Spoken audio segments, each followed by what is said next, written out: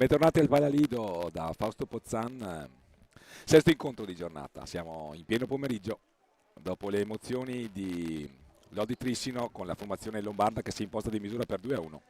È tempo di sfidarsi per Roller Scandiano e Bassano. Per il Bassano si tratta della terza fatica, per lo Scandiano della quarta, quindi Scandiano termina gli impegni regolari del suo girone. E lo fa con questa formazione, i portieri Cristian Rinaldi con il numero 1, Mattia Vaccari con il 10, gli esterni Diego Vaccari con il 2, Alessandro Uva con il 7, Matteo Bonettini con il 5, Jacopo Vivi con il 3, Gioele Ganassi con l'11, Andrea Stefani che è il capitano, il numero 6, l'allenatore è Adriano Vaccari. Per quanto riguarda il Bassano, alla terza fatica di questo suo girone di qualificazione che ultimerà domani.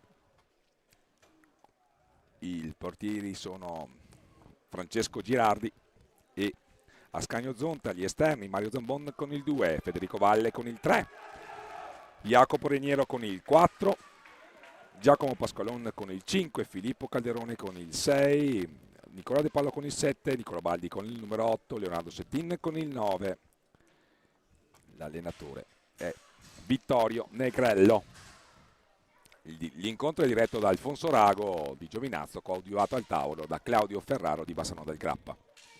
Per quanto riguarda gli starting five, che tra poco la regia di Flavio Zattera ci metterà a disposizione, queste le scelte dell'allenatore dello Scandiano: Mattia Vaccari tra i pali, Diego Vaccari, Andrea Stefani, Gioele Ganassi, Alessandro Uva, che subito si presenta velocemente e va a sfiorare il vantaggio per la formazione rossoblu.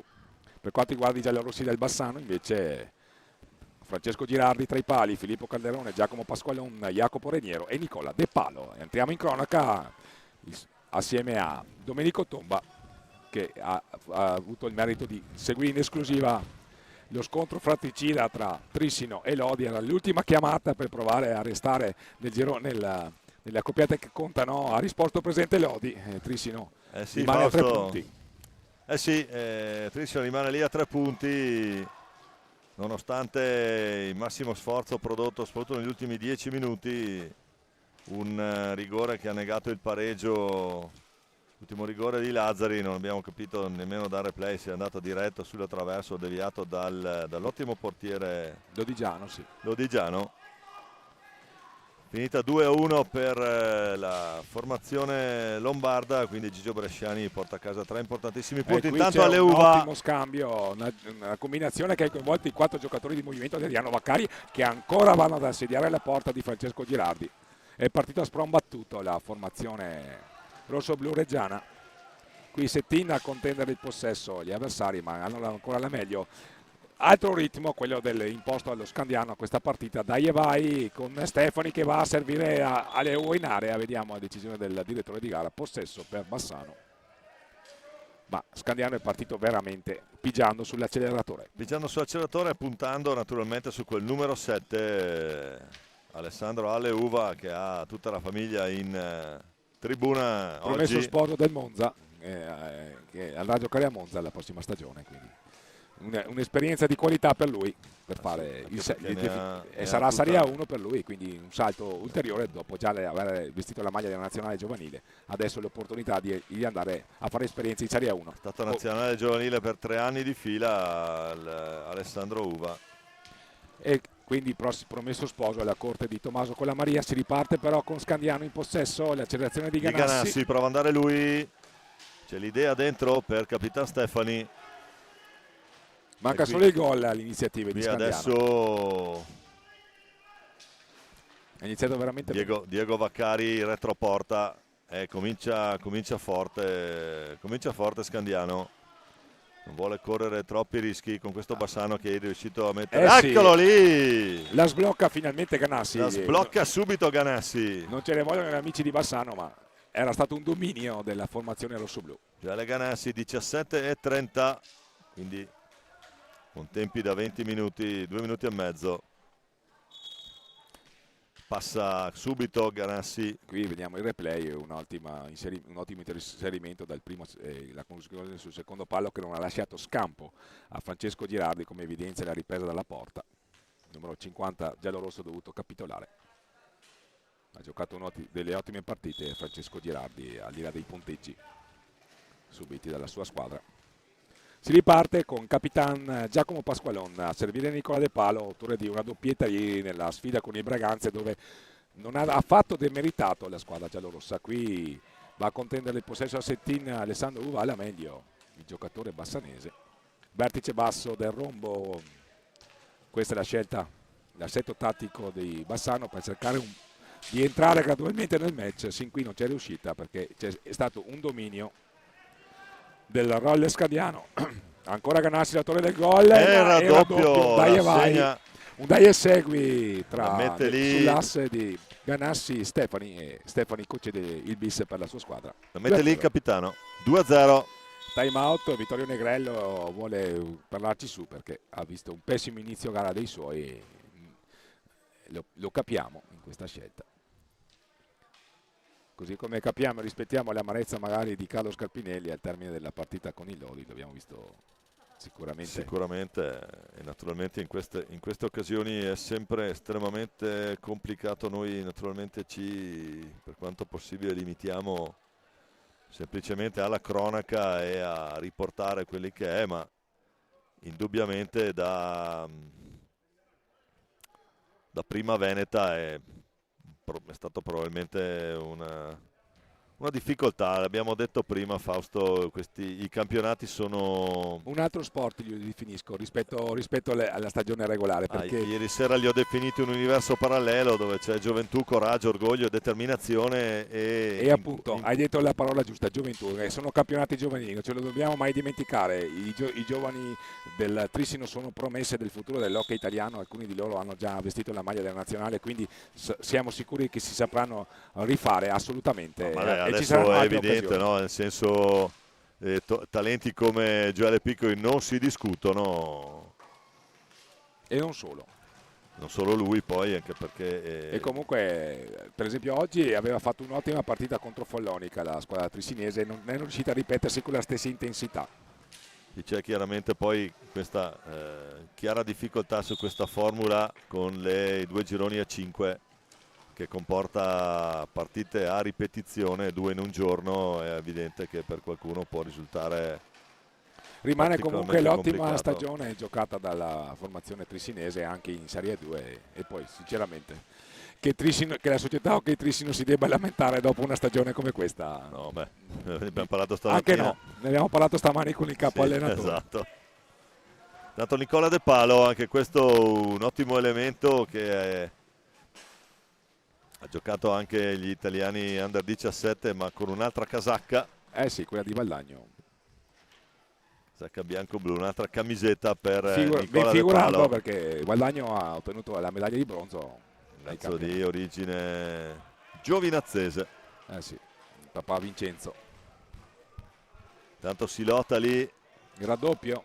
Giacomo Pasqualon. Bravo Pasqualon, veniva esce fuori bene. Avversario. Giacomo ha un fratello che ha vinto lo scudetto under 15 con la formazione del Roller Bassano. Il papà è un grande appassionato di cori di montagna, direttore di coro. Accidenti. Il grande Pier. Attenzione Nicola De Palo, Attenzione prova a far qui, lo tutto lui. slalom di Nicola De Palo. Gli dice di no Mattia Vaccari.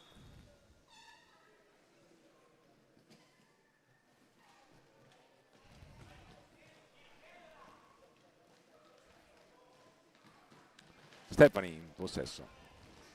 Cerca di liberarsi di Pasqualon, Arcigno nella marcatura. Intanto c'è dentro Jacopo Reniero, numero 4. Anche lui uno degli elementi di maggior spicco di questa 19, anche se è ancora un 17. Sì, ha giocato con il roller, ha fatto Come le finali età. anche lui. E ha conquistato il quarto posto, se non erro. Tanto Vaccari alle uva. Buona l'idea per Stefani. Rientra Stefani, ottimo Numero di Stefani. Sì. Grande spunto. Palla dentro a cercare Diego proprio Vaccari. Stanno per scadere i 45. C'è l'errore qui in appoggio. Pasqualone impreciso nel Reniero. passaggio. Sì. Scelto di togliere set-in per Raniero. La ciccano tutti e due. Prima Raniero e poi Vivi, ne è entrato numero 3. Jacopo Vivi con il sempre l'altro Jacopo, che però è Raniero, è alla casacca giallo-rossa. Ricordiamo anche i colori giallo-rossi per il Bassano, colore sociale. Attenzione intanto Vivi che recupera pallina, poi Nicola De Palo a giocarsela. Azione insistita del buon Nicola. Bravissimo, va al tiro. Non trova la porta, ma sì. Ottimo lo spunto del numero 7. Buona idea, dall'altra parte c'è un altro che di spunto sa cos'è, alle uva, Vaccari. Ha cercato il secondo palo, non l'ha trovato. Cercava il 7, non l'ha trovato per buona sorte di Francesco Girardi. Mi piace che lo chiamano Douglas lui. Ah sì, immagino. Douglas Girardi. Immagino. Gli ho chiesto se preferisce Douglas o Douglas. Sì, sì. Attenzione intanto, c'è il fallo di squadra. Lo segnala, scusate, si gioca agli ordini, non so se abbiamo detto prima, Alfonso di Rago. Alfonso Rago. Sì, l'ho detto in sede di presentazione. C'è tale Ferraro Claudio in al tavolo. On the table. Intanto Vivi giù per Vaccari. Non mi dire The Cat is on the table, per favore. La The Cat, sai, qui dalle parti dei Vicentini, poi sì, esatto. ci sono tra leggende l'altro metropolitane. Is dangerous. Esatto, sono Speak leggende about metropolitane. Jacopo Raniero intanto a gestire. Buona l'idea, capisce tutto alle uve in anticipo. Fa ripartire il capitano, il suo, il numero 6, Stefani. La conclusione di Stefani. Si era partito per saltare Francesco Girardi. Si distende bene Girardi. Sì. Filippo Calderone. Nicola De Palo in possesso, all'indietro per Filippo Calderone. Vertice basso del rombo offensivo di Bassano. Qui un improbabile servizio di Giacomo Pasqualone, perché Reniero era dietro la porta e allora riparte Vivi per Scandiano a ricercare sul secondo palo Diego Vaccari. Azione insistita di Reniero. Filippo Calderone, bravissimo, e bravissimo Vaccari a negargli la gioia del gol. Attenzione 2 contro 1, vediamo Pasqualone. Lo scambio per, mamma mia, qui miracolo. Se l'ha presa Girardi è stato fenomenale. E ci pare la parata, la propria parata. Sì. Vediamo se riusciamo ad andare a rivedere. Sarebbe bella, sarebbe una delle parate più belle di questo torneo.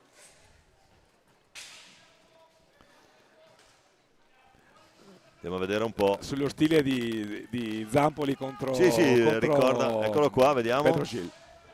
Sì. E la para proprio. Sì. Alla diciamo alla Zampoli. Sì. Tuffo alla Zampoli. Complimenti a Francesco Girardi e grazie naturalmente alla nostra regia. E a Flavio Zattera in Flavio particolare. Zattera e le riprese di Roberto Bauce. Assolutamente. La piattaforma digitale Hockey Pista Pista sul canale YouTube. Duramente impegnati da un paio di giorni qui sul pezzo. Anche le nostre uvole, per la verità. Abbastanza. Abbiamo i lividi. Pasqualone. Calderone proprio lui.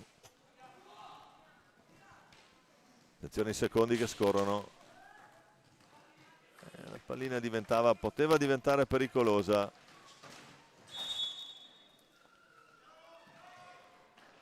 Fa la squadra di Nicola De Palo su Andrea Stefani, il capitano dello Scandiano. Tentativo di 1 contro 1 di Aleuva che va a commettere fallo di squadra. Riparte Bassano con Filippo Calderone. Nicola De Palo. Siamo a centropista. Lo scambio a fondo pista per Jacopo Reniero. All'indietro ancora in verticalità gioca Bassano lungo la sponda. Qui il passaggio in orizzontale per Giacomo Pasqualon.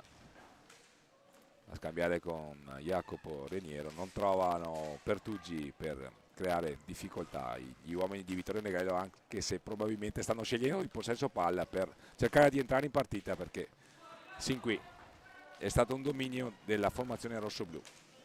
E dal punto di vista tattico mi pare di vedere Bassano un po' più presente, un po' più in palla dopo la sfuriata iniziale, sì, di Scandiano. È stato un inizio traumatico per loro. Anche Scandiano, bisogna tenere presente che anche per gli allenatori c'è il dilemma di quanto spingere o quanto gestire, perché le partite sono sempre tante. Bella parata intanto sul tiro centrale.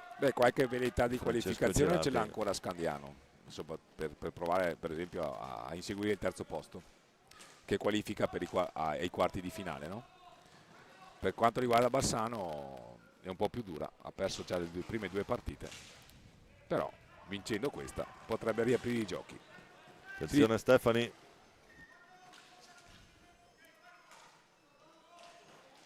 Poi Ganassi ancora vivi. Ferma Calderone, duello in area con Pasqualone che prova a intervenire Reniero. Bello stile, serve Nicola De Palo che trova la difesa schierata e anche il raddoppio su di lui.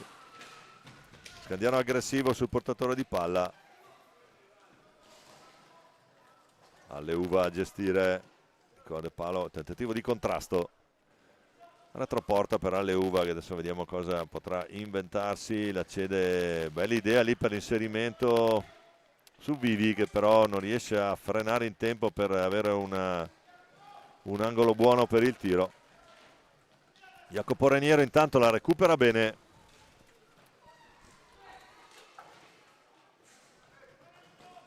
Ancora Stefani, capitano scandianese che guarda la posizione dei compagni, gioca a testa alta il capitano. 7:38 alla fine di questo primo tempo, Scandiano 2, Bassano 0. 2-2 è la situazione dei falli di squadra, come riporta la grafica. Intanto Ganassi trova Vivi che però la sbaglia de brutto. Palla che sarà... È entrato anche Bonettini nelle file dello Scandiano.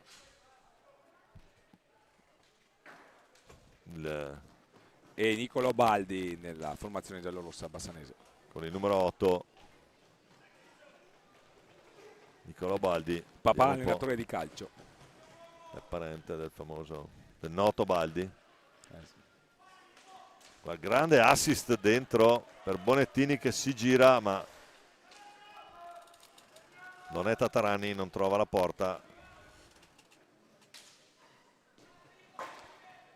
La palla lunga di Niccolò Baldi trova la ricezione di Filippo Calderone. Pasqualone ancora Baldi.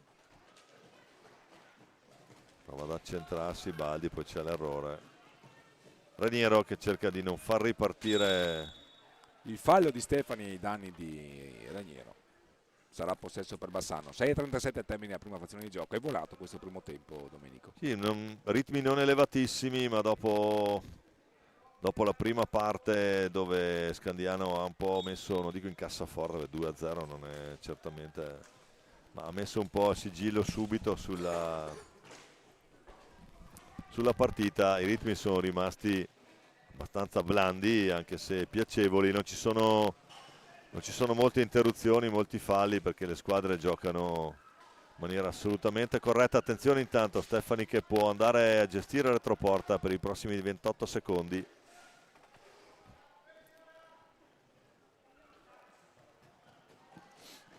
sulla corrente Vivi. Poi Calderone ruba bene questa pallina, la serve un po' in maniera imprecisa, poi cercava l'assist su Giacomo Pasqualon, pallina che è andata un po' lunga. Ancora Stefani, motore della manovra, cerca l'alza e schiaccia, cerca un po' il numero. Un problema per Francesco Girardi. Non so se c'è stato un tocco.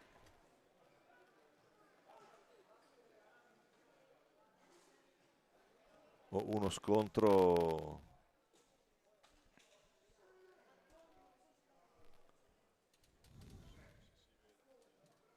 Proviamo a vedere se riusciamo a vedere qualcosa.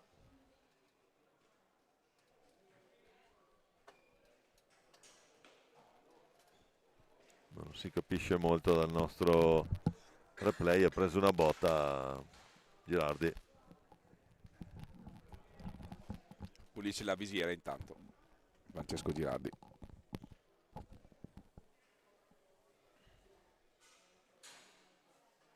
Si pulisce anche la pista. O forse nella, no, forse nella parata la pallina, anziché prendere il guantone, ha preso la zona scoperta lì prima della protezione del gomito, quello che si poteva intuire.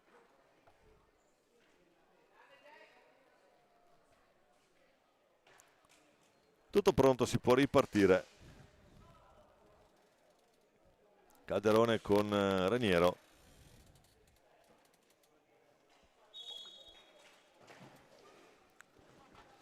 Possesso per Bassano, si riparte. Prova Raniero con Baldi. Ancora Raniero, scarico per... siamo già con Pasqualon lì. Poi Alleuva che accelera, vede dall'altra parte Bonettini, ancora prova a restituirgliela Bonettini. Ganassi, Uva.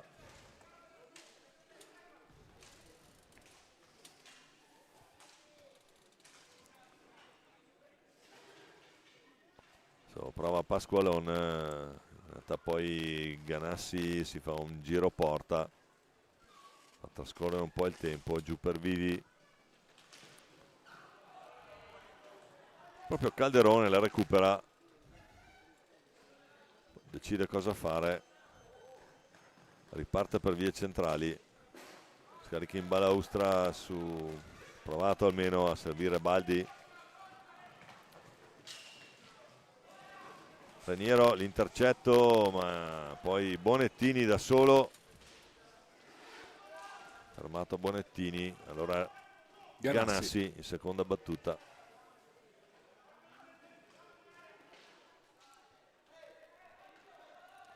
Ganassi retroporta, cambia lato su Alleuva, Ganassi, l'intercetto di Raniero, Baldi, la botta di Baldi non trova la porta. Bassano un po' scoperto sul contropiede, potenziale 3 contro 2, rientra prontamente Nicolò Baldi. Nicolò Baldi. E recupera la sfera per i suoi, a riproporre una nuova manovra offensiva. Va a marcare in questo istante la linea di metà campo. All'indietro per Filippo Calderone, Giacomo Pasqualon, pronto a rientrare intanto Nicola De Palo. Baldi,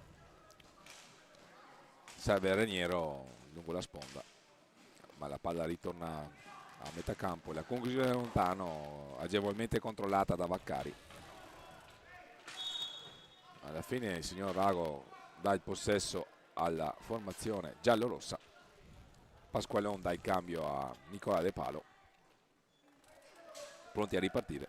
3 minuti e 01, primo tempo di questa sesta partita del programma della seconda giornata dei campionati nazionali Under 19, girone finale di Valdagno.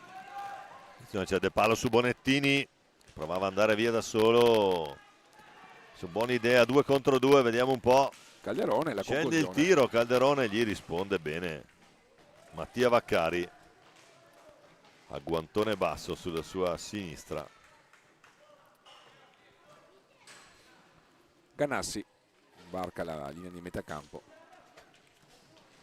Loro tentano di raddoppiarlo, poi se ne va dietro la porta di Francesco Girardi. C'è Nicola De Palo a cercare di recuperare questa pallina che per ora sta francobollarlo, come direbbe qualche sta commentatore. gestendo. Si sverniciano qui i due. C'è anzi Calderone su Stefani. Aleuva. Aleuva che decide di uno partire contro da uno lontano. contro Miniero.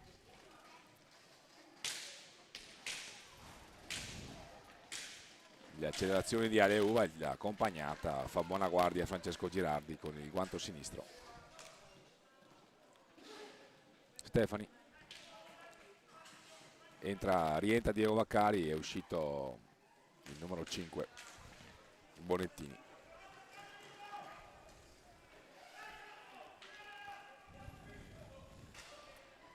Ancora Aleuva, viene da fuori da dietro porta. Siamo prossimi all'ultimo giro di lancette della prima frazione di gioco, Domenico. 90 secondi alla fine, Scandiano avanti 2-0. A parte i primi 5 minuti, poi non si è visto granché. Cominciano ad essere stanche le squadre. Anche perché, sì, evidentemente. Scandiano è la quarta partita.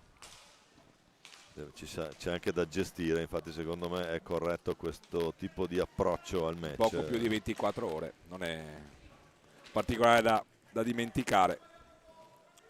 E le temperature non sono ancora elevatissime. Fortunatamente, sì. perché fosse stato l'anno scorso probabilmente era molto peggio. Anche qui il Paralido diventa un po' alla forma di fornetto per le pizze qui quando è caldo. La botta di Jacopo Reniero. Tiro da lontano, ma è andato in tuffo a destra in bello stile Mattia Vaccari.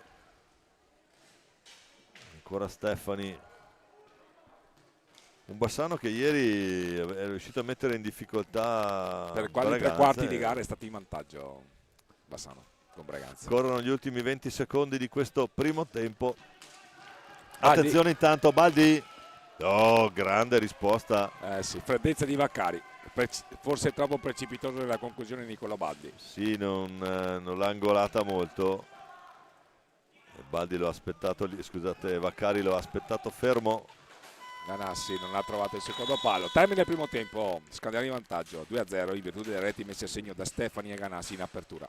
A risentirci fra una decina di minuti circa. Per sì, la grosso modo, grazie a tutti, restate con noi.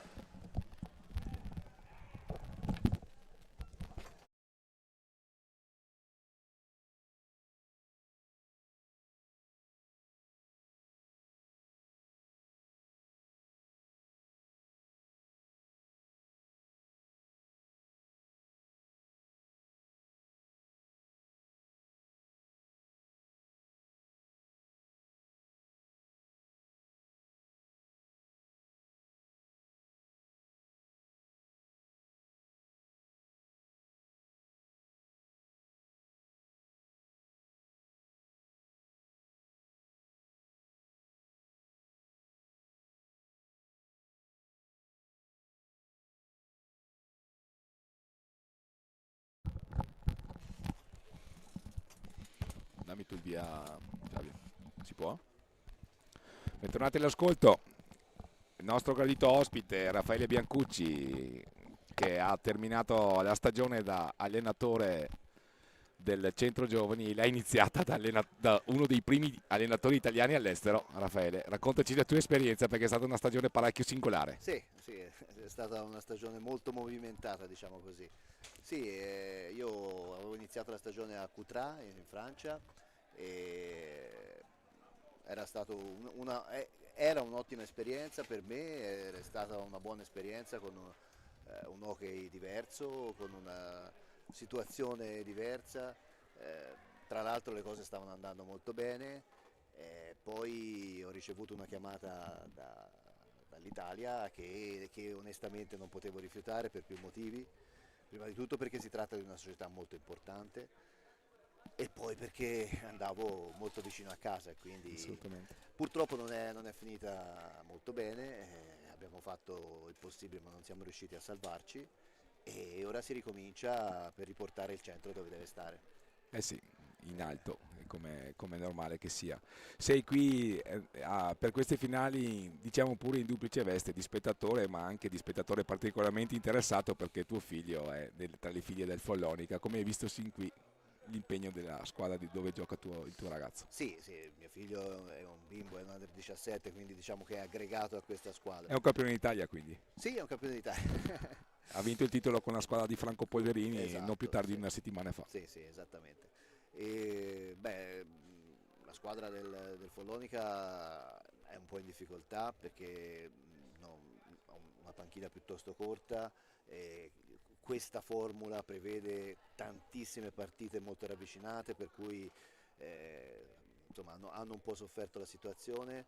Hanno fatto 2 partite gagliarde ottenendo 2 pareggi in un girone che secondo me è Tosto. molto più tosto rispetto all'altro. Poi purtroppo hanno perso la terza partita, quindi ora diciamo che devono vincere l'ultima per riuscire a qualificarsi, se no beh, andranno a fare la Coppa Italia, quello che c'è insomma. Certo. Dal punto di vista tecnico, quali sono gli spunti che ti suggeriscono queste finali? Ma io ho visto in generale un buon hockey, vedo che il livello dell'intensità è abbastanza buono, che diciamo che è la linea che sta seguendo l'hockey a livello internazionale, stiamo andando verso un hockey molto di intensità, con molti capovolgimenti di fronte. La ricerca rapida della verticalità, quindi. Esatto, il gioco molto verticale e qui si sono visti alcuni spunti. Purtroppo secondo me questo tipo di formula di campionato penalizza molto il gioco perché poi dopo le prime 2 giornate si comincia a calare clamorosamente di intensità. Io l'ho vista a Viareggio nell'Under 17, le ultime partite veramente i giocatori facevano fatica a andare avanti, quindi poi dopo ne risente tanto anche lo spettacolo. Sì. Se mi permetto di azzardare una metafora presa dalla tecnica leggera, di fatto è una maratona, solo che il problema è che le ultime 2 gare sono 2.400 Sì, e se non hai benzina non puoi fare i 400. esatto, c'è da dire che comunque sono tutti nella stessa barca, però boh, non lo so, forse Sì, io credo però che questa formula renda, permettimi, giustizia all'eccesso di calcoli che si faceva in passato nella sì, gestione dei campionati giovanili. sì, Allora, sì, quando magari si giocava a perdere per andare a fare la Coppa Italia, invece adesso, se non altro, sì, sì, si deve assicurare il massimo impegno e anche la formula dell'arrivo in pari punti, per carità. Il tempo supplementare è aggiuntivo e siamo fortunati con le temperature di quest'anno perché non oso nemmeno pensare a giocare sì, tante partite così nell'estate del 2022 che solo di un anno fa io ho assistito personalmente alle finali di Scandiano. Ti posso assicurare che giocare con quelle temperature del 2 del pomeriggio era una prova ardua dal punto di vista fisico. sì, Detto sì. questo, sono giovani, sì, lo spettacolo magari è da rivedere, la formula però con i dovuti aggiustamenti è un esperimento Sì. che io sento di condividere. Allora, lì è stata fatta per questo motivo qui sostanzialmente, proprio perché la gente calcolava, faceva magari delle cose per poter arrivare a giocarsi comunque un trofeo, anche se era un trofeo di secondo piano. E in questo chiaramente è riuscita. Però io credo che effettivamente ci sia qualcosa da rivedere. Secondo me una soluzione potrebbe essere fare 2 concentramenti. Un concentramento di semifinale, uno al nord e uno al sud, e in questi 2 concentramenti poi stabilire le squadre, magari anche solo Final Four, che si giocano lo scudetto magari la settimana successiva. In questo modo credo che si potrebbe spezzare l'impegno in 2 e poi si potrebbe anche ottenere il fatto di avere delle teste di serie reali da Sì. poi avere nella fase Sì, finale, in effettivamente modo da non anche, avere i sì. gironi squilibrati. Sì, sì, effettivamente il sorteggio puro Eh, genera magari degli squilibri dal punto di vista tecnico esatto. nella gestione Raffaele, è stato un piacere, Anche per me. speriamo di Grazie vederci mille. presto, in bocca al lupo per il tuo proseguo di carriera e anche per tuo figlio Grazie mille Fausto. e come sempre viva l'hockey. Sempre viva l'hockey. Grazie. Grazie, Buona grazie. giornata. Ringraziamo Raffaele Biancucci e ci apprestiamo a procedere con il commento del secondo tempo di questa sesta partita della seconda giornata dei campionati nazionali Under 19 hockey pista, edizione 2023, Guadagno Paralido, 8-11 giugno 2023.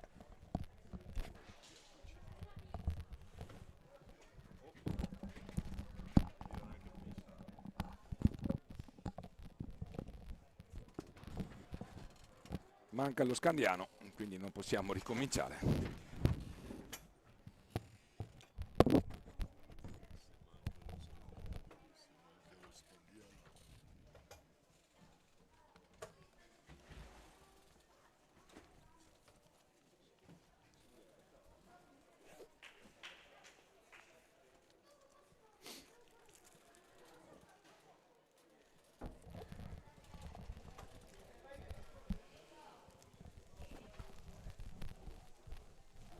Sta rientrando la formazione rossoblù dello Scandiano che ha chiuso in vantaggio il primo tempo per 2-0 grazie alle reti messe a segno da Stefani e Ganassi.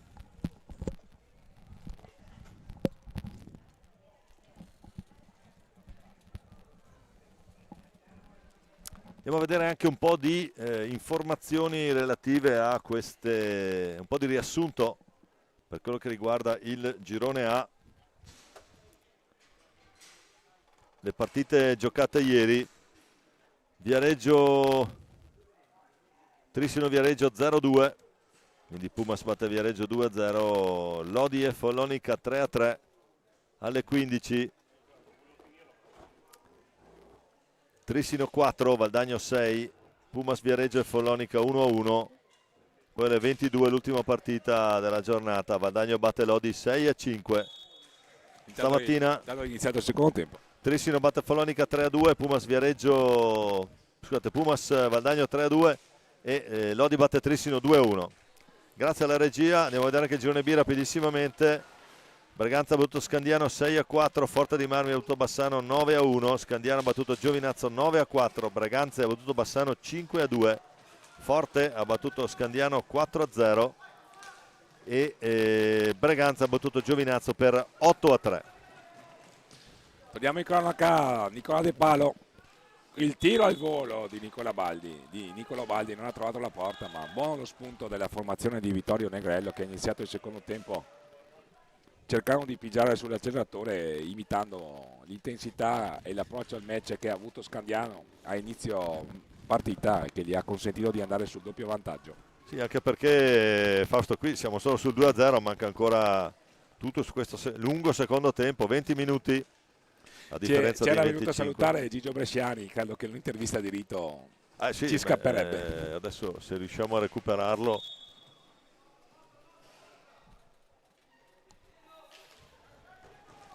Adesso riusciamo a recuperarlo. Prova adesso a recuperarlo. Sì, vado io. Attenzione lì. Ci prova Baldi a ripartire. Reniero ci sta mettendo l'anima, Jacopo a recuperare. Nicola De Palo. Il valdagnese in prestito, ancora Baldi per vie centrali, la botta di Baldi trova il parastinco di Aleuva.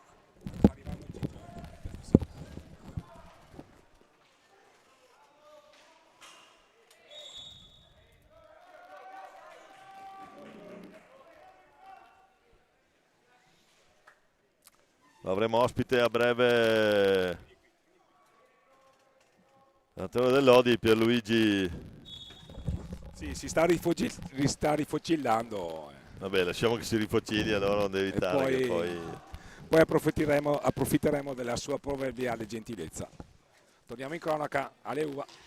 Ancora lui, la carica Uva, non trova l'angolino, cercava l'angolo lontano della porta difesa da Girardi.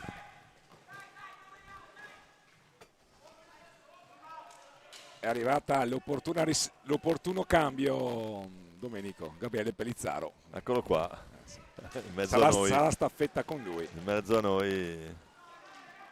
Io dopo la partita del Braganze vi lascio, ci si vede domani.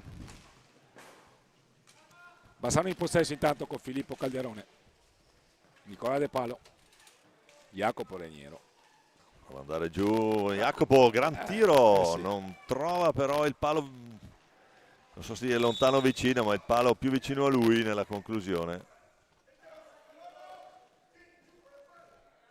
Vaccari che invita i suoi atleti ad avere un atteggiamento di maggiore attenzione nel possesso palla. E qui Eccolo c'è qui, un'ottima c'era gioco a un'ottima due. idea, Sì, Ganassi, gioco a due, Ganassi Ganassi. si divora un assist lì davanti a Girardi che sbatte la schecca a richiamare un po' l'attenzione dei suoi. Era veramente da solo. Sì, è un'ottima intesa. Ancora Baldi, pallina che si impenna, finisce sulle reti di protezione, torna in pista. Capitan Stefani a gestire. E ancora Ganassi dentro per Vaccari. Stefani e Aleuva che proverà ad inventarsi qualcosa. Diciamo lo accennavamo prima. Ancora il tentativo di pressing, qui si gira bene, tiene Sì, palla ottima la tecnica. Stefani e poi va anche a cercare un'accompagnata sul 7 lontano. Nicolo Baldi perdere uno contro Aleuva e quindi sarà ancora possesso scandiano. Nicola De Palo adesso con mezzo blocco lì di Vaccari. Aleuva sicuro. Siamo pronti con Poi va giù. Gigio. Poi va giù Aleuva. Cosa sarà? Non si sa. Vai.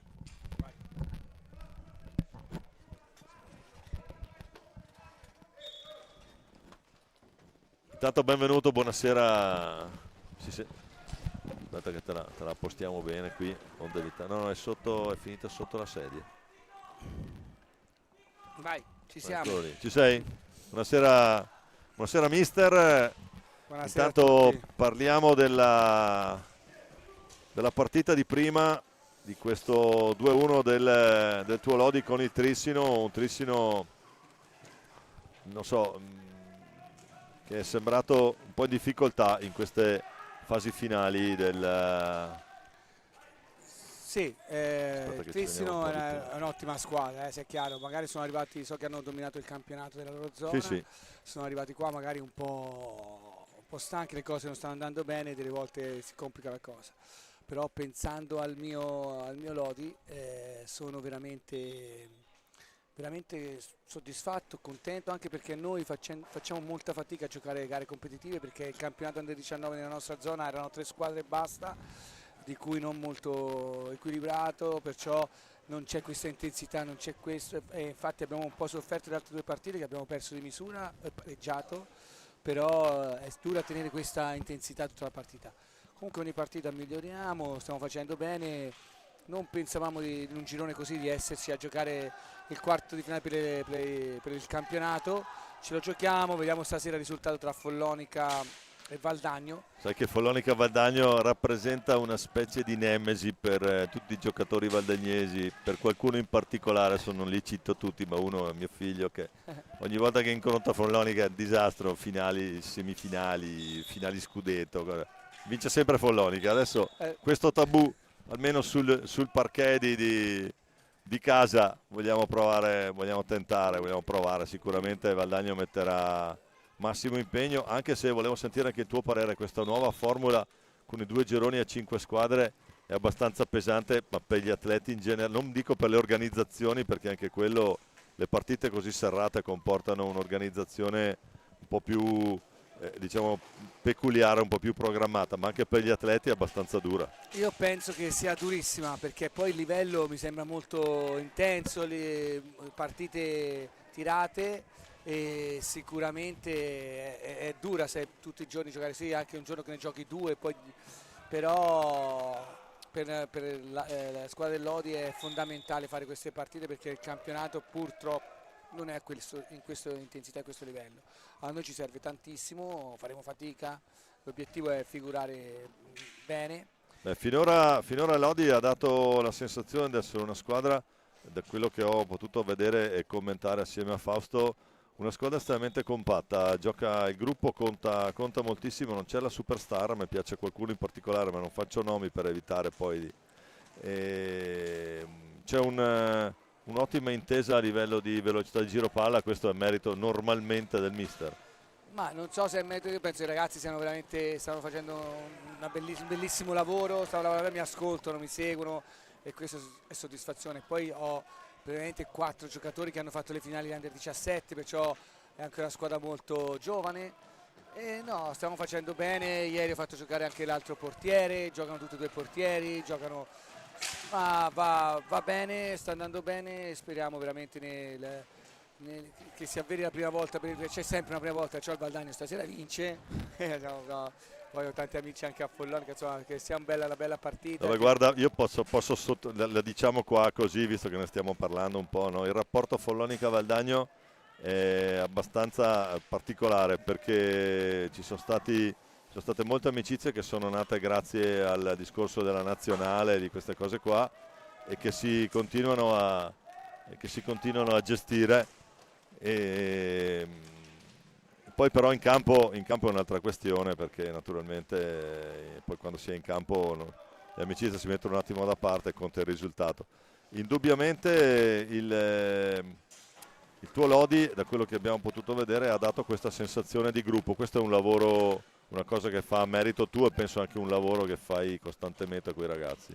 Sì, diciamo che con questi ragazzi purtroppo non ho potuto sempre seguirli, anzi le volte sono mancato un po' perché avendo l'impegno della prima squadra non è semplice. Però mi seguono, l'allenatore che li ha portati avanti al mio posto ha seguito comunque le mie indicazioni, tutto, e è andato tutto bene. Stiamo facendo bene, stiamo facendo un bel percorso, però per adesso vogliamo raggiungere questo obiettivo che insomma, sarebbe di raggiungere la fase per lo scudetto, sarebbe bellissimo. Siamo soddisfatti, stiamo lavorando bene e questo qui è fondamentale, ma vedo tantissimi giocatori, come mi ha impressionato molto il Valdagno. Il Valdagno mi ha impressionato molto, ma vedo tanti giocatori bravi di questi ragazzi under 19, è veramente una bella esperienza anche per me, perché è la prima volta che vengo alle finali under 19, ho sempre fatto quelle più piccole.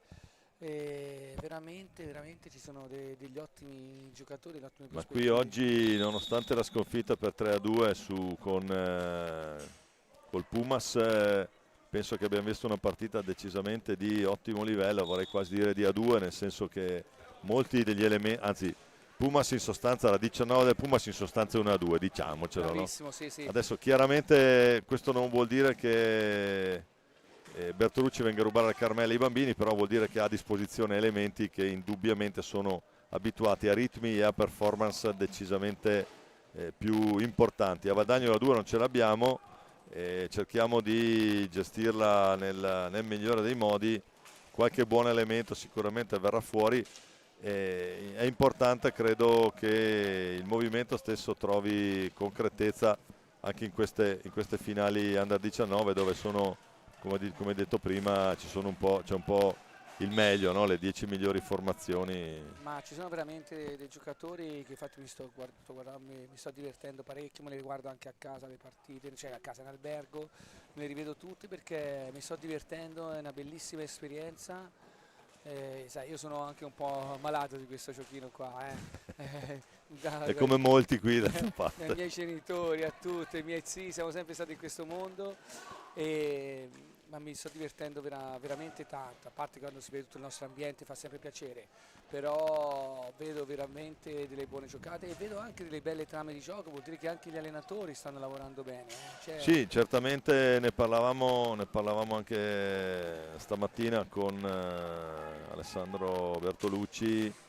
Si sta cercando di portare, non dico portare, ma di importare, l'abbiamo visto sempre nel Berganza con Nestor Perea, che ha poi importato una tipologia di gioco magari un po', non dico rivoluzionaria, ma un po' nuova in quello che è magari anche l'hockey under 19, cioè sì, l'hockey giovanile, diciamo. Sicuramente è una cosa che a me mi sta impressionando parecchio, ogni anno questo sport sta cambiando, si cambia qualcosa. Io ogni anno sto cambiando la maniera di giocare anch'io perché si evolve in nuove giocate, nuove soluzioni, a me piace molto perché veramente anche il nostro lavoro è gratificato, perché non è come magari una volta stavi lì 4 tu e l'allenatore faceva un'altra cosa. tutto rispetto, però adesso ti gratifica molto perché se non lavori bene, se non lavori con l'intensità giusta, fai fatica a portare dei risultati. Poi il risultato non è la vittoria stessa, è vedere la squadra che cresce, no? Perché c'è squadre che puntano a vincere, squadre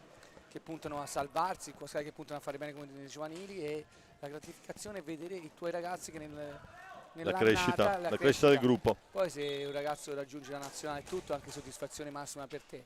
Perciò questo a me piace di questo lavoro che adesso proprio l'hockey, come diceva Ale, sicuramente sta cambiando mentalità, sta cambiando tipologia di gioco. Sta andando anche a cercare probabilmente nuove dimensioni, nuove realtà, facendo sempre riferimento ai due hockey che sono in Europa, sono i due che ci fanno un po' da faro, no? Quello spagnolo e quello portoghese, però sarebbe bello che imparando da questi potessimo parlare anche di una scuola italiana, che non sarebbe sicuramente male. Io penso che noi il nostro, diciamo, perché comunque il nostro campionato, ora parlando di A1, è molto equilibrato, è bello, forse è più equilibrato di quello spagnolo. Poi in Spagna hanno tanta quantità, tanti giocatori. Qua noi abbiamo le squadre giovanili, ma non abbiamo la quantità loro, sai, la quantità è più facile. Il bacino di utenza, come si diceva prima. Noi abbiamo, è la stessa cosa che diceva appunto anche Alessandro Bertolucci, che una cosa è lavorare su 1000 e una cosa è lavorare su 10.000. Questo sì, perciò bisogna lavorare ancora meglio, perciò è bello. Ma io volevo fare un complimento, se mi permetti, agli arbitri di queste finali.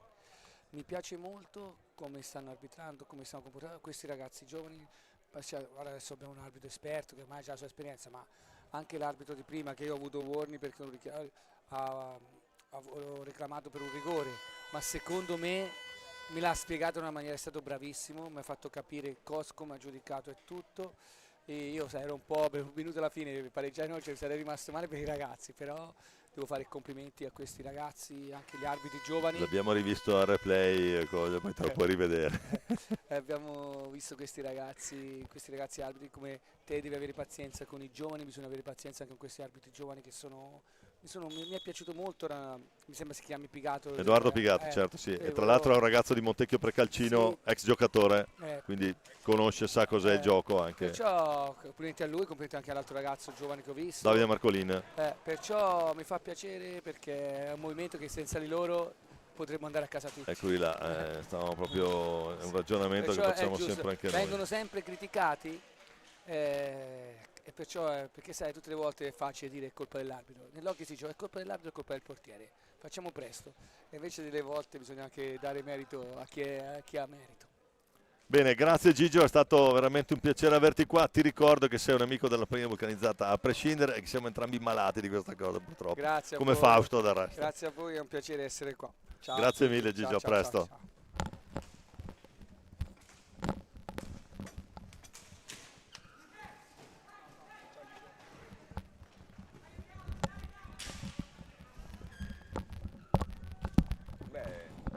Tre contributi mica da ridere, Tre contributi mica da ridere. Sì, molto bello così. Una lezione, andiamo Alessio Magistralis di Ale Bertolucci Mattinate, il contributo con la lezione di vita di Raffaele Biancucci, allenatore che ha iniziato all'estero l'avventura di quest'anno, e poi la programmazione di cui ci ha parlato Gigio Bresciani, e anche di sottolineare anche i buoni comportamenti dei direttori di gara. Non succede spesso da parte di un tecnico, e sì, questo, anche perché prima c'era stata quella mezza discussione sul rigore concesso 1-0-8 da giocare. Attenzione qui la conclusione da lontano di Jacopo Regliero. Sì, sono contributi importanti, speriamo che chi ci ha seguito da casa possa averli apprezzati.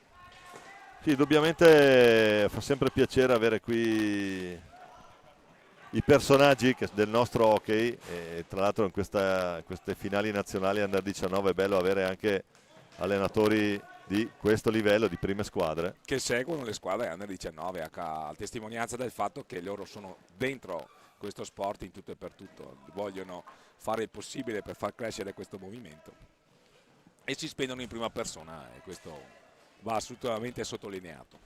Bene, torniamo intanto sulla diretta, il risultato che è rimasto invariato, Scandiano è avanti 2-0 grazie alle due reti segnate all'inizio del primo tempo. finisse così Scandiano si candida sicuramente per un posto nei quarti di finale. Ed è un avversario estremamente ostico da affrontare, perché ci sono la rapidità di Aleuva, la bravura, e lì qui, attenzione, Vediamo, qui. sì, signor Rago da rigore. Sì.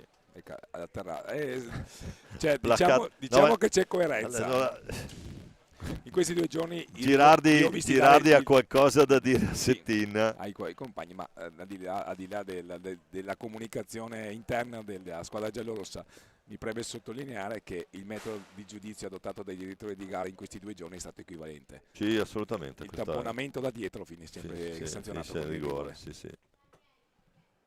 Quasi placcato qui. Sì. Non è rugby, è hockey pista. E non è il roller, che è il campo di rugby di fianco, questo è il sì, 54, esatto, invece è il campo da calcio. Sì, Però, sì, insomma, vabbè. sì, questa divagazione geografica te la potevi risparmiare, ma comunque andiamo avanti. Sono 2 location Sì, assolutamente. assolutamente differenti. Se ne incarica, tanto per cambiare, il numero 7, Alessandro Daniele Uva. Tutto pronto? Il palo! Sì. Il palo a dire di no alle Uva. Ha segnato poco Uva in queste finali sin qui. È stato più bravo in veste di assist man. Beh, oddio, ne ha messi un po' con, se non ricordo male, Con il Breganze mi sembra che ha segnato. e anche con Giovinazzo. Sì.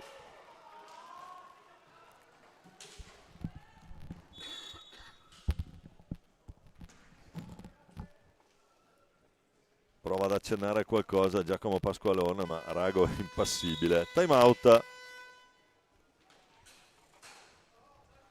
Time out chiesto da Bassano, rientra Escebaldi, rientra De Palo. 9 partite anche oggi, assicurate dalle riprese della piattaforma digitale Hockey Pista Fisri TV, che ci ripropone nella circostanza il rigore fallito da Aleuva, che ha preso il palo.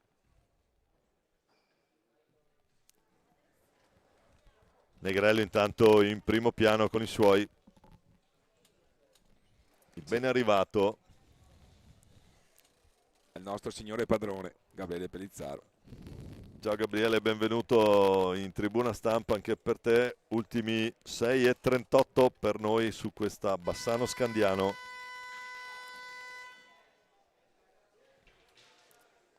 Situazione falli, ne ha 6 Bassano, 3 Scandiano, una partita che dopo le sfuriate iniziali è volata abbastanza.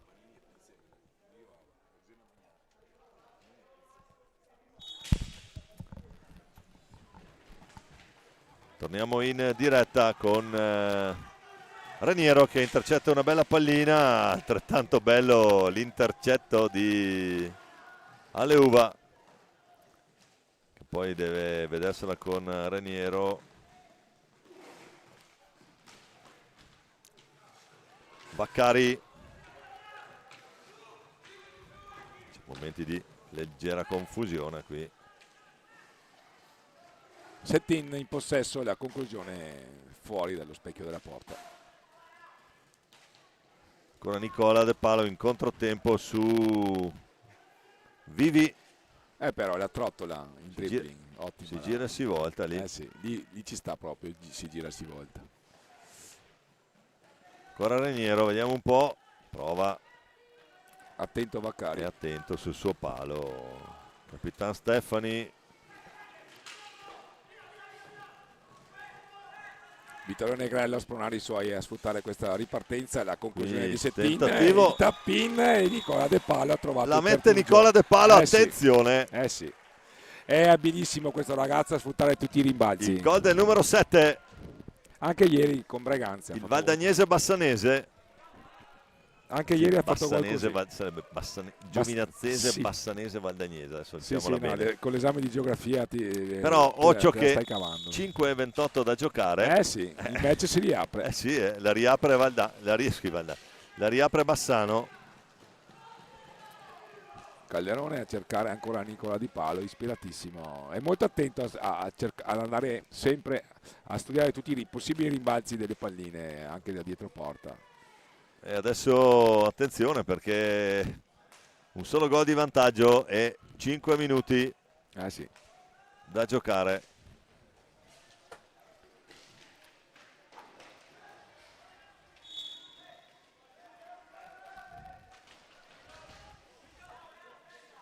C'è stato il tocco, si ripartirà angolo basso lato destro della porta difesa da Vaccari.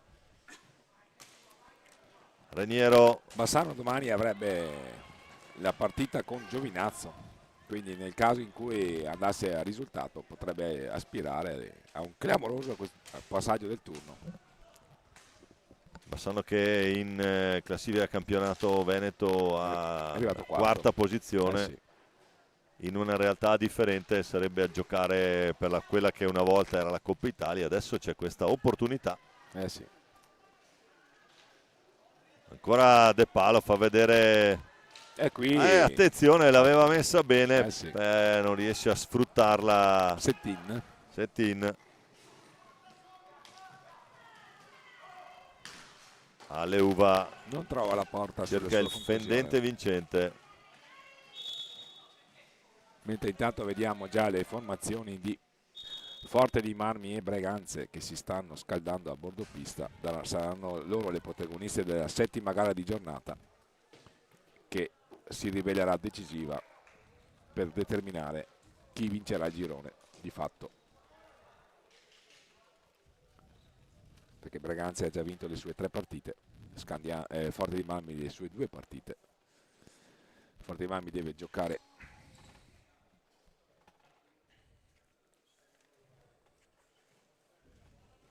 con Breganze e poi avrà un'altra partita domani con Giovinazzo, mi sembra. Poi avrai il tuo Breganze. Sì, adesso la prossima partita Breganze e Forte dei Marmi.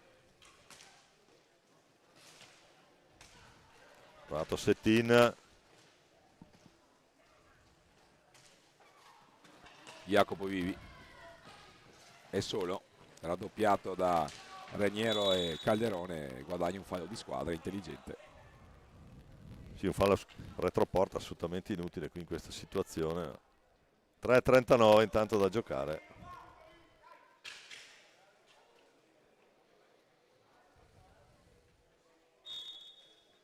Situazione fa linea 7 Bassano, solo 3 Scandiano. Aleuva tiene palla, gioca col cronometro adesso Scandiano, sì. Rischia un po', ma attenzione qui Settin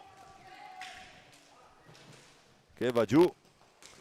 Aleuva, la trottola di Aleuva, la parata di Francesco Girardi e Jacopo Raniero che riparte. fallo di squadra di Aleuva, il quinto o il quarto? Il quarto fallo.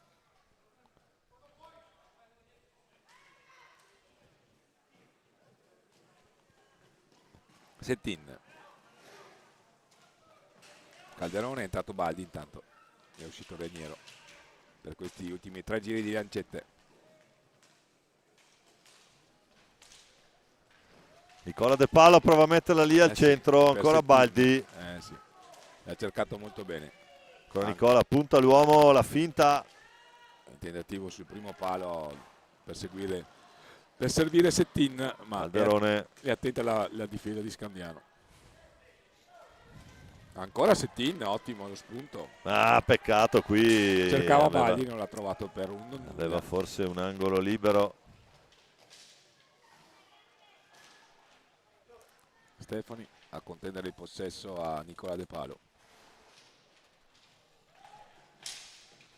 Aleuva. Attenzione Aleuva, 1 contro 1 su Calderone, va giù Aleuva. Tiro libero Punizione diretto. di prima. Tiro libero diretto. Chiara occasione da gol. Non c'è sanzione disciplinare. No, c'è ma evidentemente si scusa tra l'altro. Sì, bella poi questa cosa. Guarda, gli episodi di fair play durante questi campionati sarebbero da incorniciare come incorniciamo i gol. Fare un video a parte. Sì, certo. sì. Quindi abbiamo visti veramente molti. Sì, complimenti alle squadre. perché anche in comunque- situazioni particolari. Anche Valdagno nella sconfitta, gli abbracci, i complimenti al Viareggio. Sì, sì, Vediamo un po' intanto, Capitan Stefani contro Francesco Girardi. Francesco Girardi. Può partire Stefani, prova un'accompagnata bassa che non va. Conclusione un po' forzata del capitano Sì. di Scadiano. Un po' sì, attenzione adesso perché Nicola De Palo, È un cliente difficile. sì, eviterei di fargli toccare pallina troppo. Attenzione, vediamo. Possesso per Forte dei Marmi. Il rilancio Ultimi del- 2 minuti, 1,50 da giocare. Calderone. Calderone, bravo qui a recuperare pallina con l'aiuto della sponda. Fa ripartire Baldi.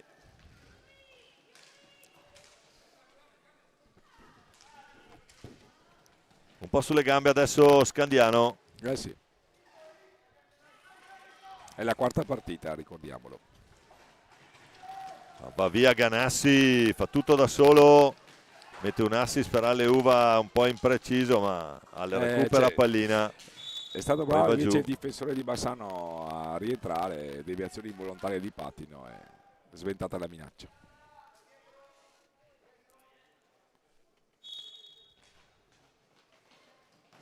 Di squadra riparte Settin, ci prova almeno. Ganassi, Però Aleu versione tennista. stile smash Wimbledon. Palla che sarà per l'ultimo giro di lancette nelle stecche del Bassano. Nicola De Palo che va via. De Palo fa tutto lui. In fondo. Vediamo. Palla 2. No, È finita sui gambali di Vaccari. No, possesso, possesso. per Scandiano. Possesso Scandiano, fallo sul portiere. Sì. Può essere. 53 secondi. Stefani. Capitano, ci pensa lui. Ci pensa lui a tenere pallina, invece la recupera Settin. Mettono i giocatori di movimento, quelli di Vittorio Negrella. Giustamente, eccoli qua, adesso c'è Nicola De Palo, Jacopo Reniero. 2 avanti. 25, non perdiamone troppo però perché qui tempo poi per concludere. Eccola. Ci è mancato poco. Proprio poco, attenzione. Ma non è finita, 12 secondi, Reniero per De Palo. Fuori dallo specchio della Precisa porta. la Vediamo se riescono. conclusione. Sì che riesce l'ultimo tiro. C'è il rigore. No, non lo fischia il signor Alfonso Rago. Finisce qui la partita. Era caduto in aria Settin. Gli fa cenno di alzarsi il signor Alfonso Rago, che dice che va bene così, e quindi la partita termina con il risultato a favore di Scandiano per 2-1, che sale a 6 punti del girone e quindi e pone la serie ipoteca per la prosecuzione di queste avventure. E anche lì nonostante le proteste poi il chiarimento in area, Sì. lì è chiaro che poi la frustrazione per la sconfitta così. 5 minuti di apnea, Bassano che ci ha provato. La spunta Scandiano per 2-1. Bassano che sta facendo un'ottima esperienza in queste finali, assolutamente. I gol di Gioele Ganassi e Andrea Stefani. E poi Nicola De Palo ad accorciare le distanze. A 5-29 dalla fine Nicola De Palo a fissare poi il risultato.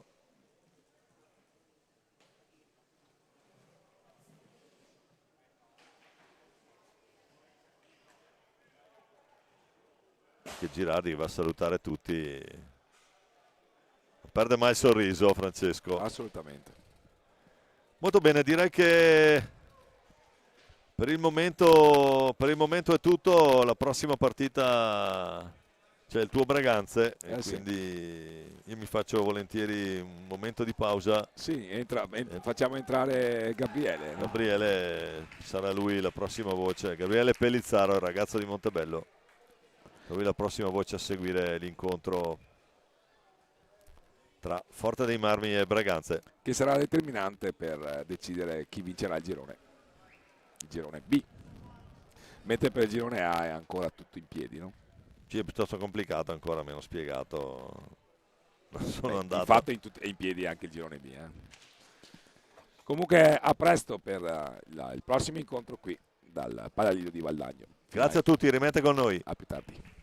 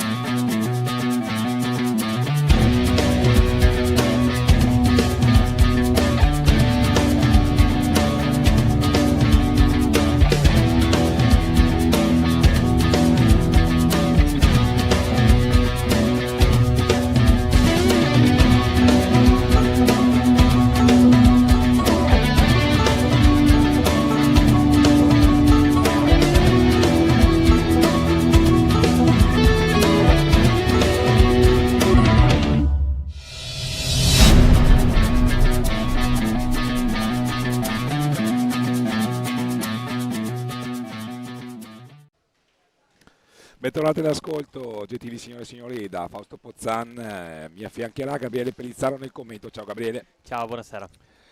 È la settima partita del programma di questa seconda giornata dei campionati nazionali di hockey pista finali Under 19. Guadagno, Palalido, 8-11 giugno si affronteranno l'Hockey Veneto Lab Braganza opposta al Forte dei Marmi. Incontro che sarà diretto dal signor Claudio Ferraro, coadiuvato al tavolo dal signor Edoardo Pigatto. Per quanto riguarda le formazioni, il Breganze che schiera un'inedita maglia grigio-arancione. I portieri sono Giulio Battistin con il 19 e Thomas Pavone con il 56, gli esterni Antonio Tagliapietra con il 12, Tommaso Battaglico 28, Ettore Barbieri con il 31, Sebastiano Meligio con il 9, Cristian Costenaro con il 99, Davide Grazian con il 15, Giovanni Tagliapietra con il numero 8, Tommaso Volpe che è il capitano con il numero 87. L'allenatore Nestor Perea per quanto riguarda il Forte dei Marmi, la classica tenuta dei colori sociali rosso-blu.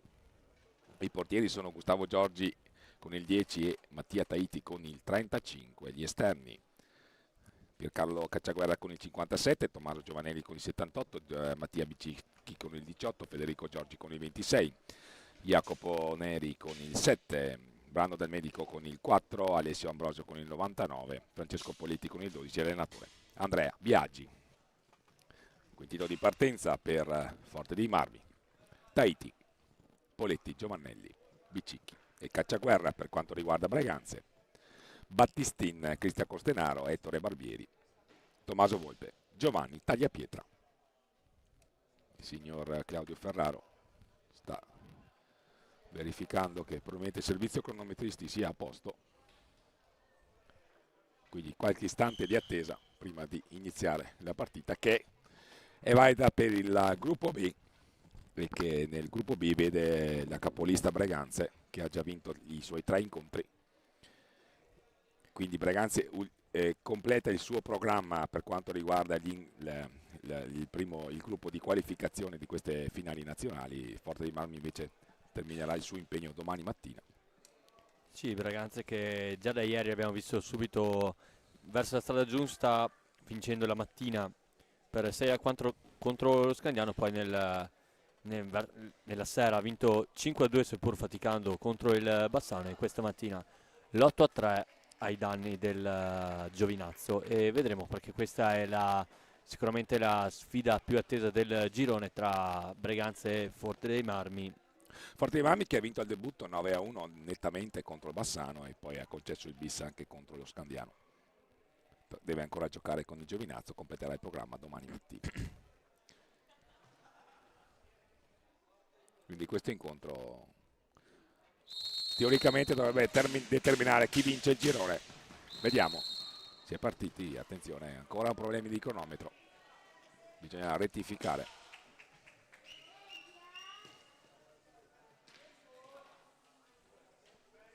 E quindi il signor Claudio Ferraro ferma tutto. Adesso il cronometro è azzerato e è pronto. 20 minuti regolamentari. Si parte. Possesso per Forte dei Marmi. Poletti. Sì, con il punto Forte dei Marmi che ha il primo possesso con Poletti, giro a 3, ora con Bicicchi, ora Cacciaguerra. Ancora Poletti, classico, giro a 3 per il Forte dei Marmi, cerca di inserirsi il 12 Forte Marmino. Dotato di un'ottima tecnica Poletti, il numero 12 della formazione rossoblù, che l'ha già dimostrato nelle precedenti partite. I giocatori dotati di maggior tecnica sono sicuramente Poletti, poi c'è Giovannelli, Bicicchi un'ottima punta, Taiti un ottimo portiere, il cliente è scomodo e eccolo qui infatti, attenzione, il pallonetto di Poletti. Sì, qua vicino al gol il Forte dei Marmi, con questa azione che di fatto è andato a toccare i 45 secondi di gioco, conclusione poi alta da parte dell'attaccante del Forte Marmino. Ora Poletti viene seguito da Costenaro, cerca di prendere il velocità. blocco di Cacciaguerra a favorire l'azione di Poletti, se ne va in bello stile il numero 12 Forte Marmino, lo raddoppiano, lo triplicano, ma lui è sempre in possesso di palla, veramente un grandissima tecnica individuale per il 12 versiliese. Sì, bellissima giocata da parte di Poletti, che ha lasciato sul posto 3 difensori del Breganze, però poi non riesce a mettere la pallina dentro. Attacca ora il Breganze con Volpe, dietro porta l'87, seguito da Cacciaguerra. All'indietro per Cristian Costenaro. Il filtrante controllato agevolmente da Tahiti.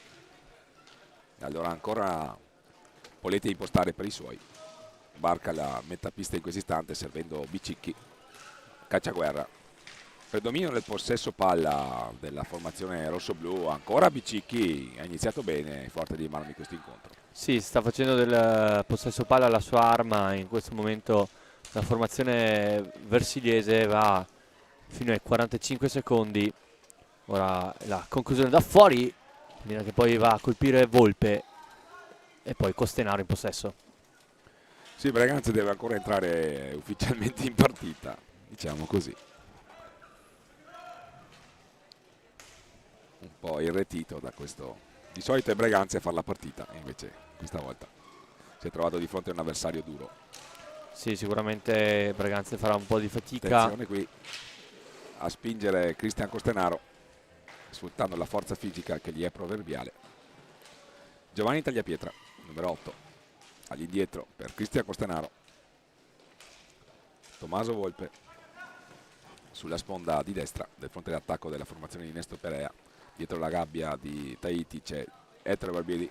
Il taglio in diagonale di Giovanni Tagliapietra, la conclusione interessante di Ettore Barbieri. Non trova la porta, ma buono lo spunto del 31 rossonero. Sì, qua bella l'azione del Breganze, il movimento della punta che ha creato lo spazio per il tiro, che poi appunto Tagliapietra, come abbiamo visto, non è riuscito a centrare lo specchio della porta marcato da Mattia Tahiti, anche se da dire Tahiti non l'ultimo dei portieri. Assolutamente. Possesso per Forte dei Marmi. Bicicchi dietro la gabbia difesa da Giulio Battistin. All'indietro per Cacciaguerra. Gioca bene Forte dei Marmi. Qui attenzione, grappolo davanti a Giulio Battistin e la rete. La rete di Forte dei Marmi con Giovannelli. Avevamo detto che il Forte dei Marmi aveva iniziato meglio questa partita. Lo ha dimostrato, portandosi in vantaggio 16-30. Breganze quindi che deve risalire la china. Per la prima volta Breganze si trova sotto. Ah no, era stato sotto anche ieri contro Bassano, per la verità. Sì, il Forte dei Marmi che è andato anche questa volta al limite dei 45 secondi. Tiro da fuori, due giocatori davanti a Battistin A fare grappolo, a non Esatto. consentirgli la visuale. E poi Qui subito il tentativo di replica con Tommaso Volpe, la parata di Tahiti a battagliare Cristian Costenaro. Lo spunto del 99, la conclusione, la parata ancora di Tahiti. Adesso Breganze cerca di accelerare le operazioni. Il tentativo di schiaccia di Giovanni Tagliapietra. Tommaso Volpe. Ettore Barbieri. Ancora Tommaso Volpe. Cristian Costenaro. L'accelerazione di Cristian Costenaro. A scambiare con Ettore Barbieri. All'indietro per Tommaso Volpe. Il filtrante è tentato da Tommaso Volpe. Ancora Tommaso Volpe. Perde palla per l'intervento di Giovannelli. Forte dei Marmi in vantaggio. Ha iniziato meglio la formazione rossoblu. Sì, decisamente. Abbiamo già detto più e più volte in questi 4 minuti e mezzo che la squadra versiliese sta facendo molto possesso palla, sta facendo la sua forza e il suo vanto. Appunto è riuscito anche a trovare il gol. Con Giovannelli. Con adesso Tagliapietra che va nella metacampo avversaria, l'appoggio per Barbieri. Si gira, cerca di andare retroporta, marcato stretto da Poletti. Bravo poi a servire Tagliapietra, lo scambio tra i due. Tahiti ci mette la stecca, poi non riesce ad allontanare Cacciaguerra in un primo momento. E allora gestisce palla, allargando per Poletto, a cercare di imbastire una nuova offensiva per il Forte dei Marmi. Scadono però i 10 secondi della squadra allenata da Andrea Biagi. Lo spunto di Cristian Costenaro che entra in area. Il signor Claudio Ferraro fa cenno di proseguire, non ravvisa irregolarità di sorta. E allora Poletti dall'altra parte. Caparbia l'azione difensiva di Giovanni Tagliapietra, ma è sfortunato nel rimpallo Cacciaguerra in possesso, anzi Giovanelli, errato il retropassaggio per Bicicchi e allora sarà possesso per Breganze. 14:34, quasi 6 minuti di gioco, Forte dei Marmi in vantaggio.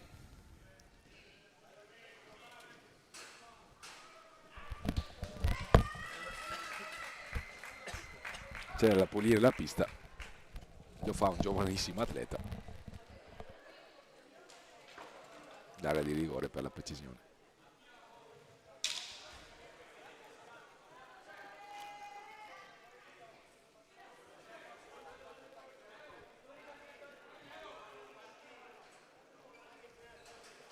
Sul punto di battuta Giovanni Tagliapietra e Ettore Barbieri alla sinistra dell'angolo basso del fronte d'attacco della formazione di Nestor Perea.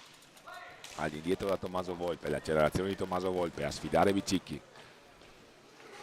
E dietro la gabbia di Tahiti il tentativo di alza e schiaccia è sfortunato, non trova la porta il capitano rossonero e allora sarà possesso per la formazione Forte Marmina con Bicicchi a scambiare con Giovanelli, l'autore del gol, che sin qui sta decidendo questa partita. Cacciaguerra, in bello stile, lo ferma però Cristian Costenaro, il più lesto è Tommaso Volpe, fortunato nel rimpallo, va a servire Ettore Barbieri, la conclusione di Ettore Barbieri, la parata di Tahiti. Sì, bella l'incursione qui. Giovanni Tagliapietra, un ottimo spunto, ancora la conclusione, ancora la parata di Tahiti e ancora Ettore Barbieri. Breganze sta alzando i ritmi, sta alzando il pressing. La conclusione di Ettore Barbieri fuori dallo specchio della porta, all'indietro da Cristian Costenaro. Lo scambio rapido con Tommaso Volpe, vertice basso del rombo adesso per Breganze. Cristian Costenaro carica il tiro, la conclusione, la parata di Tahiti. Breganze che alza le cadenze e vuole provare a riportarsi in parità il più presto possibile. Lo spunto però di Poletti, bravissimo che se ne va, però lo ferma in primo momento Ettore Barbieri, poi ancora Giovanelli che tenta di beffare Battistini, non ci riesce, ripartenza veloce con Ettore Barbieri a scambiare con Cristian Costenaro. Dietro la porta di Tahiti cerca di girarsi Cristian Costenaro, all'indietro per Tommaso Volpe, buona la prova sin qui di Cristian Costenaro, il tiro che è stato controllato in un primo tempo da Tahiti, poi si è fermato dietro la porta, il signor Ferraro ferma il gioco, ingaggio a 2, alle viste un doppio cambio per la formazione di Nestor Perea, si tratta di Antonio Tagliapietra e Tommaso Battaglin. Sì, il Braganza che cerca il tiro da fuori con la deviazione, però si fa fatica a passare un portiere come Tahiti. Vedremo se la formazione di Perea riuscirà a trovare il guizzo giusto per beffare il portiere versilese. Ora cerca di attaccare il Forte dei Marmi con questo scambio tra Bicicchi e Cacciaguerra.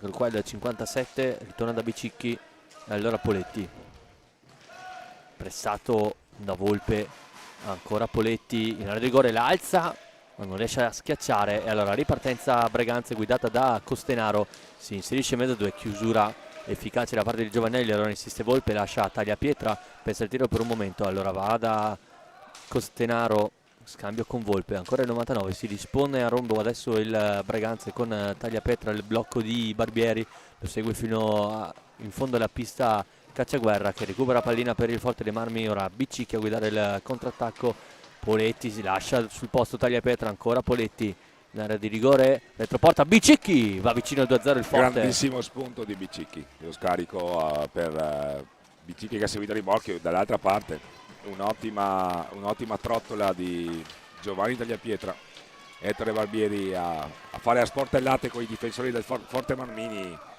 con la collaborazione di Giovanni Tagliapietra che è caparbio a sua volta.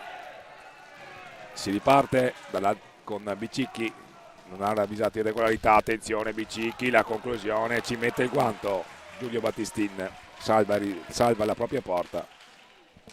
Sì, il Forte dei Marmi, attenzione qui allo spunto di Tommaso Volpe.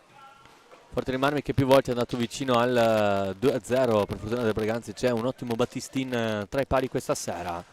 Vedremo se però la formazione di Perea, ecco i cambi infatti, esce Costenaro ed entra Battaglin per dare ancora più offensività al gioco del Breganze.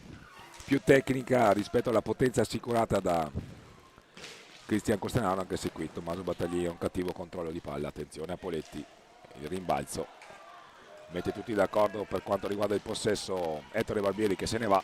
Lo scarico per Tommaso Battaglin, dietro la gabbia di Tahiti c'è un ottimo spunto di Tommaso Volpe, punizione all'angolo alto alla sinistra del fronte d'attacco della formazione di Nesto Perea. Cambio, esce Giovanni Tagliapietra, entra Antonio Tagliapietra, 10:37, siamo ormai a metà della prima frazione di gioco. Forte dei Marmi in vantaggio, rete assolutamente meritata, perché Forte dei Marmi ha avuto anche ottime occasioni per andare sul doppio vantaggio qui. Per la verità la rete è stata anche un po' sfortunata, perché è stato un pallonetto che ha superato Giulio Battistin inavvertitamente. Però rete di Giovanelli, poi Breganze ha avuto le sue occasioni, ma le ha avute anche Forte dei Marmi per arrivare sul raddoppio. Ottima squadra Forte dei Marmi, si fa apprezzare soprattutto per la tecnica individuale di Poletti su tutti, ma anche per l'assetto difensivo. Un ottimo portiere, come giustamente hai sottolineato tu, Gabriele. Per Breganze è sicuramente un avversario ostico. Sì, soprattutto il Forte dei Marmi tiene molto palla, va verso lo scadere dei 45, quindi fatica anche il Breganze a recuperare e a cercare appunto l'offensività. Bravo invece dall'altra parte il Forte a gestire il possesso e aver anche trovato un gol seppur fortunoso importante per portarsi avanti in questa partita in cui appunto si poteva faticare a trovare il gol. E che è una partita importante a determinare chi vincerà il girone di fatto. Sono queste le due squadre che lo possono vincere. Breganze che è già a 9 punti di classifica, Forte dei Marmi ne ha 6, ma semplicemente perché ha giocato una partita in meno. Giovanelli, lo spunto di Giovanelli, a servire Bicicchi, la conclusione, ancora una parata di Giulio Battistin, recupera palla per i suoi Antonio Tagliapietra che se ne va, lo contrasta Giovanelli, a caccia della sfera Antonio Tagliapietra, gagliarda la sua prova nella circostanza, fa suo la pallina, la consegna a Battaglin, da questi a Volpe, vertice basso del rombo offensivo di Breganze, Tommaso Volpe. La conclusione, il tentativo di deviazione di Barbieri, il signor Ferraro ferma il gioco, un problema forse per il portiere. Time out intanto l'ha chiamato Andrea Biagi. Primo cambio nella formazione ospite, entra Giorgi con il numero 26, esce Bicicchi con il numero 18. Breganze ha già fatto ricorso alla panchina inserendo Battaglin e Antonio Tagliapietra che hanno dato il cambio a Giovanni Tagliapietra e a Cristian Costenaro. 9:45 a termine della prima frazione di gioco. Sì, il Breganze che adesso sta premendo un po' di più per cercare di trovare il pareggio, mentre il Forte dei Marmi è sempre ben chiuso nella sua metacampo e di conseguenza il Breganze fa fatica a trovare gli spazi giusti. Bravo però la formazione di Andrea Biagi a mantenere possesso fino allo scadere dei 45 e andare alla conclusione solo se ce n'è la possibilità ghiotta. Giusta la tua disamina, Gabriele. Adesso vedremo come si svilupperà questa seconda parte di prima frazione della settima partita del programma odierno, che è la seconda giornata delle finali Under 19, edizione 2023, Valtagno, 8 giugno, 11 giugno 2023. Tommaso Volpe, Tommaso Battaglin, all'indietro ancora per Capitan Volpe, lo scarico per Antonio Tagliapietra.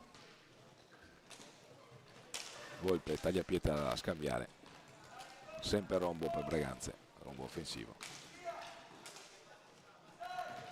L'accelerazione di Antonio Tagliapietra che va fino in fondo, cade, ma non ci sono assolutamente irregolarità. Cacciaguerra a proporre una nuova trama offensiva per i giocatori rossoblù. Poletti, Giorgi, neoentrato, passaggio impreciso, Tommaso Volpe se ne va, potenziale 4 contro 3, Tommaso Battaglin, il tentativo di scarico per Ettore Barbieri, attenzione qui che c'è un possibile contropiede per Forte dei Marmi, mette tutti d'accordo per un attimo Tommaso Volpe, poi il rimbalzo porta sull'angolo basso Giorgi e il fallo di squadra di Tommaso Volpe che professa la sua innocenza. Il signor Ferraro è irremovibile. Sì, si è arrabbiato molto qui l'allenatore del Forte dei Marmi nell'occasione in cui appunto la sua squadra ha perso pallina, uno dei giocatori è andato da solo a fare pressing. Ne ha giovato il Braganza per un 4 contro 3, persa pallina, si è trasformato in un contropiede molto pericoloso per il Forte dei Marmi, che ora va alla conclusione con Giovannelli, l'autore del gol. È sicuramente insidiosa la formazione rossoblu. Qui c'è un errato retropassaggio. Poletti si esibisce in un dribbling ma poco efficace. Intanto va a rifiatare Tommaso Volpe, rientra in pista Giovanni Tagliapietra per Breganze, Ettore Barbieri. Il blocco di Giovanni Tagliapietra favorisce l'azione del 31 rossonero, l'accelerazione di Tommaso Battaglin che va a sfidare Giorgi ma viene battuto in situazione di 1 contro 1 difensivo. Cacciaguerra a servire ancora Giorgi. Se ne va Giorgi. Il mancino 26 Versiliese, tentativo forse di chiamare Dagliavai. Attenzione qui Poletti davanti a Giulio Battisti, gioca bene il Forte dei Marmi, ma siamo dall'altra parte con Tommaso Battaglin a scambiare con Ettore Barbieri. Buona l'iniziativa del 31 rossonero, tiro di prima intenzione, la parata di... Attenzione qui una grandissima giocata di Giovanni Tagliapietra che non riesce dell'ultimo controllo. Ancora Giovanni Tagliapietra, alza e schiaccia, mira. Molto bella questa giocata del numero 8 rossonero, sfortunato nella circostanza Poletti intanto dall'altra parte. Sì, bellissimo gesto tecnico da parte di Tagliapietra, altrettanto quello di Tahiti nel rispondere a questo tiro da parte appunto di Tagliapietra. Vicino all'1-1 il Braganza che ora... Ettore Barbieri in cattivo controllo, però è caparbile l'azione di Antonio Tagliapietra che per un attimo stava tornando in possesso. Giorgi. Poco meno di 7 minuti al termine della prima frazione di gioco, Forte dei Marmi avanti nel punteggio.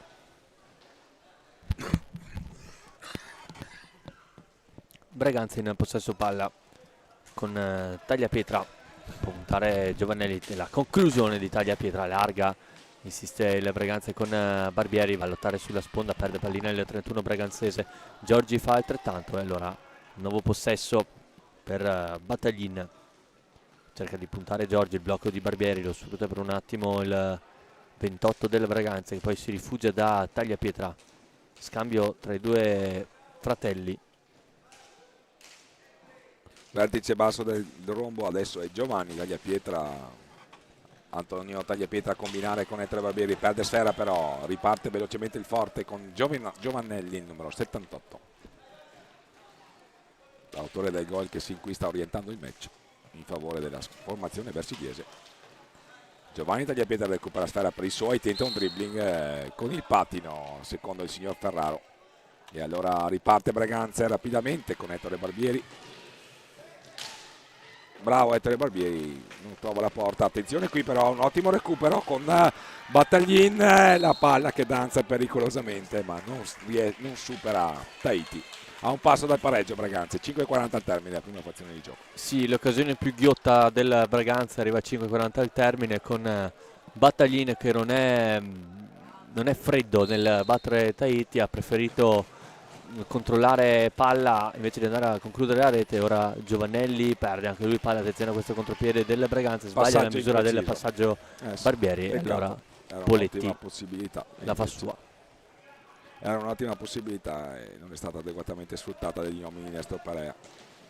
Ettore Barbieri e Giovanni Tagliapietra recuperano sfera, Braganza sta spingendo ma qui perde sfera ed è un grave errore e infatti viene punita da Forte dei Marmi che va sul 2-0.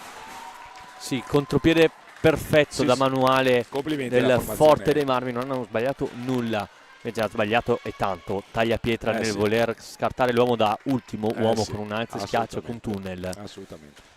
Lo rivediamo qui. Un errore sanguinoso che è costato caro. Giovannelli porta su 2-0 i suoi. Braganza adesso deve lavorare duro per rientrare in partita. La conclusione di Giovanni Tagliapietra. Ci vuole altro per creare problemi a un portiere come Tahiti. Ancora Cacciaguerra, la conclusione ancora ribattuta qui la palla, forse ha colpito la testa di Tommaso Battaglin. Doppio cambio, esce Antonio Tagliapietra, esce Ettore Barbieri, rimane in pista Giovanni Tagliapietra, gli dà fiducia Nestor Perea.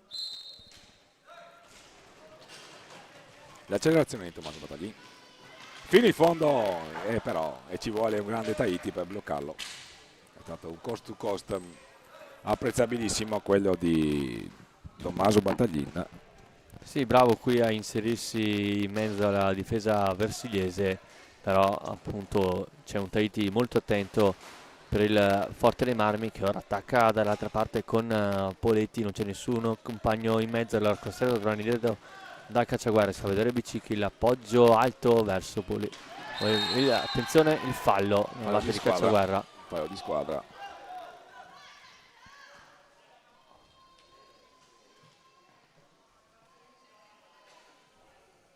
Chiedeva anche qualcosa in più il pubblico del Breganze, voleva il cartellino blu, non è dello stesso avviso il direttore di gara. 4-21 al termine, Forte dei Marmi sul doppio vantaggio, doppietta di Giovannelli. Bella partita, Forte dei Marmi l'ha iniziata meglio e la sta conducendo con merito.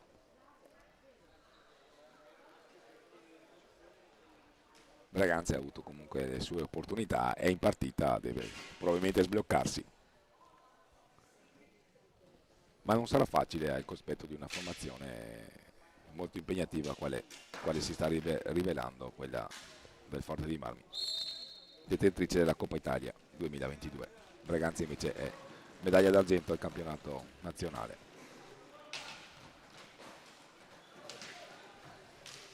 Conquistato in quel di Scandiano lo scorso anno. Tommaso Volpe. Tommaso Battaglin a colpo sicuro, ma Tahiti mette giù il gambale e nega la soddisfazione della rete al 28 rossonero. Sì, bravo ancora una volta Battaglin a inserirsi. Tahiti rimanendo in posizione, non ha dovuto fare grandi spostamenti, è riuscito a parare questo tiro da parte di Battaglin, che ora vuole andare in pressing sul portatore di palla. Ancora Battaglin, bravo Bicicchi, se ne va. Spazio Bicicchi in area di rigore, non c'è contato secondo l'arbitro. Ancora Bicicchi, grande giocata Bicicchi, ha fatto fuori tutta la difesa del Breganze. Sì. Avevamo Forse sottolineato la capacità tecnica dei giocatori di Forte Marmini, mi ha dato un grande saggio nella circostanza. Qui però c'è un ottimo recupero da parte di Cristian Costenaro che va a servire Tommaso Volpe. Ancora Tommaso Volpe in possesso, si va da Cristian Costenaro, la conclusione alla figura di Tahiti che ci mette la pettorina e sventa la minaccia. 3 minuti al termine, perde palla sanguinosa Tommaso Volpe. Vediamo Giovannelli a servire Cacciaguerra, fa quello che vuole Forte dei Marmi. sì, ha un possesso palla straordinario, la formazione di Biagi fa molta fatica il Breganze. Attenzione a questa accompagnata che però non impensierisce più di tanto Battistini. Ora c'è il fallo Di squadra commesso ai danni di Giovanni Tagliapietra, insistita l'azione di Tommaso Volpe, all'indietro per Cristian Costenaro. Allora Cristian Costenaro, il tiro, la parata ancora di Tahiti. Ancora Cristian Costenaro. E c'è un tentativo di alza e schiaccia, Giovanni Tagliapietra.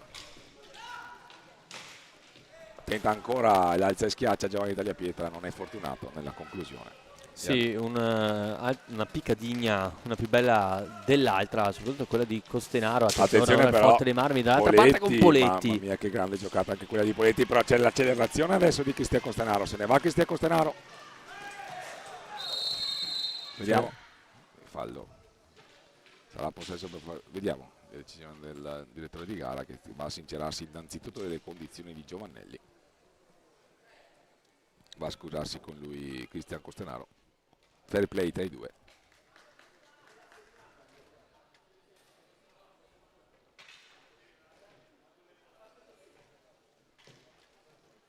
Possesso per Forte dei Marmi che è avanti per 2-0 a 2 minuti dal termine della prima frazione di gioco. Nestor Perea a stimolare i suoi.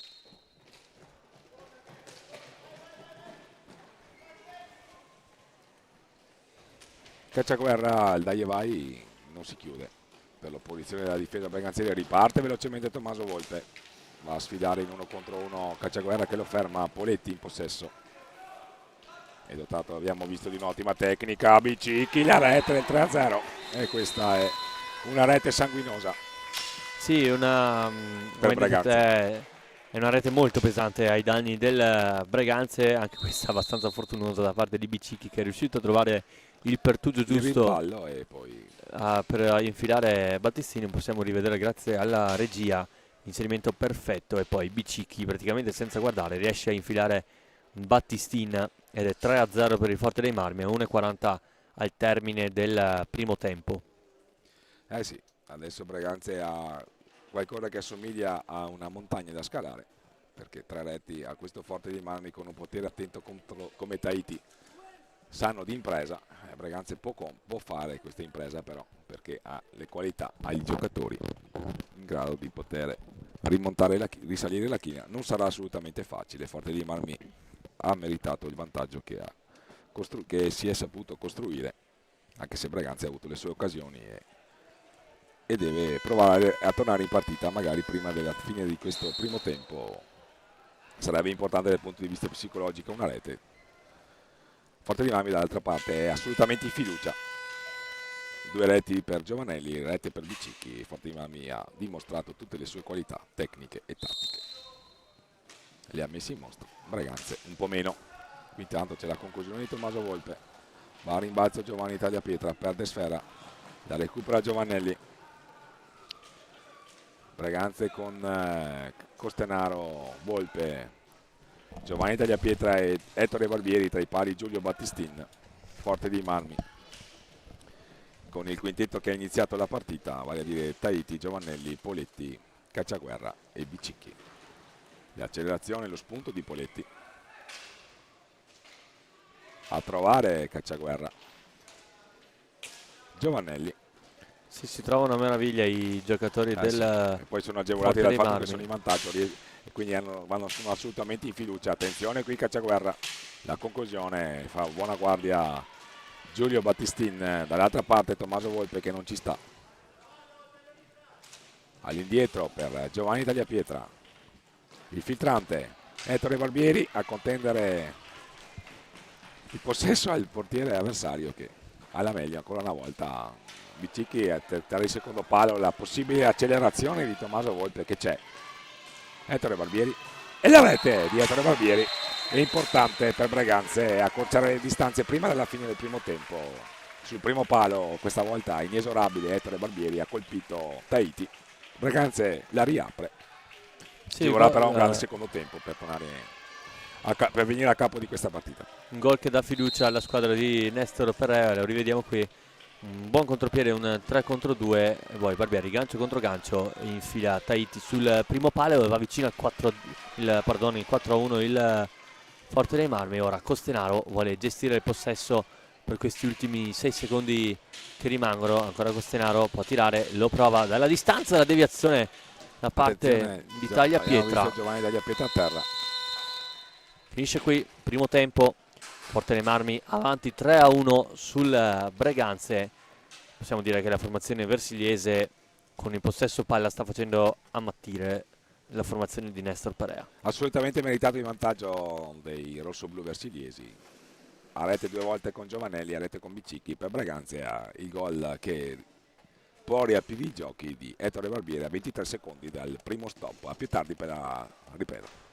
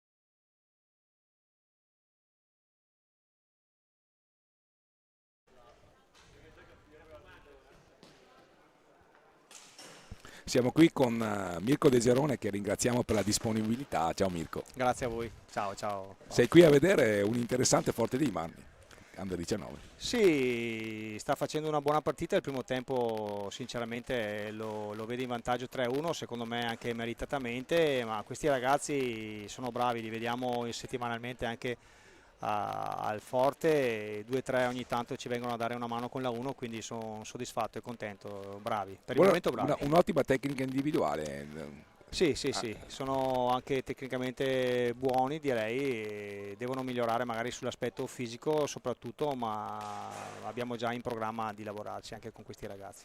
Vedendo la stagione che si è conclusa, comunque a casa tua si registra un successo, uno scudetto, l'ha conquistato tuo figlio però, Leonardo De Gerone, campione d'Italia Under 15 con i Roller Bassano. Sì, sì, evidentemente è il più bravo del papà e quindi... O il figlio d'arte. O giusto così, no, no, sono felice per lui perché ci dedica molto tempo, molta passione, molta professionalità, nonostante sia naturalmente il suo primario impegno, però Leonardo è stato bravo anche con l'Under 15, con l'Under 17, quindi colgo l'occasione di fargli i miei complimenti e sono un papà orgoglioso di lui. Complimenti ai quali ci associamo. La tua stagione a Forte dei Marmi?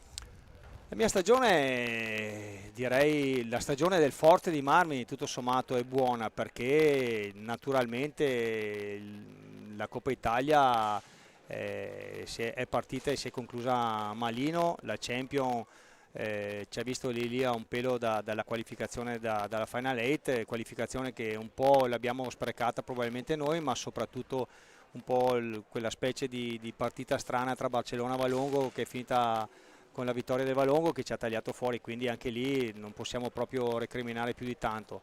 Mentre il campionato, tutto sommato, voglio dire, siamo finiti dietro al Trissino, che era sicuramente la squadra favorita, la squadra che giustamente poi alla fine si è aggiudicata lo scudetto perché ha dominato la regular season con 15 punti, se non sbaglio, più o meno di vantaggio dagli altri, quindi noi abbiamo avuto una nottata un po' amara, finita l'ultima partita sicuramente, però poi ci siamo ritrovati tutti assieme con la società e con i ragazzi ieri sera e eravamo tutti d'accordo che abbiamo fatto un playoff con orgoglio, con cuore, anche giocato bene bene, abbiamo contribuito a rendere spettacolare questa parte finale del campionato perché secondo me sono state partite tutto sommato anche spettacolari e quindi siamo comunque contenti, abbiamo chiuso positivamente un'annata che era tutt'altro che positiva, insomma. Ecco. No, i complimenti per la qualità del gioco espresso da voi dal Trissino nei playoff di finale, uno spot per l'hockey,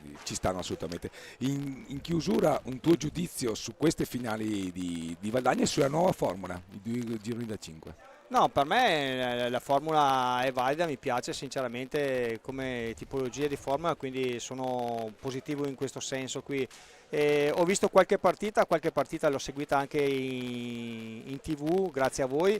E devo dire che ci sono dei giocatori interessanti, c'è una qualità buona del gioco e quindi voglio dire, speriamo di prendere un po', diciamo così, la strada giusta perché anche a livello nazionale, giovanili e senior abbiamo bisogno di ricambi veloci e di una tipologia di gioco che sia vicina alle nazioni di riferimento. Ecco. E su questa formula ti piace? Sì, a me sinceramente per quello che posso vedere mi piace, no? A me non dispiace questa formula assolutamente. Benissimo, grazie per il tuo contributo, Grazie a presto a voi. e buon divertimento. Grazie mille. Ciao, Grazie. buona estate.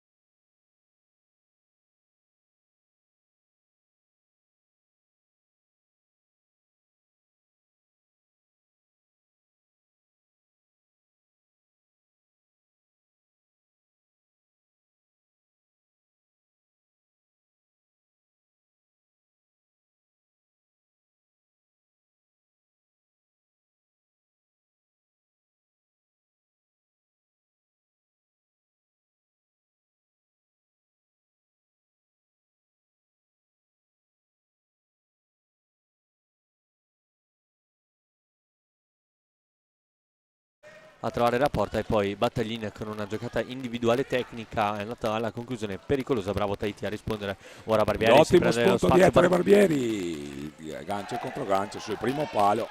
Qui a chiedere l'intervento dell'arbitro non vengono rilevate irregolarità dal signor Ferraro, e allora si gioca Giovannelli sulla doppietta che aveva portato sul 2-0 Forte dei Marmi, poi il terzo gol di Bicicchi, ma Braganza è stato bravo a risalire la corrente con la doppietta di Barbieri e il missile terra-aria di Costenaro. Giovannelli, bravo Giovannelli, però lo fermano i giocatori di Nestor Perea, se ne va Cristian Costenaro, l'accompagnata, Ettore Barbieri più lesto a andare sulla respinta del portiere. Lo scarico all'indietro per Giovanni Tagliapietra, time out chiamato da Nestor Perea. Battaglin, la finta è contrastato da Poletti, si libera della sfera con un passaggio che serve Ettore Barbieri, da questi a Cristian Costenaro, se ne va Cristian Costenaro, la conclusione è ribattuta dai pattini di Cacciaguerra. Ci sembra sulle corde il Forte dei Marmi, ma Braganza non è riuscito a capitalizzare il volume di gioco che ha messo in atto in questo secondo tempo. Attenzione ancora a Giovanni Tagliapietra a cercare Tommaso Battaglin, azione insistita del 28 rossonero. Braganza in inedita maglia che ricorda quella della Cremonese calcio. Ettore Barbieri la c'è schiaccia. Sì, di fatto il Braganza che sta facendo la stessa partita che ha fatto il Forte dei Marmi nel primo tempo, mentre appunto il Forte un po' più attendista fa fatica a recuperare palla. Ora conclusione di Tagliapietra, respinge Tahiti, Giorgi a riconquistare dall'altra parte del campo, su di lui c'è Battaglin, anche il raddoppio da parte di Tagliapietra. Ora Poletti fa fatica a trovare spazio, Cacciaguerra, cambio nella formazione di Biaggi, entra in campo il numero 4 del Medico. Poletti. Già a segno del Medico in questo. La conclusione, in questo, pallina che rimane lì. Torneo. Ottima la riconquista palla di Giovanni Tagliapietra, ne approfitta Cristian Costenaro che non riesce a trovare l'ultimo controllo per andare a sfidare definitivamente Tahiti. E allora ancora Forte dei Marmi in possesso con Giorgi, giro 3, Cacciaguerra. Eccolo del Medico. Cattivo controllo per Del Medico. Riesce a trovare poi dall'altra parte Cacciaguerra. Retroporta seguito da Costenaro, ancora Cacciaguerra. Fatica a trovare lo spazio per il passaggio, poi lo trova verso Poletti. Del Medico stringe il campo Giorgi, allora Cacciaguerra, Giorgi si inserisce, lo ignora al 57, allora si ritorna da Poletti, si appunta per la zona centrale, ancora Poletti, la marcatura stretta da parte di Battaglin fa recuperare palla al Braganze, e ora proprio sulla stecca di Battaglin. Cambio ancora per la formazione di Perea, è entrato Volpe, eccolo in possesso palla al posto di Tagliapietra, ancora l'87, cerca in mezzo Tagliapietra, pallina che rimane buona, ancora il 12 del Braganza che poi non riesce a ribadire in rete del Medico, lotta sulla sponda, ancora Tagliapietra alla sponda per Barbieri, Tagliapietra non colpisce bene la palla. Time out, l'ha chiamato Nestor Perea, 8 minuti e 14 di un secondo tempo giocato in apnea dal Braganza, che sotto 3-1 all'intervallo è riuscito in un amen ad arrivare su 3 pari e ha sfiorato ripetutamente il gol del vantaggio. Forte dei Marmi sulle corde, ma resiste, si è affidato al suo portiere e comunque sta cercando di congelare il possesso palla ogni volta che i rossoblù hanno la pallina sulle loro stecche, e comunque hanno dimostrato di essere capaci di pungere anche in contropiede, così come hanno fatto nella prima fazione di gioco. Diciamo sicuramente un tempo ciascuno, Forte dei Marmi a dominare il primo, Braganza sin qui a dominare la ripresa.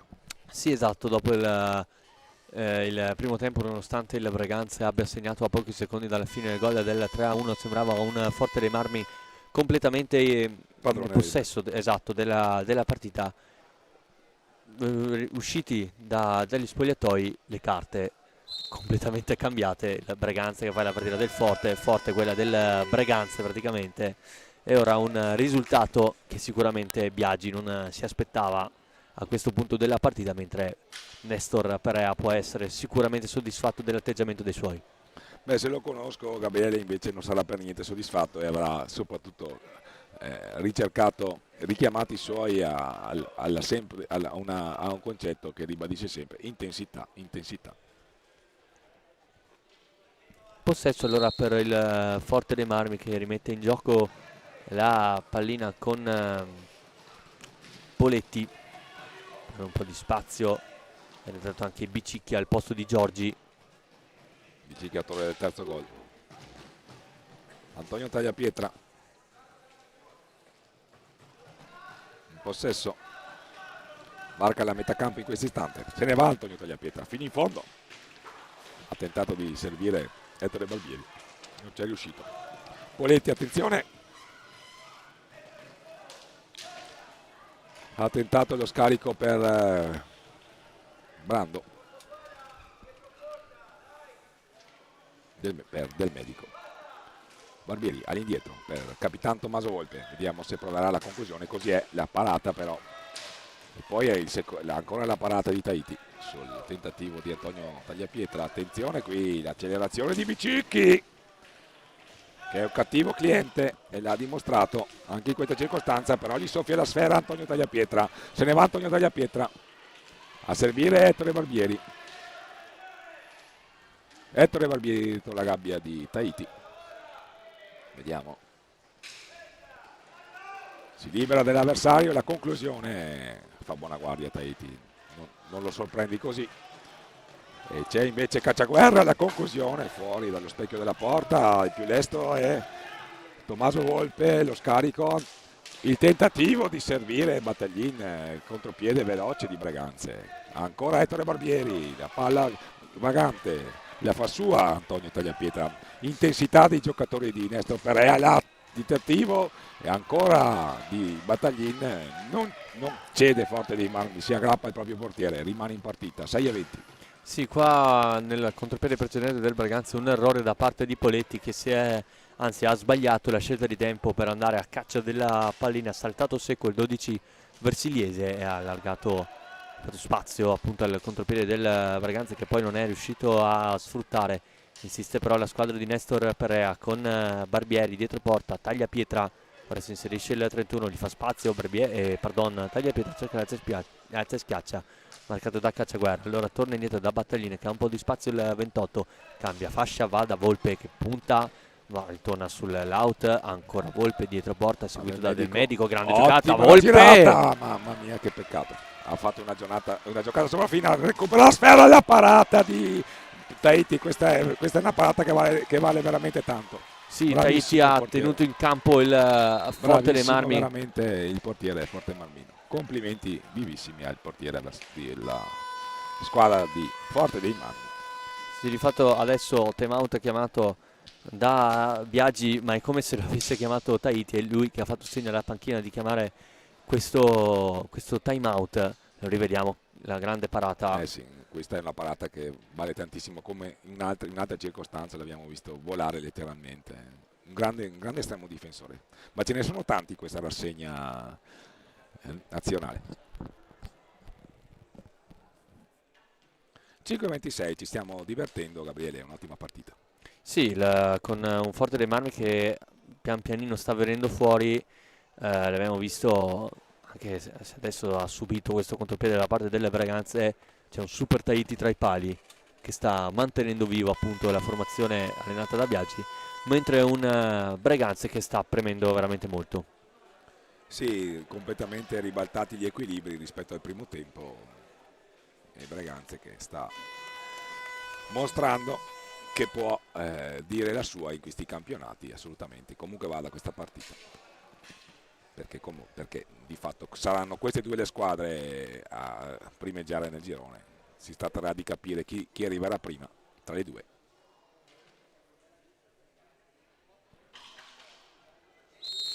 Si riparte, Ettore Barbieri in possesso. Tommaso Battaglin, l'accelerazione di Tommaso Battaglin, cerca di andare fino in fondo, finisce il campo per lui. E allora perde palla, peccato. Poletti. Il raddoppio degli uomini di Nestor Perea, ancora Battaglin che perde sfera, però deve stare attento, troppa confusione forse.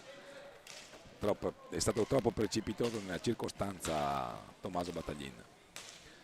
Ancora Forte dei Marmi con Giovannelli, i ganci contro ganci di Giovannelli a tenere sfera. Poletti, girano a 3 adesso gli uomini di Biagi, Bicicchi, se ne va Bicicchi, ci vuole una grande parata di Giulio Battistin. Questa è stata un'ottima opportunità per il Forte dei Marmi, Gabriele. Sì, bravissimo Bicicchi nella serie di finte a trovarsi davanti a Battistina, altrettanto bravo il portiere del Breganze a uscire verso l'attaccante a far su la pallina senza commettere fallo da rigore.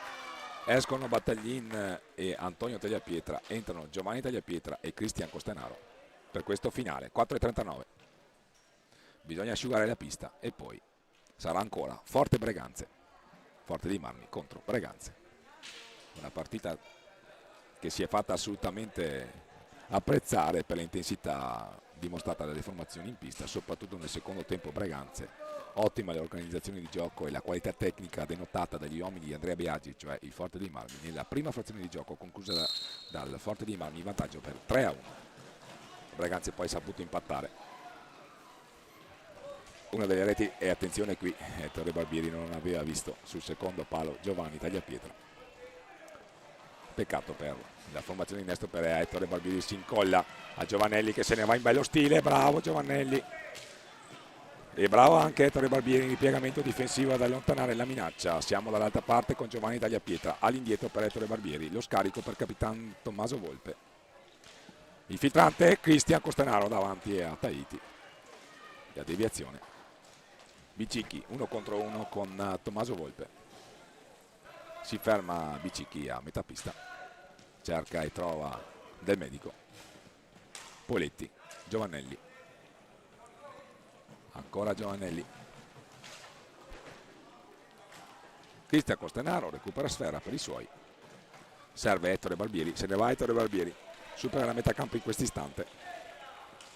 Lo scarico per Giovanni Tagliapietra, il tentativo di dribbling, la palla poi arriva sul bastone di Ettore Barbieri. Vediamo Giovanni Tagliapietra che cerca di girarsi, qui c'è un controllo con il pattino, non interviene il signor Ferraro, si riparte per la formazione rossoblù. Sì, la Breganze che cerca di entrare nell'area di rigore di Tahiti con la tecnica individuale, quello che è mancato soprattutto nel primo tempo. Ora il tiro da fuori da parte, il tiro ancora Bicicchi, Battistin attento, riesce a parare anzi mantenendo la posizione, sfiora il 4-3 il Forte dei Marmi. Sì. Ancora una lotta fisica totale tra Bicicchi e Costenaro, ad averla peggio è il 99 delle Breganze. Intanto viene chiamato anche il time out da parte di Biagi a 2:56 al termine, 3-3 il punteggio, 4-1 invece i falli, 4 per il Forte, 1 per i Breganze. Sì, ha subito fallo lungo la sponda Cristian Costenaro. I supporter breganzesi speravano in qualcosa di più, in un semplice fallo di squadra. A proposito del conteggio falli, a dimostrazione di una partita sostanzialmente corretta, ne ha commessi 4 il Forte dei Marmi, ne ha commesso 1 in Breganza, il punteggio incollato sul 3-3. Sì, 2:56 comunque al termine, sono davvero tanti nel mondo dell'hockey, soprattutto in una partita così tirata, così accesa. Vedremo chi avrà la meglio.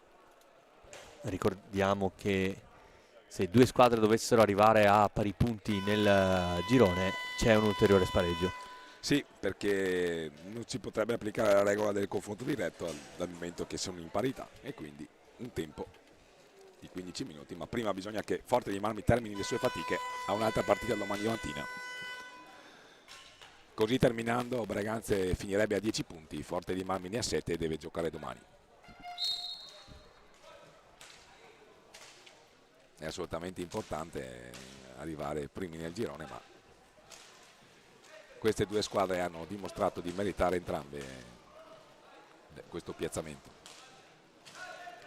Breganze ha fatto comunque un ottimo secondo tempo, qui Ettore Barbieri non ravvisa irregolarità il signor Ferraro. Giovanni Tagliapietra ha tentato di servire Ettore Barbieri, avrebbe fatto bene a dare la palla all'indietro. e questo forse che gli sta cercando di dire Nestro Perea. Intanto comunque sulla palla vagante il primo ad arrivare è Ettore Barbieri, che scambia con Cristian Costenaro, che prova a dare vita alle sue proverbiali sgroppate. Eccolo è Cristian Costenaro, gli è mancato solo l'ultimo guizzo nell'alza schiaccia, peccato. Sì, bellissima attenzione, Attenzione, Barbieri. mamma mia, ti ha dato l'illusione della rete, peccato. Insiste il Breganze Esterno della rete per Ettore Barbieri. con Volpe, Costenaro. Lotta fisica nell'area di rigore tra Giovannelli e Tagliapietra. Ancora Costenaro, lascia palla a Barbieri. Barbieri rientra, viene sporcato sul tiro dalla stecca di Giovannelli. Insiste il 31 del Breganze sulla sponda, lascia palla a Costenaro. Ancora Cristian Costenaro di fisico, vuole passare, la alza, forse è troppo. È Sì, così infatti. palla alta. Possesso per Forte dei Marmi a 1,33 al termine.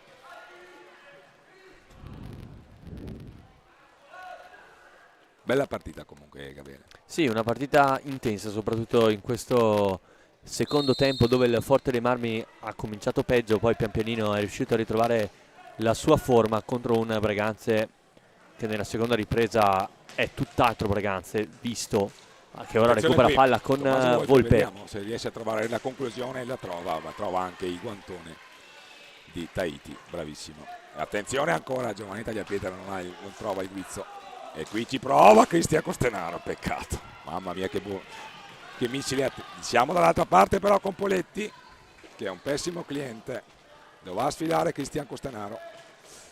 Il passaggio impreciso. Attenzione, c'è Bicicchi. Con questa palla se ne va Cristian Costenaro, vediamo.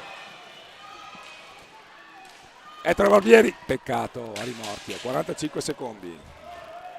Le squadre vogliono superarsi, Bicicchi, Giovanni Tagliapietra, finale intensissimo. Giovanni Tagliapietra se ne va all'indietro per Cristian Costenaro. I supporter bregazzini si fanno sentire, hanno apprezzato sicuramente l'impegno e attenzione Cristian Costenaro e peccato, 22 secondi. Sarà Ultimo possesso. sì, sarà probabilmente Forte dei Marmi. Vediamo se scelgono di tenere palla gli uomini di Biagi. Ettore Barbieri. Cristian Costenaro a conquistare palla.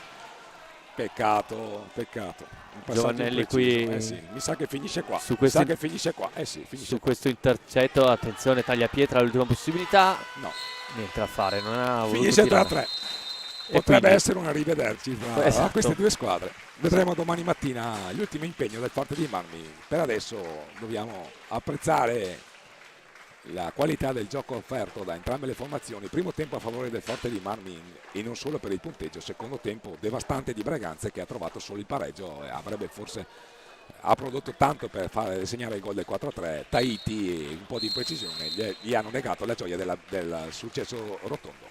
Sì, possiamo dire che abbiamo visto due partite in una. Nel primo tempo una Forte dei Marmi tutto all'attacco, nel secondo tempo invece tutto in difesa e il Breganze bravo ad approfittare delle due occasioni, anche se ne ha create molte di più.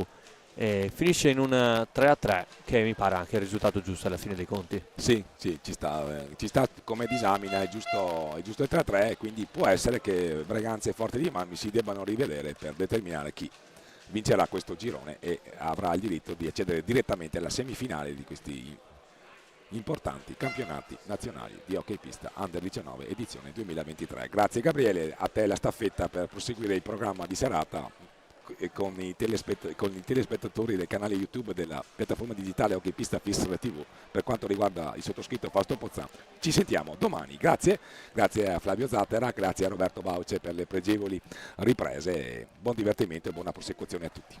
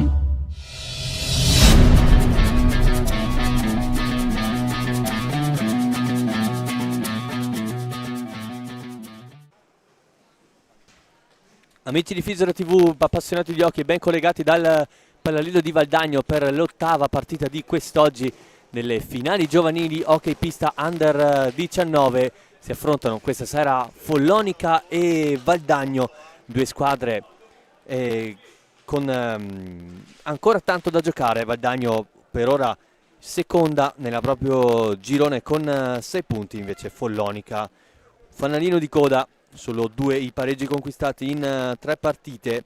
Andiamo a leggere subito le formazioni. Follonica con il numero 1 Federico Bussotti, con il 9 Filippo Galgani, 5 per Mattia Giabbani, 10 per Marco Mugnaini, 6 per il capitano Claudio Bracali, 4 Lorenzo Masini, 7 per Faelli, 3 per Premoli, Federico Asta con il numero 2 Riccardo Biancucci con l'8, mentre il Valdagno schiera con il numero 1 Mirko Gardellin, 2 Pietro Crosara, Alessio Busato con il 3, Marco Tomba con il 4, 5 per Mattia Antoniazzi, 6 per Nicolò Crocco, 7 Mattia Cocco, 8 Francesco Crocco con il numero 9, Nicolò Vallortigare con il numero 25, Giovanni Cunegatti allenati da Fabio Zammon, mentre il Follonica ha un totem come Sergio Silva come allenatore.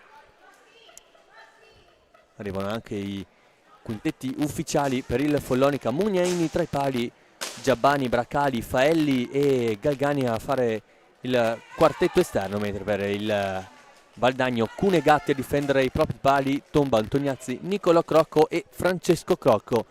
Sono queste invece le scelte da parte di Fabio Zambon.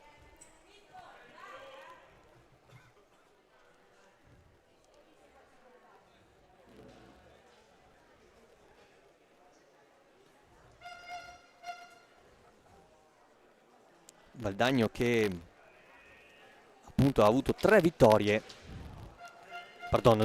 e una sconfitta. Vittoria contro il derby della Valle contro il Trissino per 6-4, poi ieri sera per 6-5 contro l'Amatori Vaschenlodi, e questa mattina ha perso per 3-2 contro la Pumas Viareggio dopo una partita bellissima, molto intensa, mentre il Follonica i 2 pareggi li ha trovati contro Lodi e Pumas, mentre la sconfitta contro il Trissino per 3-2. È iniziata intanto la partita tra le 2 formazioni con il Follonica nella metacampo avversaria. Giabbani dialoga con Bracali, si fa vedere Faelli, retroporta, servito Bracali, in ottima posizione di Cunegatti, può ripartire Tomba, subisce fallo il 4 valdagnese, primo fallo di squadra fischiato dal direttore di gara Rago. Antoniazzi difende palla, fa il giro della porta e torna da Tomba, viene a bloccare ancora Tomba, pensa il tiro, va da Crocco, il blocco da parte del fratello Francesco, ancora Nicolò Crocco, Tomba come ultimo uomo, su di lui c'è il Bracali, la conclusione è la deviazione di Antoniazzi, Mugnaini in posizione, riesce a parare, insiste il Valdagno ma poi perde palla il 5 valdagnese, e allora Faelli nella metacampo avversaria, pressato da Francesco Crocco, passaggio alto, il controllo da parte di Giabbani, ora è Galgani che allarga per Bracali, lo scambio tra i 2, Galgani l'ha messa in mezzo, bravo Cunegatti a non farsi sorprendere sul proprio palo, poi Tomba cerca di far ripartire i suoi, Antoniazzi si fa vedere nella metacampo avversaria, ora Crocco che può tagliare il campo, lo fa Francesco Crocco, bella la giocata di tecnica, ancora Tomba, finta il tiro e scarica su Crocco, il blocco numero 8 valdagnese, il tiro di Nicolò Crocco che finisce alto, lotta sulla sponda Galgani e Antoniazzi, commettere fallo il 5 valdagnese, punizione per il Follonica.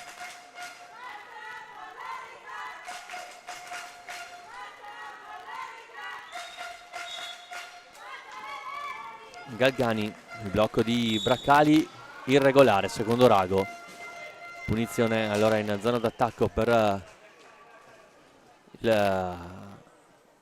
il Valdagno.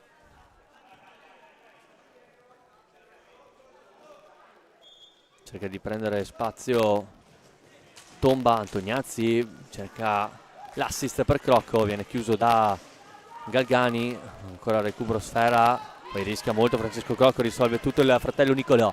Eccolo Nicolò Crocco per il fratello ancora Francesco Crocco, che prende l'incrocio dei pali vicino al vantaggio del Valdagno con la conclusione da parte di Francesco Crocco, un'azione di famiglia. Attacca il Follonica, ma c'è buono il raddoppio da parte di Tomba che riconquista sfera. Ora Antoniazzi di velocità, la conclusione di Antoniazzi sporcata dalla stecca di Bracali, insiste il 5 Valdagnese, ma poi si fa soffiare sfera, ma altrettanto bravo Nicolò Crocco a recuperare, gestisce per il fratello Francesco, scambio 3-2, ancora Crocco, si fa vedere Antoniazzi, piede perno, Antoniazzi nell'area di rigore, chiusura da parte di Galgani, insiste il Valdagno, scambio tra i giocatori che favorisce Tomba, controfinta, ancora Tomba, non riesce a dare potenza alla sua conclusione e poi è Galgani a gestire palla, inseguito da Antoniazzi, preferisce tornare indietro da Bracali. Giabbani sbaglia il controllo, recupera Nicolò Crocco, un 3 contro 3, Crocco, conclusione sui parastinchi di Bracali. Eccolo qui Claudio Bracali, insiste il Follonica ora con Galgani che punta la porta, Galgani, Cunegatti si distende e para, insiste la formazione di Sergio Silva con Giabbani, Bracali, Galgani, ancora Giabbani, torna indietro da Bracali, si alza su di lui Tomba, non riesce a trovare lo spazio per il tiro, allora si affida a Giabbani, ancora Bracali, prende un po' di velocità il 6 del Follonica, pallina messa in mezzo, spazzata da Cunegatti, ma sempre Follonica che rimane con la pallina tra le stecche. Faelli si gira dietro porta per Bracali, cerca di smarcarsi il 7 del Follonica, ancora Bracali, non trova spazio, torna indietro da Galgani, su di lui c'è Crocco, stringe il campo ora il 9 del Follonica e poi è bravo Francesco Crocco a uscire dalla marcatura alta del giocatore in maglia bianca, a far ripartire i suoi ora con Marco Tomba dietro porta, ancora il 4 pressato da Bracali. Crocco gestisce dietro porta, poi Bracali solo per un attimo, ancora Tomba, ha messo belle in mezzo la pallina, recupera palla allora Faelli, chiusura da parte di Nicolò Crocco che poi si fa sentire sulla schiena di Faelli, insiste il Follonica con Galgani, stringe il campo Giabbani, la conclusione da fuori, Cunegatti para e allora è Nicolò Crocco a riconquistare palla, torna indietro da Tomba, si fa vedere Francesco Crocco, scambio col fratello Nicolò, c'è il fallo però da parte di Antoniazzi, blocco irregolare il secondo rago, 2 falli a testa dopo poco più di 5 minuti di gioco, 0-0 il risultato. Ora Galgani, conclusione da fuori altissima da parte dell'attaccante del Follonica.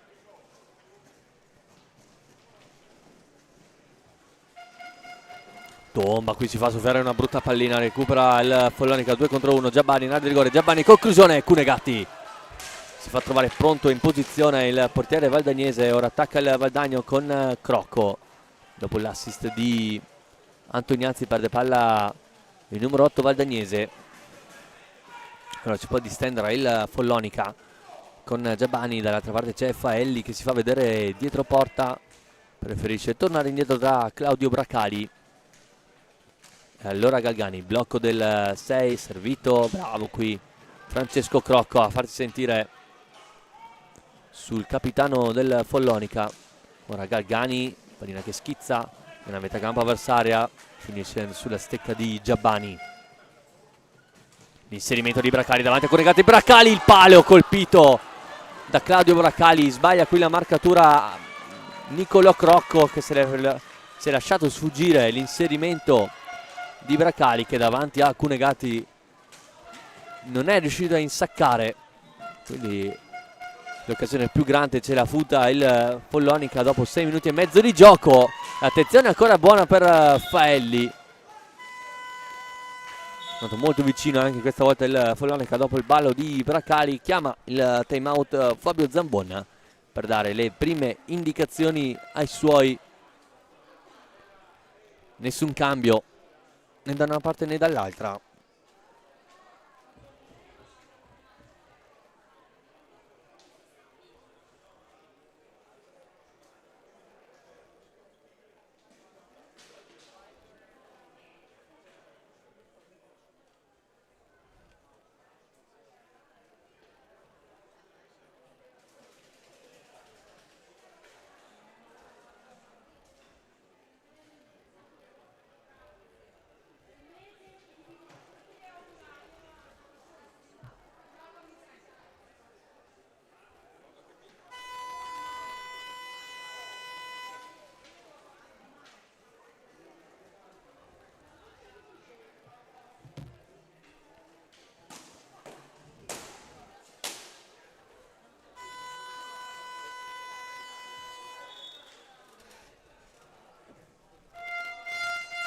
Squadre richiamate in campo a 13:23 al termine della prima frazione di gioco. 0-0 il risultato, 2-2 invece per quanto riguarda i falli.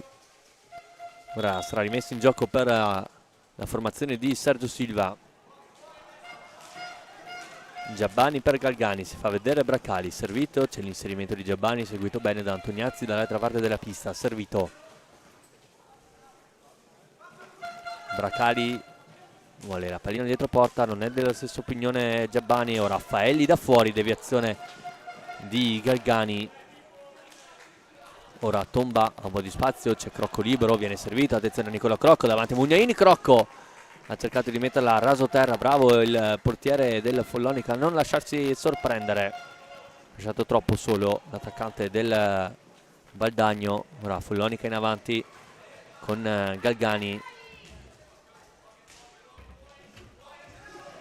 per Faelli, l'inserimento nel set del Follonica. Ora retroporta, si inserisce Bracali, c'è contatto in aria, non c'è nulla secondo Rago, protesta il capitano del Follonica. Faelli, bravo qui Crocco a non lasciarsi sfuggire la marcatura, ma insiste il Follonica con Giabbani che non riesce a trovare Faelli.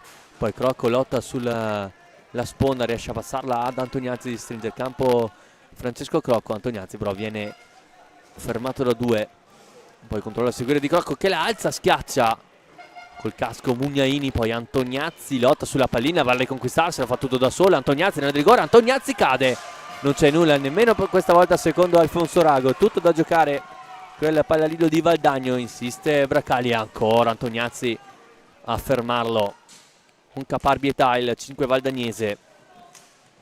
Bracali, ancora una volta Antoniazzi recupera la palla, ora Crocco, serve proprio Antoniazzi davanti Mugnaini, colpisce male il 5 valdagnese. Grande chance, ora ripartenza Follonica con Galgani che sbaglia il passaggio per Masini, subisce anche fallo. Il 4 del Follonica che è entrato al posto di di Marco Giabbani. Mattia Giabbani. Ancora Masini. Bracali. Servito Masini, su di lui c'è Francesco Crocco. Si fa sentire l'8 valdagnese. Bracali. Si fa un po' di spazio il capitano del Follonica, ora deve andare a concludere. Lo fa ora, invece è un passaggio per Raffaelli, conclusione. Palla facile Cunegatti. Ora Crocco. Diagonale. Gestisce per Tomba, il blocco di Antoniazzi. Tomba in area di rigore, Tomba, Mugnaini. Si fa sempre trovare pronto il portiere del Follonica. Ora Antoniazzi non riesce a mettere il corpo davanti alla sfera, recupera allora Crocco, gestisce per il fratello Francesco, si fa vedere Antoniazzi. Crocco preferisce tornare indietro da Marco Tomba, prende un po' di velocità il numero 4 valdagnese. Ancora Crocco.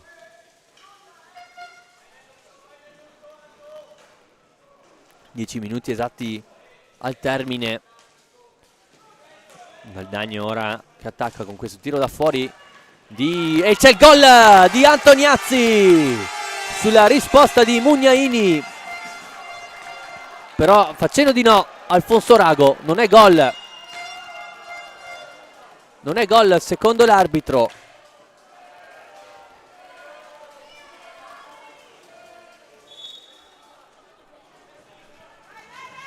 Quindi si rimane sullo 0-0, però c'è fallo e rigore. Incredibile sequenza di azioni, da un gol annullato per il Valdagno, punizione del Follonica, blocco in area di rigore. Lo vediamo qua, sì, Bracali va col pattino a colpire Antoniazzi, quindi il rigore c'è ed è proprio Antoniazzi a farsene carico dopo che gli è stato annullato un gol di rovescio. Mattia Antoniazzi contro Mugnaini.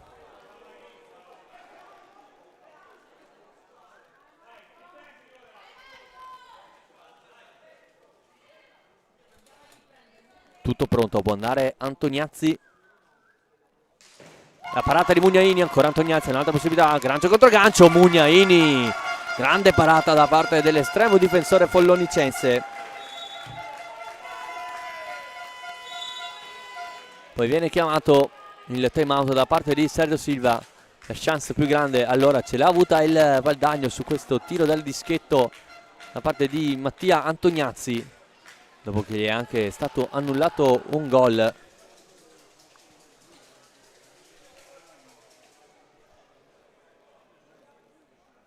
Lo rivediamo qui. Gol annullato, Rago non ha avuto alcun dubbio.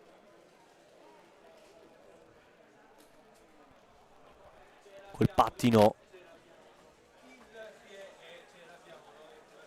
Col pattino, secondo Rago.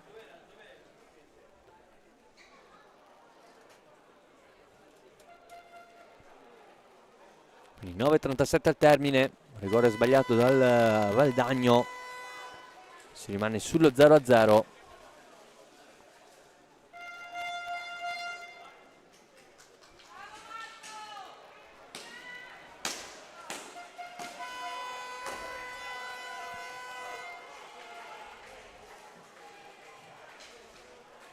Ecco il primo cambio effettuato da mister Zambon.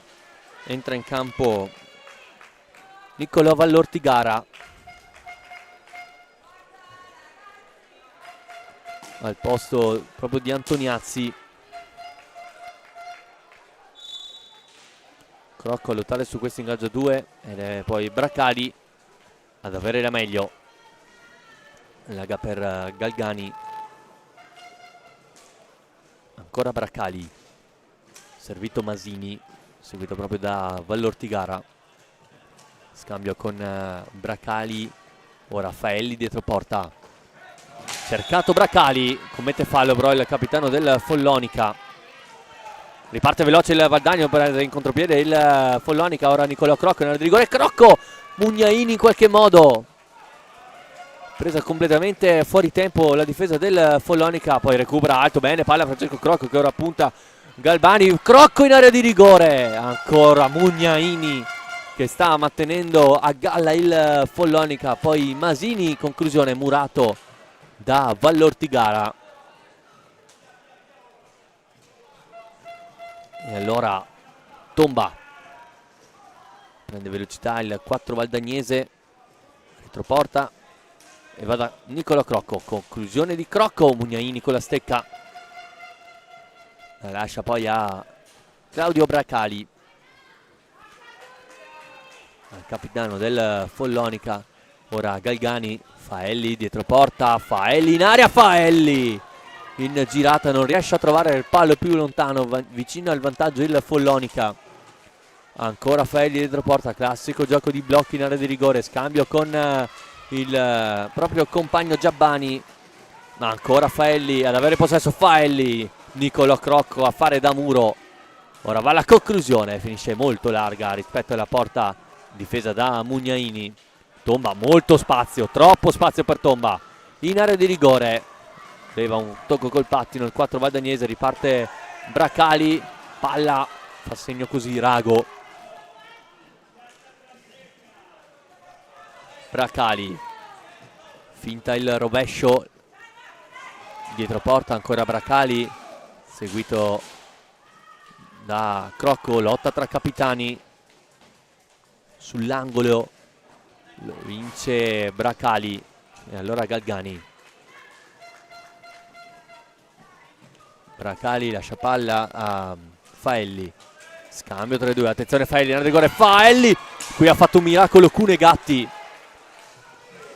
insiste il Follonica con Galgani, era tutto solo Faelli in area di rigore, bravo a metterci la stecca e a disturbare l'attaccante, l'estremo difensore Cunegatti.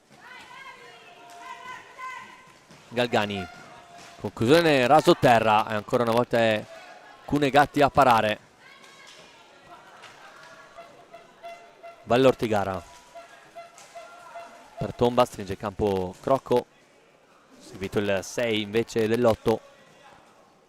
Ancora Tomba che cerca di prendere spazio, serie di blocchi, Marco Tomba, autore di 3 reti ieri sera contro il Lodi. Attenzione a Crocco che vuole far tutto da solo, pallina che rimbalza sulla stecca dei difensori di Sergio Silva.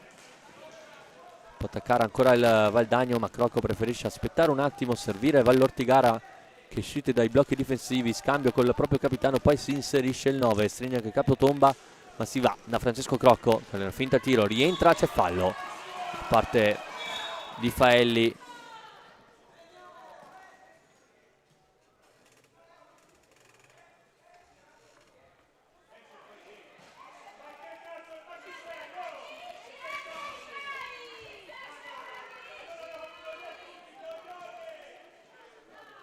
Viene richiamato Bracali in panchina, discussione tra Sergio Silva, Bracali e Rago che esce ed entra al suo posto Masini.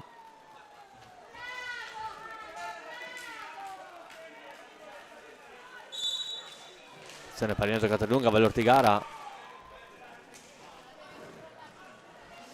Poi Crocco, spazio per lui, ancora Crocco, cerca Vallortigara, Mugnaini, ancora Vallortigara, retroporta seguito da Galbani, torna indietro da Francesco Crocco, l'inserimento per Tomba, il tiro troppo debole, facile per Mugnaini, insiste il Valdagno con Vallortigara.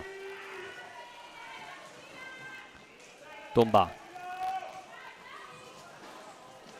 Crocco qui litiga con la pallina ma è bravo a risolvere, poi a Tomba andare più lontano che può, non risolvere questa disattenzione. Fuori Faelli, rientra in campo Bracali.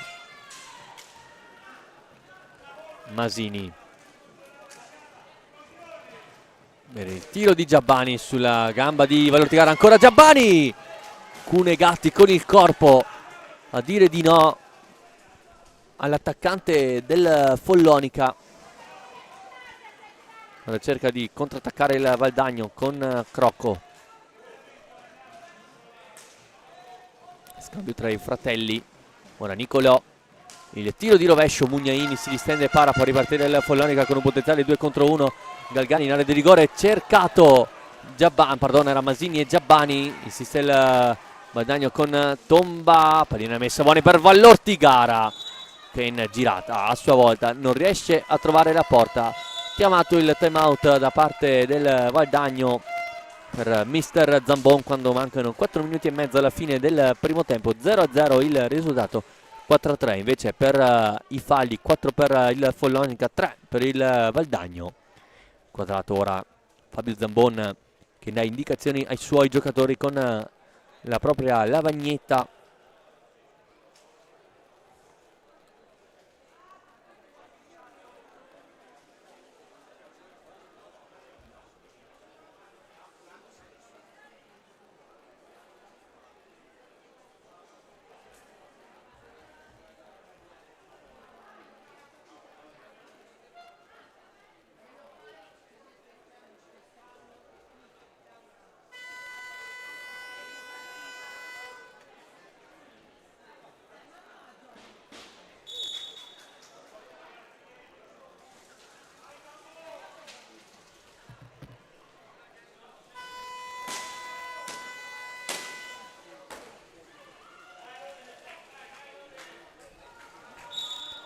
Rimessa in campo allora per il Follonica con Galgani ora in possesso, trovato Masini sull'angolo, scambio con Galgani, ancora Masini, pressato da Tomba che ora ha molto spazio, attenzione a Tomba, il tiro di Tomba, Galgani e Mugnaini ancora, Tomba retroporta, poi Crocco non riesce a trovare il gol, il Valdagno molto vicino in questa circostanza, prima con Tomba poi con Crocco, su disattenzione difensiva del Follonica che ha lasciato troppo spazio al numero 4 valdagnese. Ora Masini, scambio con Galgani, ora Giabbani, cerca di andare per via centrale il 5 follonicense, ora Galgani, si inserisce Masini, servito, pallina che schizza, va a finire nella stecca di Bracali. Certa Crocco sulla marcatura di Giabbani, allora Bracali deve fare tutto da solo, ancora Bracali, Galgani, il tiro da fuori, Cunegati col guantone, fa trovare presente, allora Crocco per Tomba, cerca la pallina in mezzo, non c'è nessuno, allora Francesco Crocco può gestire, Tomba, ancora Tomba cercato dentro Vallortigara, l'uscita con la stecca da parte di Mugnaini, insiste Masini dall'altra parte, prestato da Crocco, cerca di portargli via sfera, il raddoppio di Vallortigara è efficace, bravo qui il 9 in maglia azzurra che ora esce per far spazio ad Antoniazzi per questi 2 minuti e 40 al termine.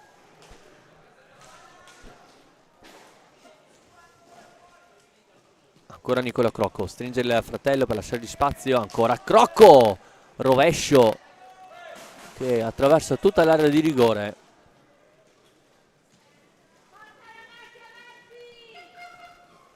Follonica in possesso ora con Bracali. Galgani si fa vedere retroporta Masini, viene servito. In mezzo Giabbani, chiusura da parte di Crocco, poi Cunegatti ci mette la mano. Insiste il Follonica ancora con Giabbani, torna indietro Bracali.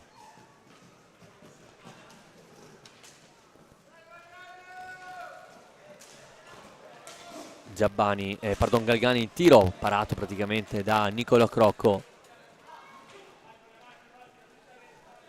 Ora Antoniazzi per Tomba, può puntare Bracali, attenzione a Tomba, lo salta ma in un secondo momento bravo a recuperare palla, attenzione al contropiede del Follonica con Giabbani che non riesce a ritrovare poi Galgani, poi Crocco lotta, Antoniazzi cerca di prendere pallina, allora Giabbani, Masini, Galgani stringe il campo, attenzione Galgani, la sponda con Giabbani, bravissimo qui Francesco Crocco a recuperare palla, Tomba la lascia proprio per Crocco e in qualche modo ancora una volta Mugnaini a chiudere la saracinesca quando manca 1 minuto al termine della prima frazione di gioco. Gioca a lungo il Follonica senza trovare l'uscita di punta. Allora Tomba rientra, sporca la sfera Bracali, Crocco sempre molto bravo a gestire i momenti della partita di 6 valdagnese nel decidere quando premere sull'acceleratore e quando invece calmare i ritmi.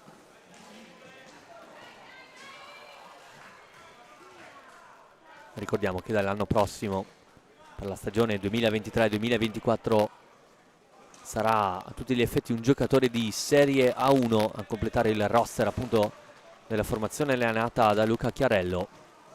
Con lui salirà anche il portiere che questa stagione ha giocato in Serie B, ovvero Giulio Checchetto. Attenzione Antoniazzi che recupera palla, zona alta, Antoniazzi, il tiro di Antoniazzi, Mugnaini para. Con questa parata termina anche il primo tempo, 0-0 il risultato, una bella partita vivace da entrambe le parti. Ora un po' di pausa e poi ci ricollegheremo dal Palladino di Valdagno per il secondo tempo tra Follonica e Hockey Club Valdagno.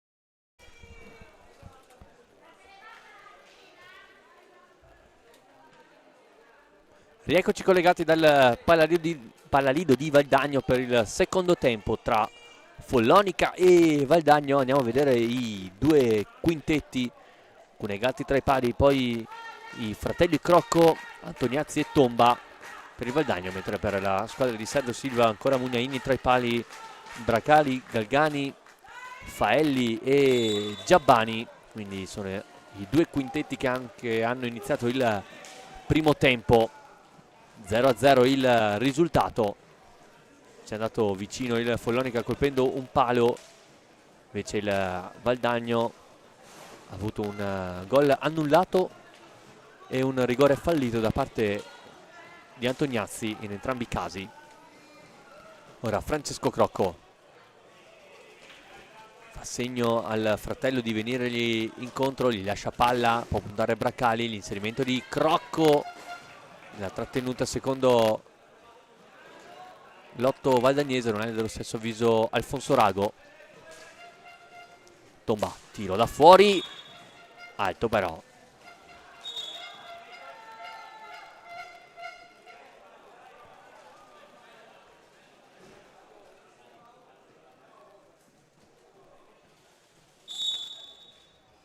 Bracali che tocca per Galgani, viene fuori dai blocchi difensivi Faelli, viene servito e ora Giabbani retroporta, cerca di trovare spazio, va da Galgani, ora Bracali, Galgani, tiro secco, deviazione da parte di Faelli che non riesce a trovare però la porta. Assiste il Follonica con Claudio Bracali, c'era buono l'inserimento di Faelli, può ripartire pericolosamente il Valdagno, un 2 contro 1, Antoniazzi per Crocco che non colpisce bene, a botta sicura il capitano del Valdagno, Mugnaini se la ritrova lì.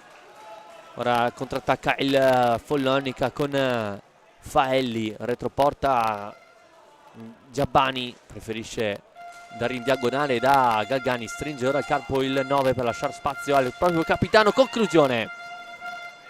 Deviazione in area di rigore che non arriva da parte di Faelli, poi aggressivo Francesco Crocco, ancora Follonica,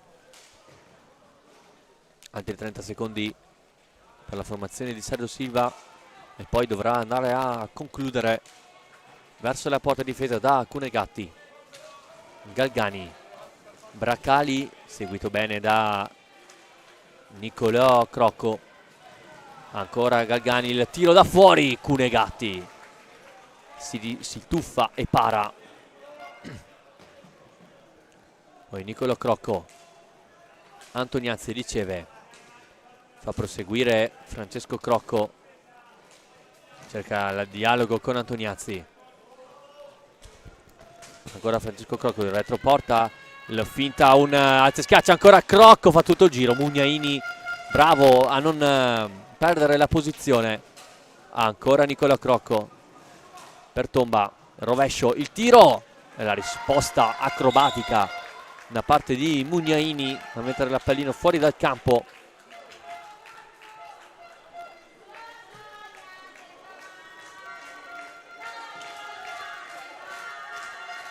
Quasi 3 minuti scarsi di gioco questo secondo tempo, risultato bloccato sullo 0-0. Attenzione a Crocco, ha cercato il passaggio per il fratello, bravo a chiudere Bracali, poi lotta sulla sponda, subisce fallo il 6, il quinto fallo di squadra del Valdagno.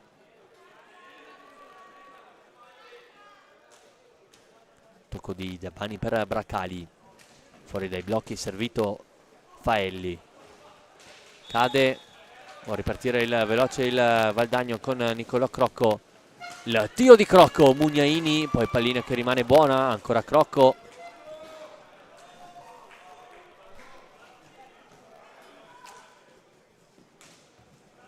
Francesco Crocco, servito Antoniazzi, lotta sulla sponda con Faelli, molto caparbio il 7 del Follonica a commettere fallo, poi il giocatore maglia azzurra Mattia Antoniazzi. Faelli sempre su questo lato di campo, si muove in area di rigore Giabbani, torna indietro invece Faelli da Bracali. Galgani prende velocità il 9, attenzione Galgani, tiro, la risposta da parte di Cunegatti, poi fallo in attacco di Faelli, cerca di partire veloce il Valdagno con Nicolò Crocco, sposta la palla, si ferma dietro porta, cerca di muoversi in area di rigore Antoniazzi, alza e schiaccia da parte di Crocco, pallina che poi diventa buona per Faelli che deve puntare Francesco Crocco, ancora Faelli, chiusura da parte del capitano valdagnese, commette poi anche fallo il 7 follonicense. Antoniazzi mette il corpo davanti alla pallina, subisce un colpo da Galgani, poi ancora Francesco Crocco si mette a disposizione anche il fratello Nicolò, lo cerca proprio l'8 del Valdagno senza però riuscire a trovarlo.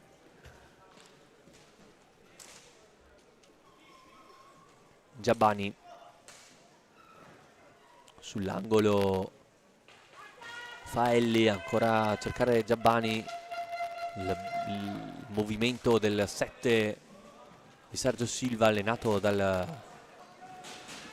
il giocatore del Valdagno, dato colpisce il palo Bracali, allora riparte il Valdagno con Crocco, l'inserimento di Tomba che non arriva all'appuntamento con la pallina. Ora si accende la gara, ancora Tomba in area di rigore, Tomba raso terra, fin di palo che Mugnaini ha spinto fuori con lo sguardo. Bracali riesce a passare, anche a servire Faelli. Galgani prende un po' di spazio, Galgani cerca di metterla in mezzo, Crocco solo per un attimo, poi lotta nella sponda con Faelli, e bravo qui il capitano valdagnese a recuperare palla, potenziale 3 contro 2, allarga per Francesco Crocco, a Nicolò per Antoniazzi, ecco il cambio da parte di Zambon, fuori Francesco Crocco. Attenzione all'alza e schiaccia provato da Tomba che non riesce a impensierire però Mugnaini, è entrato in campo Alessio Busato per il Valdagno al posto di Francesco Crocco, l'attacca proprio ora il 3 valdagnese su Faelli, a giocare contro il fisico, commette fallo il 7 in casacca bianca. Servito Antoniazzi, spazio per il tiro, rientra ancora Antoniazzi, Mugnaini bravo a chiudere le gambe, a non fare passare la pallina sotto di esse, poi Bracali in area di rigore, non c'è nulla, secondo Rago, e allora Valdagno può giocare in avanti con Tomba, bellissima giocata, Mugnaini, poi Crocco spara alta, non è finita, ancora Marco Tomba, alza e schiaccia Mugnaini, pallina che rimane buona, Antoniazzi, e poi è Masini a recuperare palla, pressato, contatto, fallo da parte di Mattia Antoniazzi.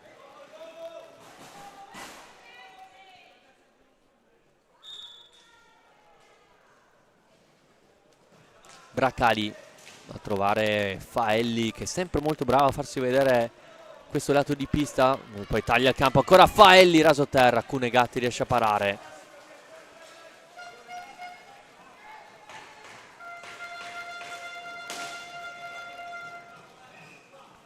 Tomba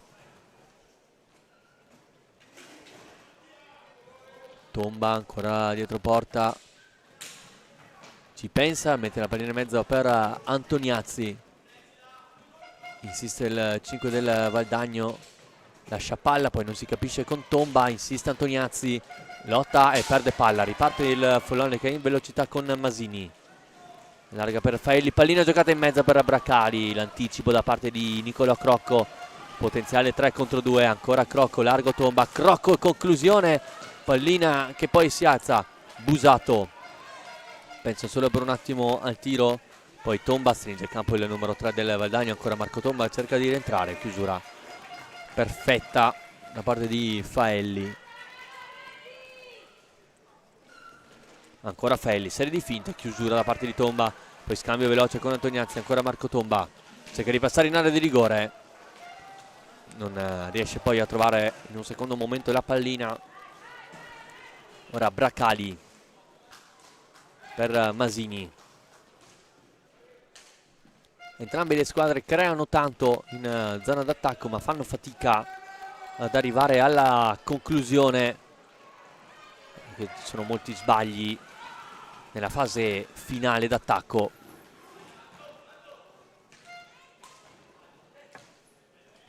Viene richiamato in banchina intanto Mattia Antoniazzi, rientra Francesco Crocco. Tomba cerca di rientrare ancora Tomba, gioca in mezzo per Busato, che non è lesto a ricevere l'assist fornitogli da Marco Tomba. Cambio anche per il Follonica, rientra in pista Galgani al posto di Faelli.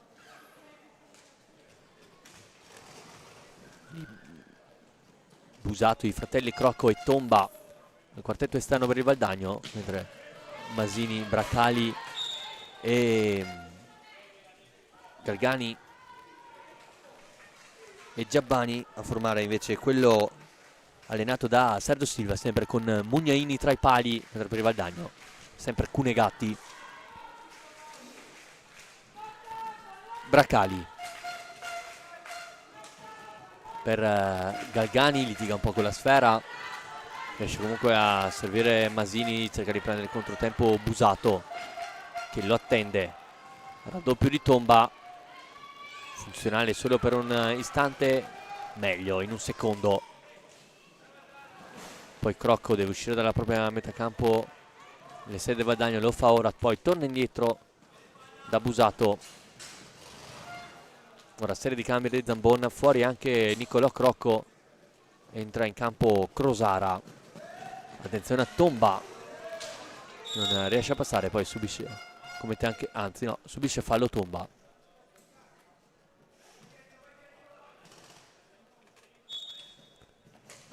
Crosara cerca Tomba, Mugnaini, bella giocata veloce da parte di Tomba e Crosara. Bravo anche Mugnaini a rispondere presente in questa situazione. La conclusione di Masini, solo per un attimo Busato, poco meno di 10 minuti al termine, ancora 0-0 il risultato. Attenzione a questo tiro da fuori praticamente parato da Tomba, poi Francesco Crocco. Taglia il campo Crosara, Crocco torna indietro da Tomba. Busato, ancora Busato, poi Tomba cerca di far tutto da solo, viene fermato, subisce anche un colpo Masini.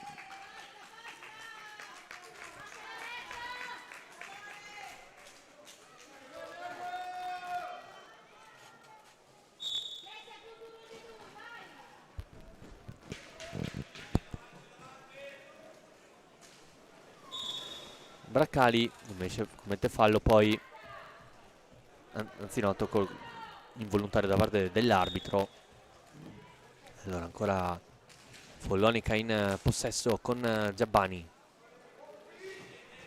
si fa vedere bene Masini, lascia palla a Giabbani che poi commette fallo, un fallo furbo qui da parte di Giabbani che tocca pallina da terra, altrimenti sarebbe stato un 1 contro 1 con Crocco pronto ad andare a puntare Mugnaini. Fallo furbo quello di Giabbani. Tomba, rovescio! La risposta di Mugnaini che praticamente nemmeno l'ha vista partire. Bella conclusione da parte del 4 valdagnese, altrettanto bella la risposta di Mugnaini. Ora Bracali che lancia lungo, trova nessuno, gioca sempre con questi passaggi molto lunghi il Follonica.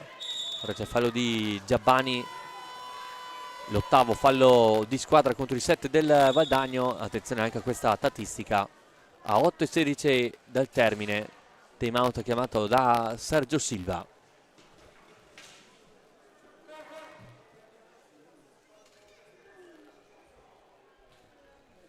Possiamo vedere grazie alla regia ai risultati di quest'oggi del girone A, con il Trissino che è andato a battere questa mattina alle ore 9 il proprio il Follonica per 3-2, stesso risultato tra Pumas Viareggio e Valdagno in una partita molto tirata, e poi il risultato che di fatto ha messo fuori dai giochi per lo scudetto il gruppo sportivo Hockey Trissino, la sconfitta per 2-1 contro un super Basken Lodi.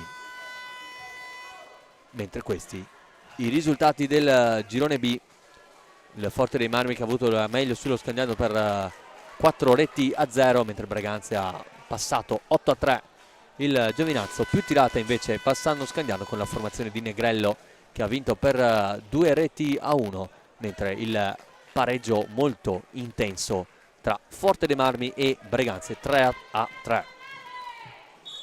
E poi qui possiamo vedere la classifica che per ora direbbe Pumas solo davanti a tutti, con il Valdagno che segue, mentre nell'altro girone Forte dei Marmi e Braganza che domani dovranno giocare uno spareggio. Intanto qui Crocco non riesce nell'aggancio della pallina davanti a Mugnaini, attacca Braccali, l'accompagnata Faelli, non è lesto, poi pallina buona, Faelli, il vantaggio del Follonica con Faelli sulla respinta di Cunegatti. Braccali freddissimo a servire l'assist a Matteo Faelli che non ci pensa due volte e insacca Cunegatti. 1-0 per il Follonica a 7:50 dal termine, vantaggio toscano al Pallalido. Contrattacca subito il Valdagno con l'inserimento da parte dei fratelli Crocco, e allora Giabbani, trovato Braccali, poi Cunegatti respinge, ora dovrà premere sull'acceleratore il Valdagno. Tomba, si inserisce Tomba, la chiusura e poi anche il tocco del pattino da parte del 4 in casacca azzurra.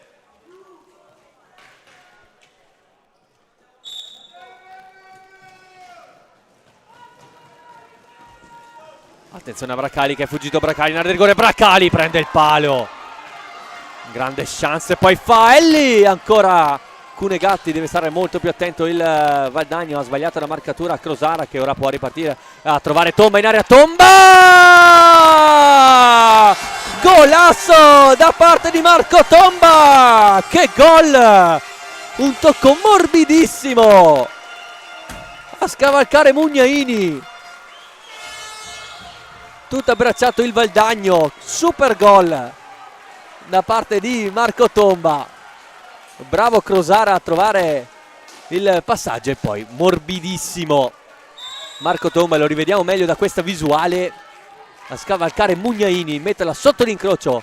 Pareggio del Valdagno, è durato solo 50 secondi il vantaggio del Follonica.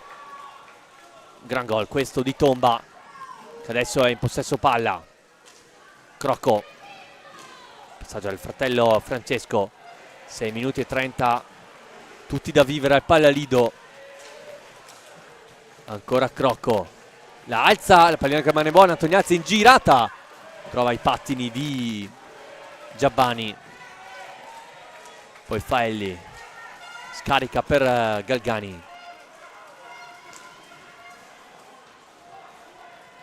poi bravissimo Niccolò Crocco a recuperare palla al largo. Antoniazzi, viene servito Antoniazzi, la gioca in mezzo, ancora per Tomba, Mugnaini riesce a parare, riparte ora il Follonica velocemente con Braccali, mette il corpo davanti, ancora Braccali, va a retroporta il capitano del Follonica, riesce a servire Giabbani, poi Faelli, ancora Braccali, cercato il 7 del Follonica, buona la marcatura da parte di Crocco, si accende la partita al Pallalido. Braccali, conclusione da fuori, Cunegatti col guantone respinge, e ora Crocco a rigestire, arriva Tomba in velocità, può puntare, ancora Tomba, passa Tomba, la risposta da parte di Mugnaini in posizione, poi ora Braccali cerca un tunnel su Crocco, non si fa sorprendere il capitano valdagnese che poi va avanti dimenticandosi però della sfera. Attenzione a Tomba, un po' di spazio, Tomba mette il corpo davanti, bravissimo nella chiusura difensiva Braccali, Poi ancora Tomba a recuperare palla, Tomba la lascia Antoniazzi, vantaggio del Valdagno da parte di Mattia Antoniazzi, che si fa perdonare dal rigore sbagliato nel primo tempo. Riesce a trovare il vantaggio il Valdagno da parte di Mattia Antoniazzi. Bravissimo anche Tomba nell'assist. Retroporta poi il tunnel su Mugnaini. Sotto le gambe. Vantaggio azzurro al Palalido. Lo rivediamo, l'assist di Tomba e il gol. Davvero rapinatore d'area qual è Mattia Antoniazzi. 2-1, risultato ribaltato in favore del Valdagno a 5 minuti e 02 dal termine. Per quanto riguarda i falli invece 8-7, 8 per i Follonica, 7 per l'Hockey Club Valdagno.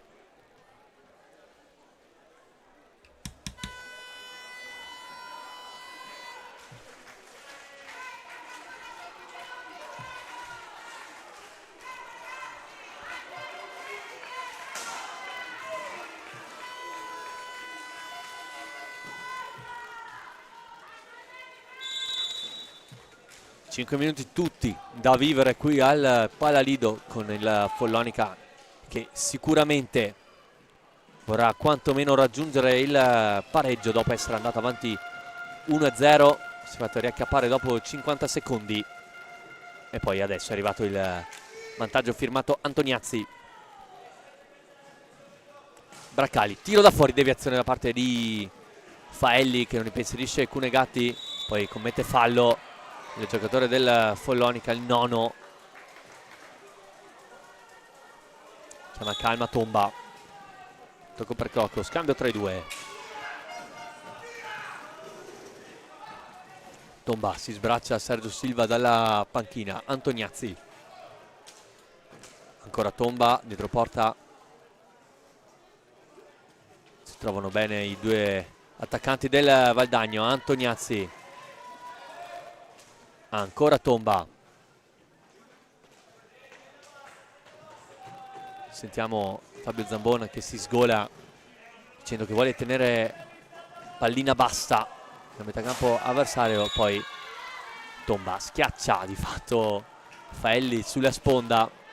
Quota 8 i falli del Valdagno, 9 per il Follonica.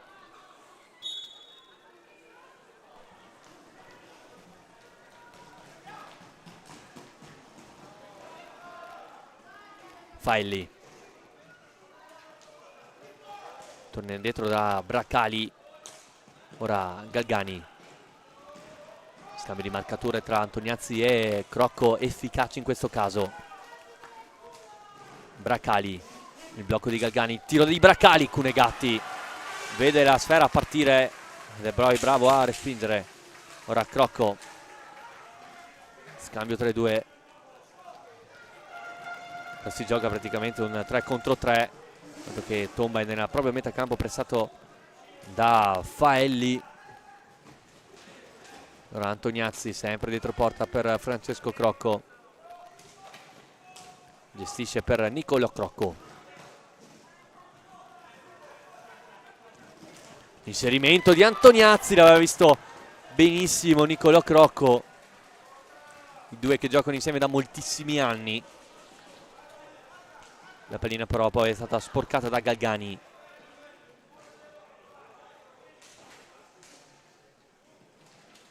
Braccali, tiro da fuori, pallina che rimane lì. È stato colpito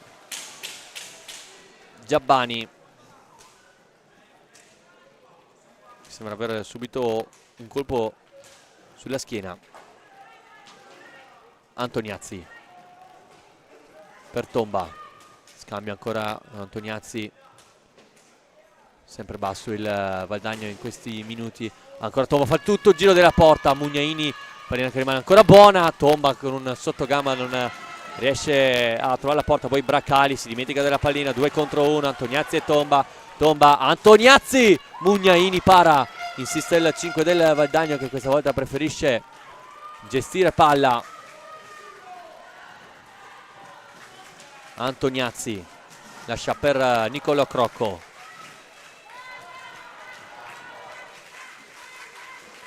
Buonissima la gestione di palla del Valdagno, nonostante il pressing asfissiante del Follonica. Crocco lotta bene sull'angolo con Giabbani, riesce a dare fuori a Tomba, non va al tiro saggiamente, allora va da Crocco. Nicolò Crocco cerca Antoniazzi nel mezzo, lotta Mattia Antoniazzi e poi Galgani avere possesso palla.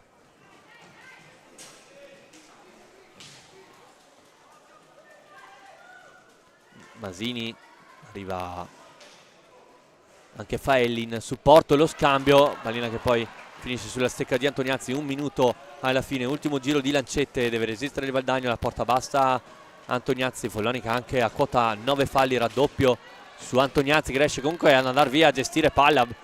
Bravissimo qui Mattia Antoniazzi che si porta a casa anche il 10° fallo. Che azione da parte di Antoniazzi che si prende gli applausi del pubblico. 10° fallo del Follonica.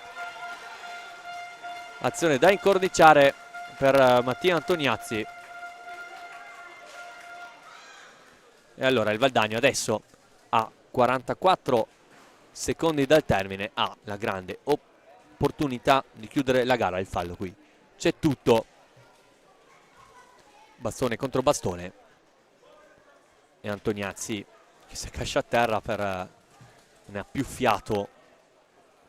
Un giocatore del Valdagno che di fatto sia lui che tutta la squadra sta giocando un'ottima gara contro un Follonica di Sergio Silva che dopo essere andato in vantaggio ha subito l'accelerazione del Valdagno e non è più riuscito a impensierire più di tanto Giovanni Cunegatti, che anche lui ha fatto il suo con un paio di interventi importanti.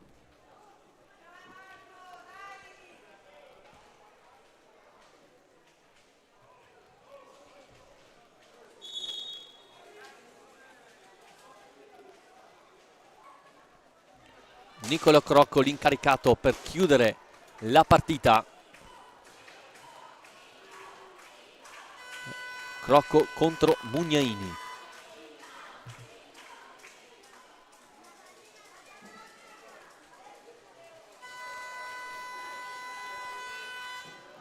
Però è sparita la pallina.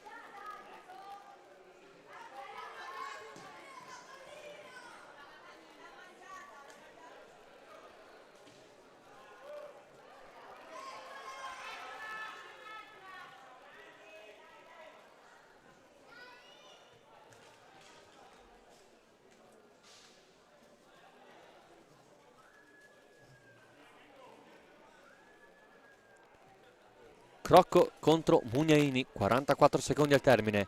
Rago fa cenno che si può andare, parte Crocco, la finta si allarga sulla sinistra, rientra Mugnaini coi gambali a dire di no. Ma Valdagno che rimane in possesso della sfera. Crocco davanti a Mugnaini, Crocco! Pallina di un nulla alto. Insiste ancora Valdagno, commette fallo Galbani. 25 secondi al termine.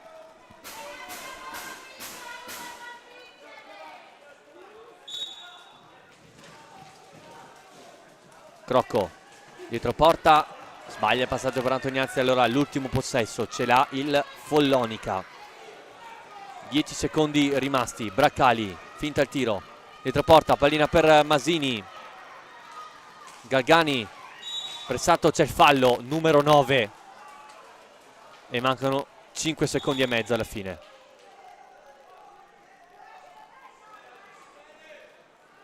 Barriera composta da Tomba e Crocco. Braccali che deve andare alla conclusione. Due giocatori in mezzo sono Giabbani e Faelli.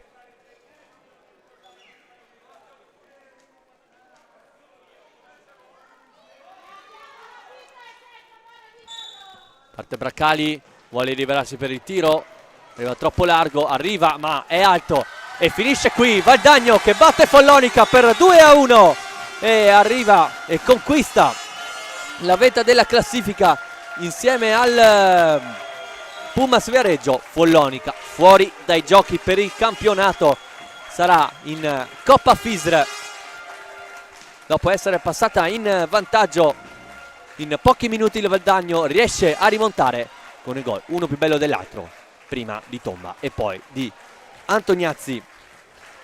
Prossima partita che si disputerà qui al Palalido di Valdagno sarà la sfida che chiuderà la giornata, sarà contro Bassano e Giovinazzo. Da Gabriele Pellizzaro è tutto, a risentirci.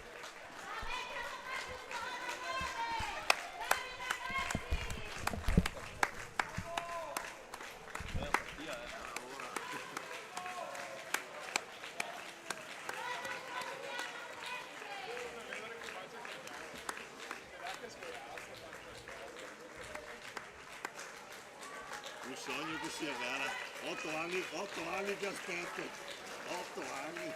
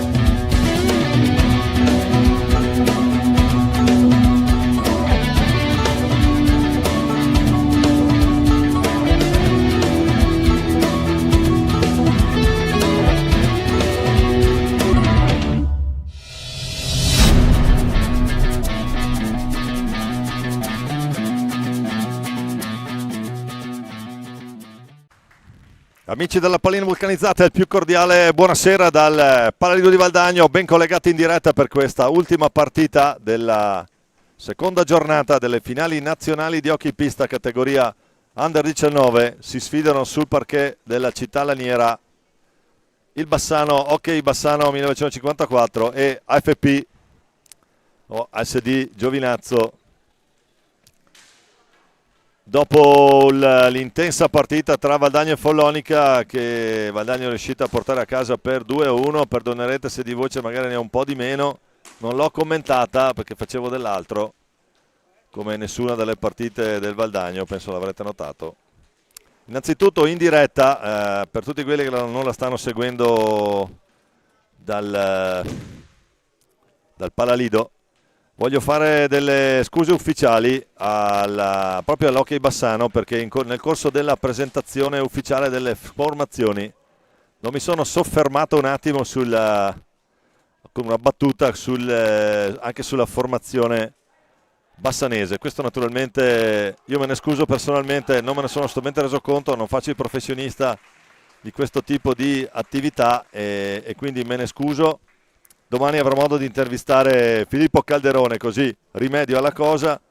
E andiamo intanto in diretta, leggiamo le formazioni in campo, cominciamo dagli ospiti, che in questo caso è la FP Giovinazzo, il portiere, il numero 74 Luca Calabrese, l'8 è Giorgio Giudice, il 56 Angelone De Bari, Luigi Turturro il vicecomandante, il comandante mio capitano è Paolo Colamaria, con il 98 Daniel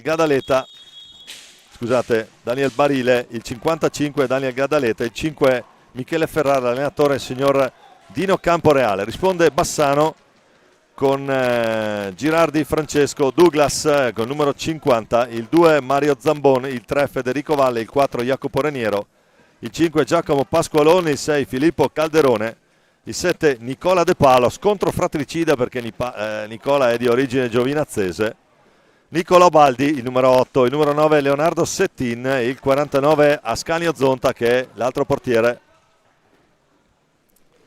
L'allenatore il signor Vittorio Negrello. Andiamo in diretta, anche qui vediamo come partono le due formazioni secondo quanto dichiarato dai due mister. Giovinazzo con Calabrese in porta, Gadaleta con la Maria Turturro e De Bari. Bassano con Francesco Girardi, Douglas numero 50 in porta, Mario Zambon che è il 2, Giacomo Pasqualon, Filippo Calderone, Nicolò Baldi. Andiamo in diretta con Angelo De Bari che entra in possesso di pallina. A partire Gadaleta, 55 della formazione bianco-verde. Tra l'altro entrambe le formazioni indossano le loro divise standard, quindi i giallorossi e i biancoverdi, giusto per capirci, il bianco-verde Giovinazzo in giallo-rosso, divisa standard per Hockey Bassano 1954. Tanto il Capitan Colamaria prova ad andare al tiro, la botta di Colamaria non trova lo specchio della porta.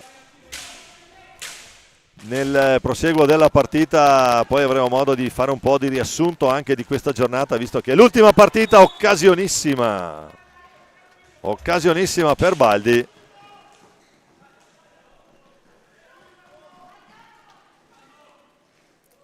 Anzi scusate, per Mario Zambon che è il numero 2, portate pazienza. Galdi è il numero 8, Baldi è il numero 8, poi c'è Pascolon con il 5 e Calderone con il numero 6.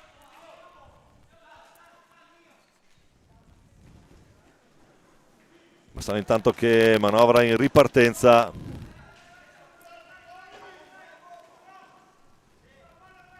Angelo De Bari, anche lui uno degli atleti della nazionale 17 con la medaglia di bronzo al collo agli ultimi europei a San Sadurní. Paolo Colamaria prova la botta, può ripartire Bassano.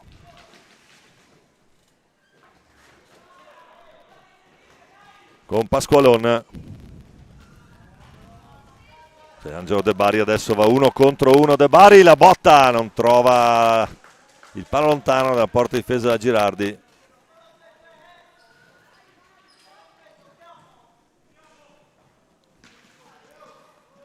Pasqualone si accentra lo scambio con Baldi. Calderone, ancora Baldi per vie centrali. Calderone, lo scambio tra i due, può andare al tiro, è fuori misura. Allora Zambon,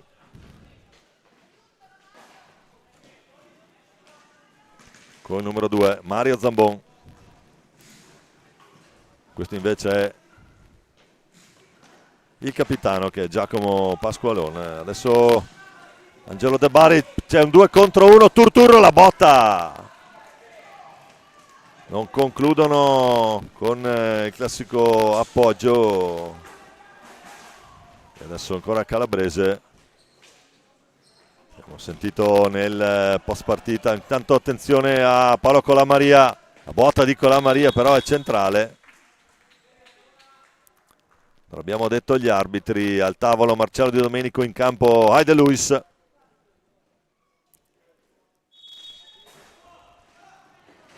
Bassano che prova a ripartire dentro adesso Nicola De Palo.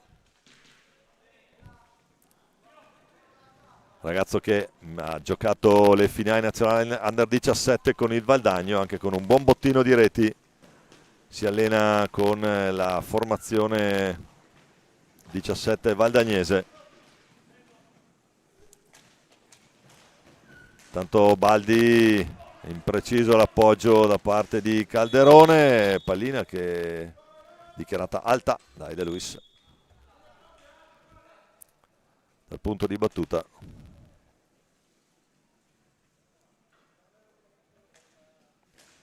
Paolo Colamaria prova ad accentrarsi, il tentativo di tocco piano lì di Turturro non va. De Bari in copertura sul concittadino lì, come dicevamo, tentativo basso da parte del numero 8 Nicolò Baldi.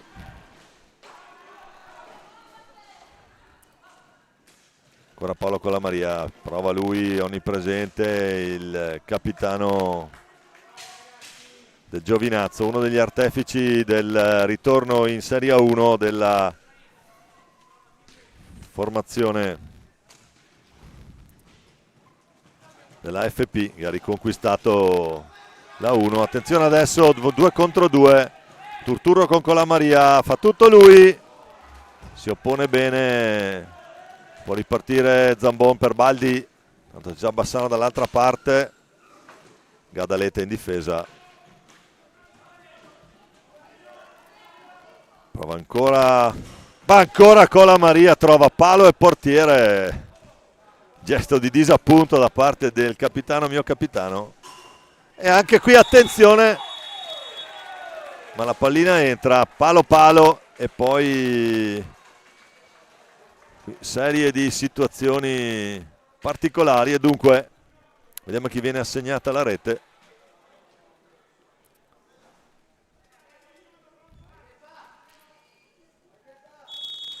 Il gol di Nicolò Baldi. Pallina che ha colpito entrambi i pali della porta e poi è passata all'interno della linea blu che delimita appunto l'area di porta, e quindi gol convalidato da parte del signor Luis, anzi Aid, Luis è il nome.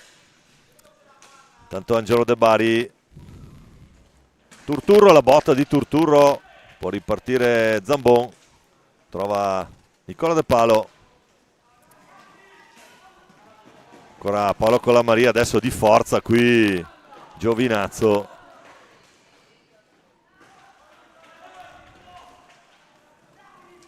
Baldi, ancora lui l'autore della prima rete, che per ora decide questo incontro. 13:52 da giocare.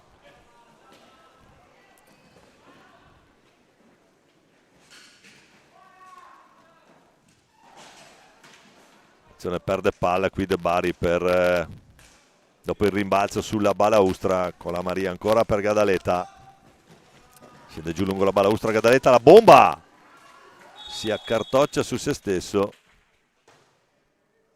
subito dopo la parata. Frank Girardi,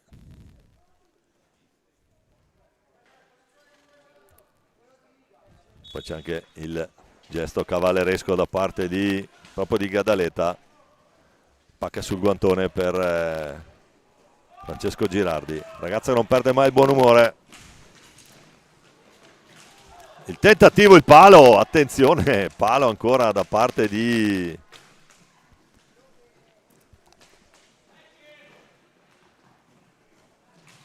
Nicolò Baldi.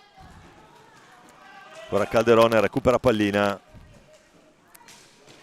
Vincente De Palo prova lui. La palla adesso ritorna nelle stecche bianco-verdi. Gadaleta a gestire. 12:50. 1-0 Bassano. Primo tempo qui al Palalido di Valdagno. Ultima partita della seconda giornata delle finali nazionali. E qui toccata la stecca al momento del tiro. Nessuno protesta. Nemmeno Aide Luis naturalmente non ha dubbi, è molto abbastanza evidente anche il tocco, vediamo se riusciamo eventualmente, adesso lo rivediamo troppo tardi, non importa, è abbastanza evidente, quindi Girardi che deve predisporsi per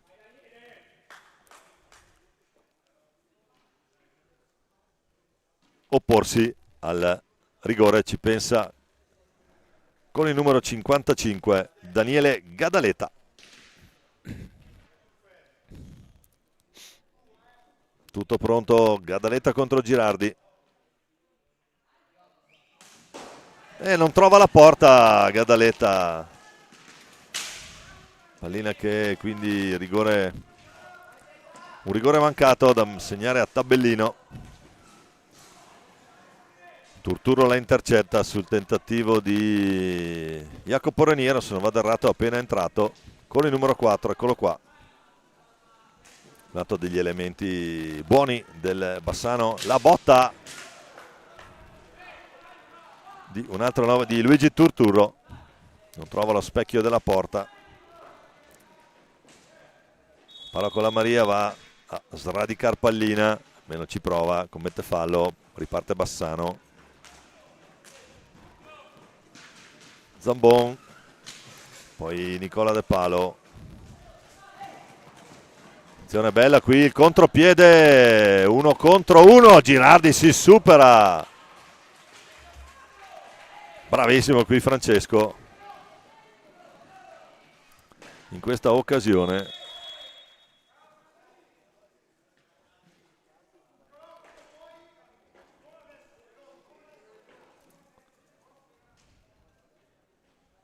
Adesso mi pare pronto al cancelletto Settin.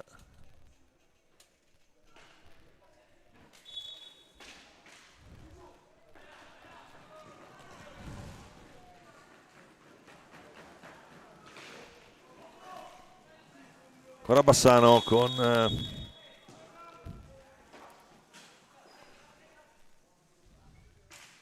Baldi, intanto entra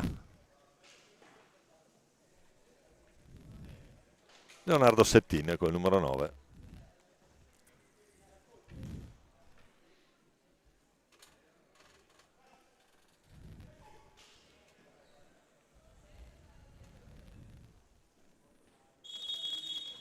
Gio De Bari per Capitan con la Maria, Nicola De Palo che accelera 2 contro 2. Buona l'idea, l'assist proprio per Jacopo Raniero, si trovano a meraviglia i due.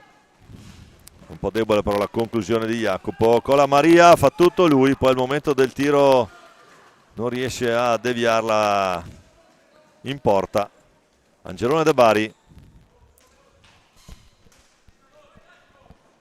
poi Gadaleta sta affilata, prova la gran botta anche lui.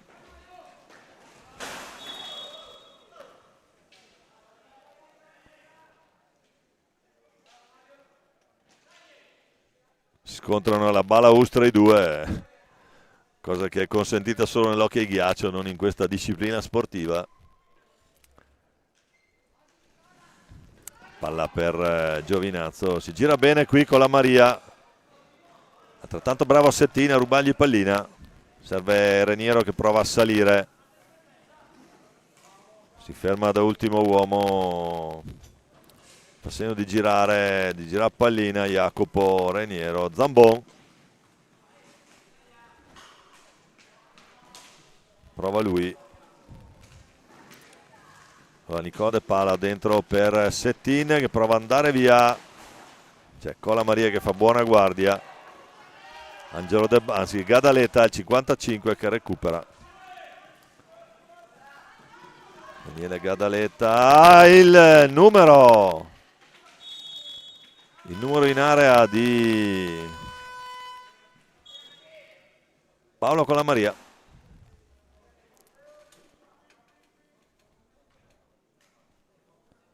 Sembra pronto ad entrare anche Michele Ferrara, numero 5 della formazione di Dino Camporeale.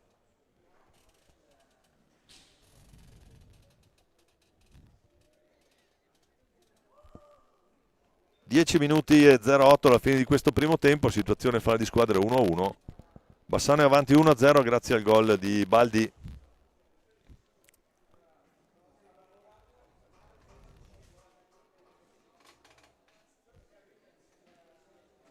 Da segnalare che c'è stato un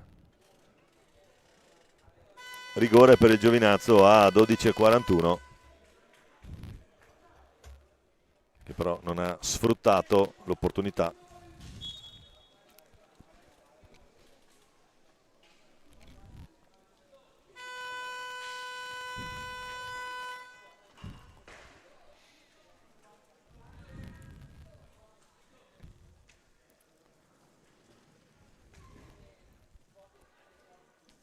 Jacopo Raniero chiamerà la distanza.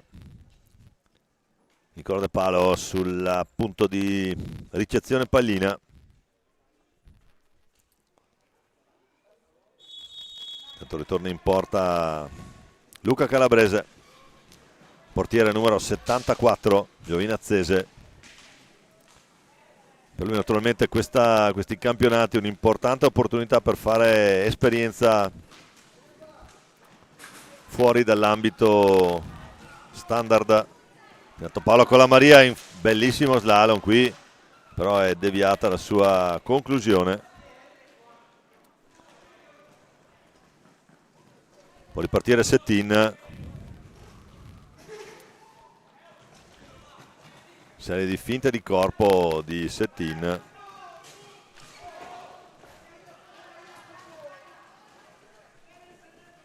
Leonardo Settin. Intanto ancora Nicola De Palo a gestire. Zambon retroporta.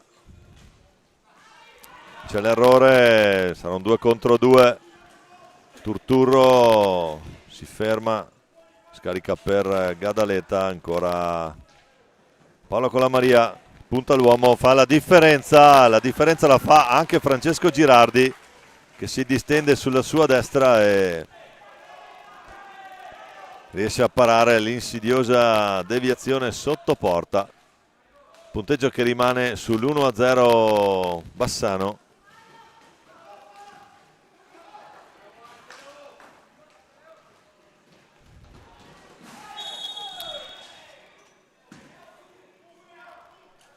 Poi c'è fallo di squadra, secondo fallo del Giovinazzo. 3 falli di squadra in 12 minuti, direi che siamo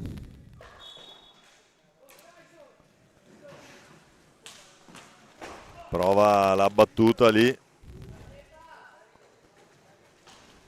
l'alza e schiaccia di Nicola De Palo che resta sulla linea blu e quindi non convalida la rete.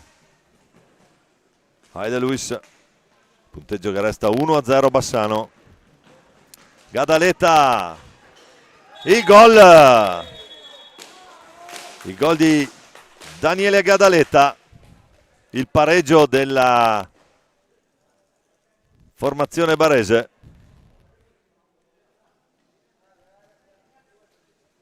Rimette tutto in parità, squadra di Dino Camporeale.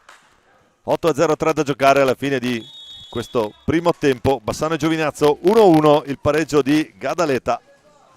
Questo tap-in, vediamo un po'. Anche apprezzabile, questa è la parata prima e poi il tap-in di Gadaleta con Girardi, il disappunto dell'estremo difensore bassanese. Il più veloce di tutti adesso è Settin, che stava facendo ripartire Raniero. Angelo De Bari.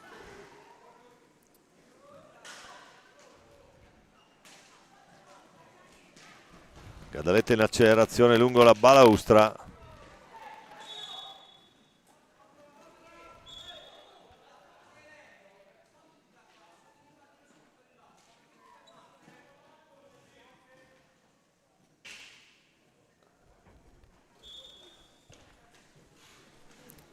Guadagno che può ripartire proprio con Settin, l'appoggio su Raniero.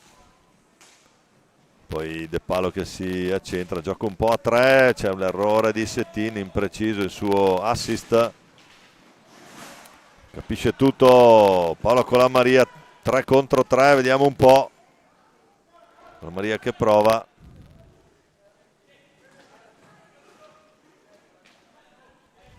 Scarica su Luigi Turturro, che è appunto il vice capitano. La botta, colpito qui, colpito Francesco Girardi.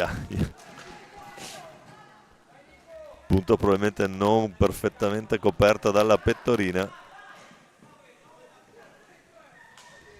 Si lamenta con la panchina Girardi, ma naturalmente destino dei portieri, qui bisogna tenere botta. Attenzione, Angelo De Bari va 1 contro 1.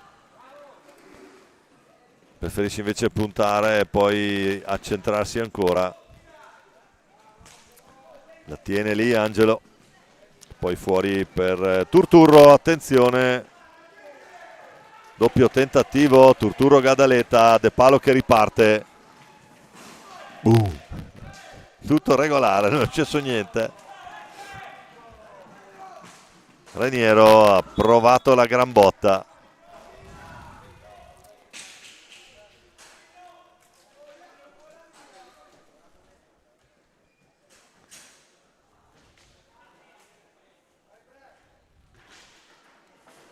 Tentativo da parte del Bassano, ma è fuori misura.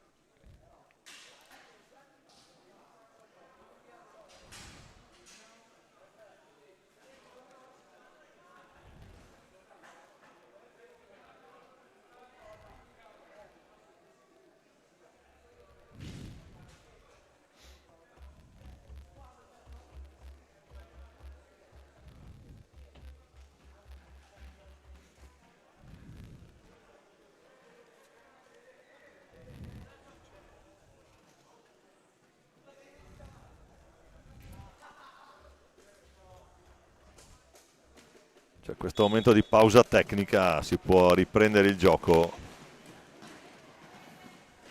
Angelone De Bari.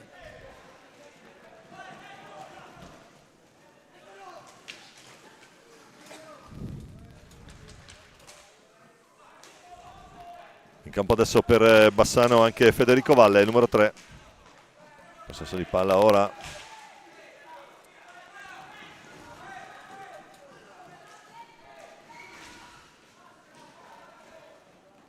Turturro con calma fa ripartire Gadaleta. La botta di Gadaleta. Contropiede. Doppio con Valle. Bellissimo assist dentro per Federico Valle. Non sfruttato la risposta di Girardi. Paralido che si va lentamente svuotando pure, perché dopo il gran pubblico per seguire la squadra di casa, naturalmente l'ultima partita.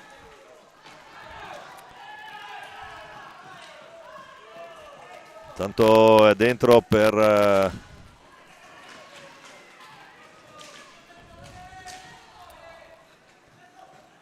Giovinazzo, Giorgio Giudice.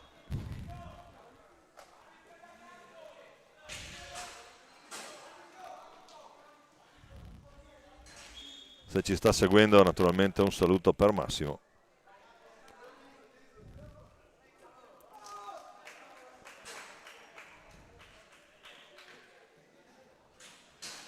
Con la Maria chiede spiegazioni a Heide Luis e intanto c'è in pista Samuele Tiso, uno dei giocatori della Under 15, il portiere dell'Under 15 Valdagnese, nell'insolito compito di pulitore pista, asciugatore più che pulitore.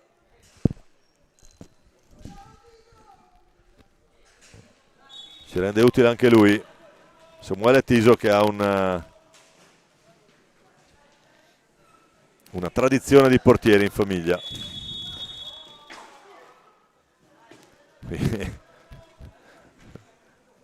Settin che ha qualcosa da dire a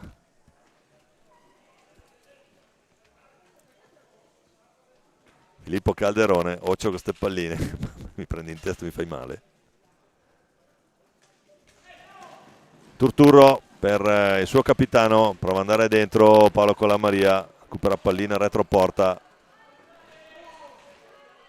La battaglia con Baldi, che intanto è rientrato, autore della prima e finora unica rete bassanese. Baldi in velocità, cerca l'1 contro 1, non riesce il tunnel. Giudice, lo scarico al centro, c'è anche l'errore di Giudice, può favorire un tentativo, adesso fasi un po' confuse, batti e ribatti.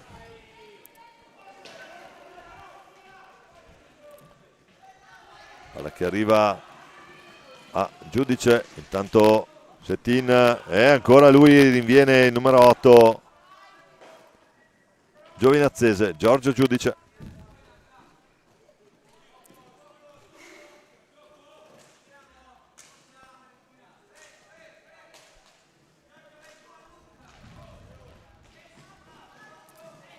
Detta un po' i tempi della manovra Dino Camporeale.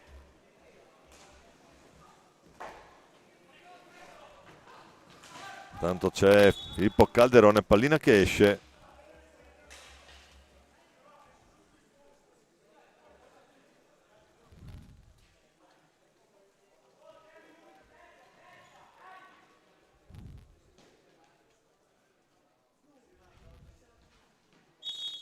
Giorno De Bari con il 55.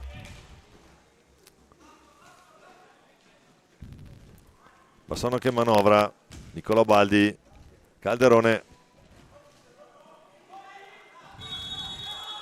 E qui attenzione, l'errore di 5 secondi. De Paolo Colamaria. Il gol del capitano. Raddoppia Giovinazzo, si porta avanti, quindi remontada per formazione di Dino Camporeale da 1-0 a 2-1.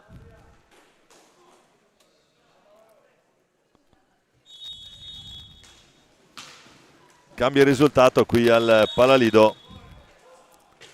I gol di Gadaleta e Colamaria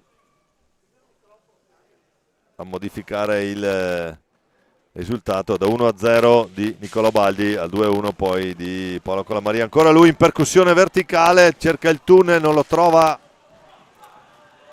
Adesso sembra manchi un minuto alla fine, in realtà ne mancano 2:43 alla fine di questo primo tempo. Bravo qui Giudice, trottolina alla Tataranni. La deviazione volante di Colamaria, ci mette il casco Francesco Girardi.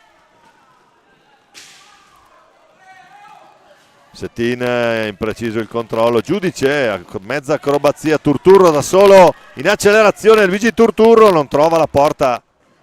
Allora Calderone può ripartire per la formazione bassanese. Settin, largo per Baldi,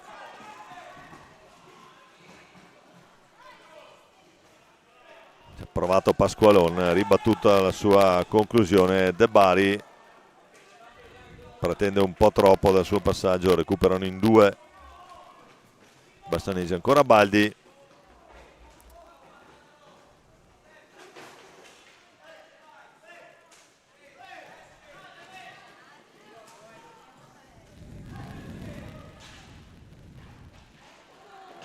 tutto facile lì, Girardi che deve fare gli straordinari. Risultato che rimane 2-1 per Giovinazzo. Angelo De Bari in slalom, poi retroporta per Giudice che finta il tiro, gli riscarica pallina.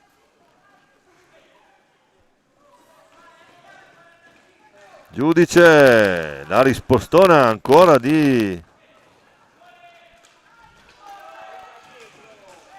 Francesco Girardi, poi va giù con la Maria, ma riesce a servire prima di cadere Angelo De Bari. Si lotta la Balausto, qui lotta accanita, raddoppio su De Bari che nasconde pallina, quindi sarà palla a Bassano.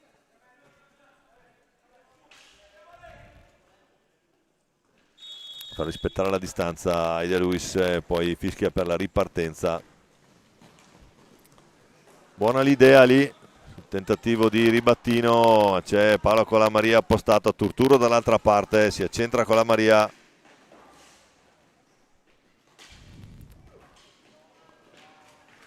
Ancora Turturro non riesce nella deviazione, anzi scusate era Giudice.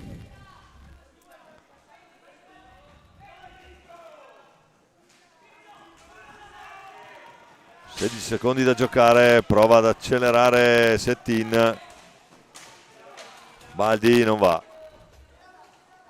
Angelone De Bari terrà pallina, 5 secondi, finisce qui il primo tempo che alla fine le due formazioni hanno giocato senza risparmiarsi troppo, in qualche caso anche in forcing per svariati minuti. Il risultato premia Giovinazzo che è avanti 2-1 al gol iniziale di Nicolò Baldi. Hanno risposto prima Daniele Gadaleta e poi Paolo Colamaria. Per questo primo tempo è tutto, tra qualche minuto per la seconda parte di gara.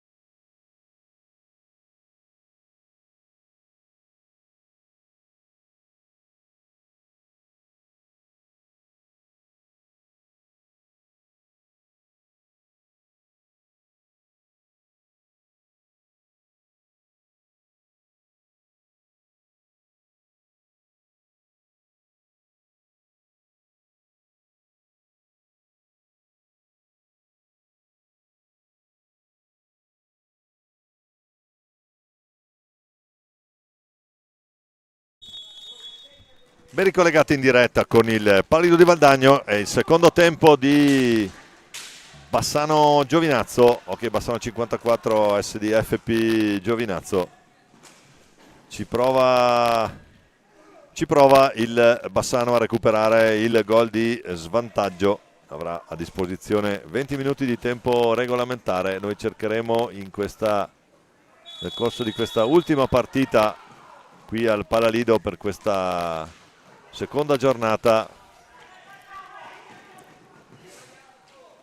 delle finali nazionali di hockey pista categoria Under 19, campionati giovanili, di passarvi qualche informazione grazie alla grafica che ci mette a disposizione la regia di Flavio Zattera. Intanto Girardi che si supera, bello il suo intervento, ancora Paolo Colamaria, prova ad andare lui,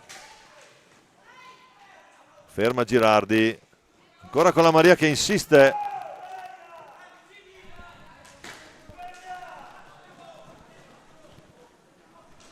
ecco qua. Andiamo a vedere intanto com'è la situazione della classifica dei gironi. Nel girone A, stento a credere qui, ok, Valdagno 9 punti, Pumas Viareggio 7, Vaschenlodi 4, Trissino 3, Follonica 2, con invece il girone B con 10 punti Forte dei Marmi assieme a Breganze, poi a 3 punti Scandiano, a 3 punti anche Giovinazzo e a 0, scusate, Bassano 54, a 0 punti anche Giovinazzo, quindi alla fine è uno scontro diretto, perché se si va tutti e tre a 3 punti ci sarà una formula di spareggio con un tempo di 15 minuti e poi rigori e quant'altro, perciò per Giovinazzo è fondamentale, me l'aveva fatto presente proprio il capitano Paolo Colamaria, che i giochi nel girone sono ancora tutti da gestire. Le partite intanto, i risultati del girone A: Pumas Viareggio batte Trissino 2-0, Lodi e Follonica 3-3, Valdagno batte Trissino 6-4, Pumas Viareggio e Follonica 1-1, ok Valdagno batte Lodi 6-5. Queste le partite del primo di giovedì, mentre oggi si sono disputati Trissino Follonica, ha vinto Trissino 3-2, Viareggio ha battuto Valdagno 3-2, il Lodi ha battuto Trissino 2-1 e poi Valdagno ha battuto 2-1 Follonica. Domattina alle 9 l'ultima partita del girone, Pumas Lodi. Perciò saranno 3 punti importanti per Giovinazzo questa sera. Tanto la mette lì, gol! Il gol di Angelone De Bari sull'assist di Luigi Turturro. Turturro Gadaletta con la Maria De Bari, arriva anche giustamente Calabrese a condividere la rete. 3-1 Giovinazzo, 17-16 da giocare.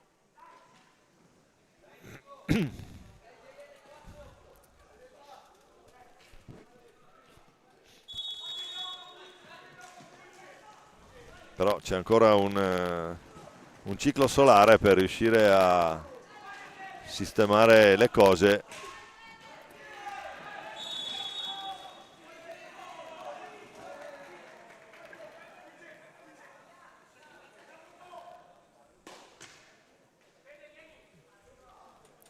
Qui c'è il fischio un rigore ai De Luis, vediamo se riusciamo a capire cos'è successo. Da quello che ho capito, la calciata in area.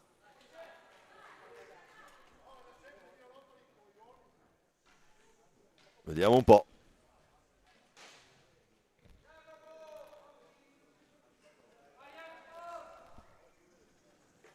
Va la battuta Jacopo Reniero.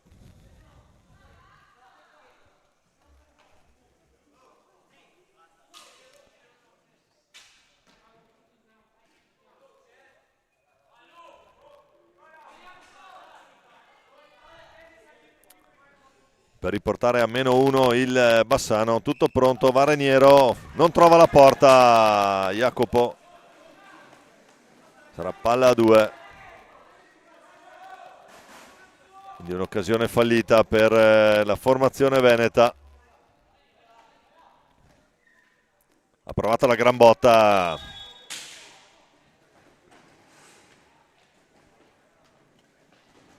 non è riuscito a trovare, a inquadrare la porta. Luigi Turturro per Gadaleta, poi ancora De Bari, Nicola De Palo in interdizione, poi Reniero su De Bari.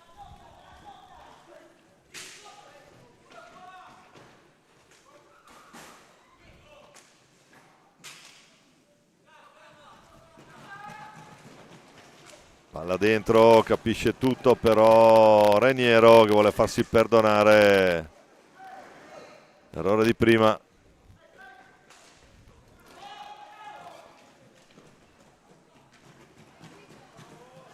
Azione imperversa in area qui, Capitan Colamaria.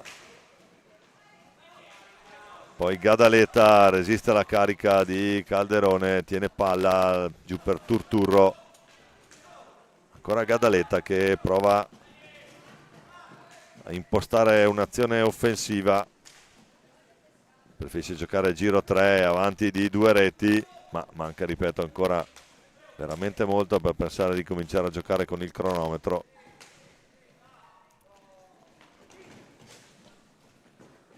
Palla lunga, la recupera il Bassano con Nicola De Palo che accelera, incrocia il passo, poi si ferma la scarica per Calderone, ancora De Palo. Reniero, tentativo di conclusione, ben piazzato Calabrese. Ancora Angelo De Bari, prova ad andare giù, si ferma Angelone, torna indietro, scarica per Gadaletta che fa un po' da ultimo uomo barra centro boa in questa fase di gioco. Turturro dentro con la Maria, prova, non va. Bisogna risistemare la porta perché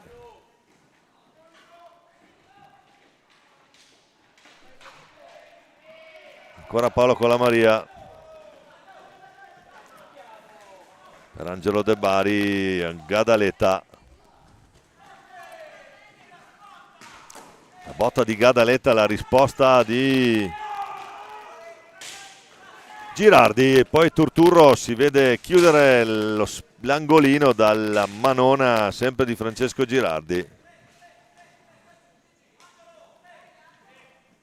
Mi ha spiegato, i compagni di squadra vogliono che lo chiamo Douglas e non Douglas come sarebbe corretto secondo la pronuncia, e quindi lo chiamiamo Francesco Douglas Girardi. Attenzione, va giù, ci sarà cartellino blu, era già in mano Hyde.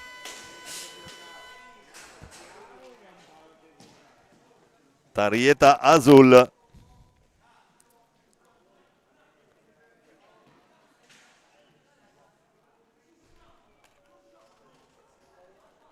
Per Federico Valle, andiamo a rivedere. Ecco qua, va giù sull'intervento secco sul pattino. Si accomoda in panca Puniti.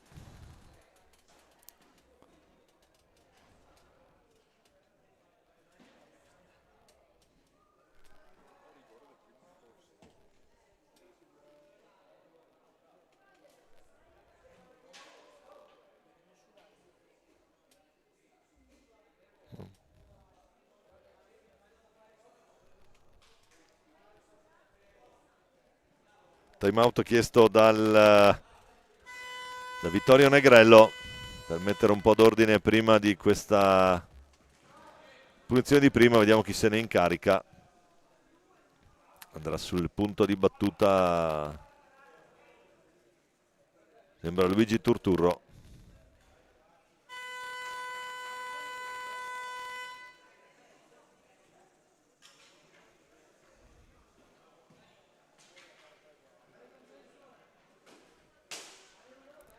Girardi contro Turturro.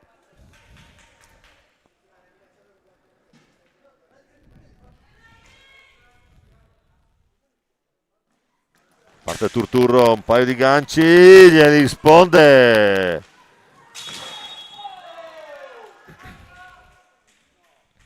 Gli risponde bene, non è gol questo, palla stecca alta. Gli risponde da par suo Francesco Douglas Girardi, numero 50, dice di no a Luigi Turturro. Adesso è un po' come si organizza l'attacco 4 contro 3. Turturro ancora lui, poi va giù.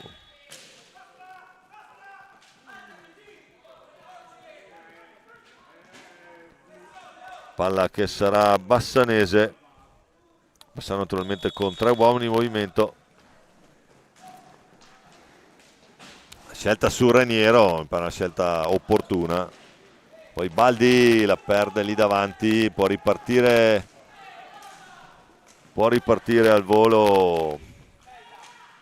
Ma ancora Girardi a difendere la gabbia bassanese. Risultato che rimane per ora fermo sul 3-1 per Giovinazzo, che incamererebbe 3 importanti punti per il discorso qualificazione. Sarebbe ancora tutta da giocare, diciamo, perché si andrà agli spareggi. Tanto con la Maria a gestire pallina. Sono a quadrato adesso i ragazzi di Camporeale. Ora Gadaleta, De Bari, Gadaleta, gli scambi standard impreciso, però il controllo di Angelone. De Bari e Colamaria, 2 elementi giovinazzesi alle finali europee dello scorso anno. La botta di Gadaleta non trova la porta, la può recuperare Nicola De Palo con Raniero. Vediamo com'è l'intesa tra i due, di solito si trovano a meraviglia, ma adesso ci si gioca in inferiorità, 2 contro 2, l'errore, può ripartire Bassano. Baldi,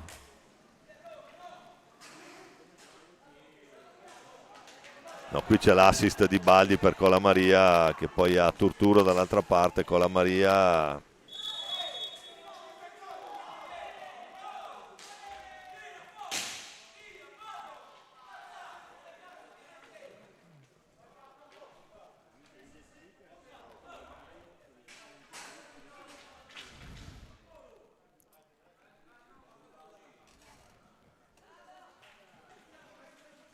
il cambio del portiere, esce Francesco Girardi, entra Ascanio Zonta.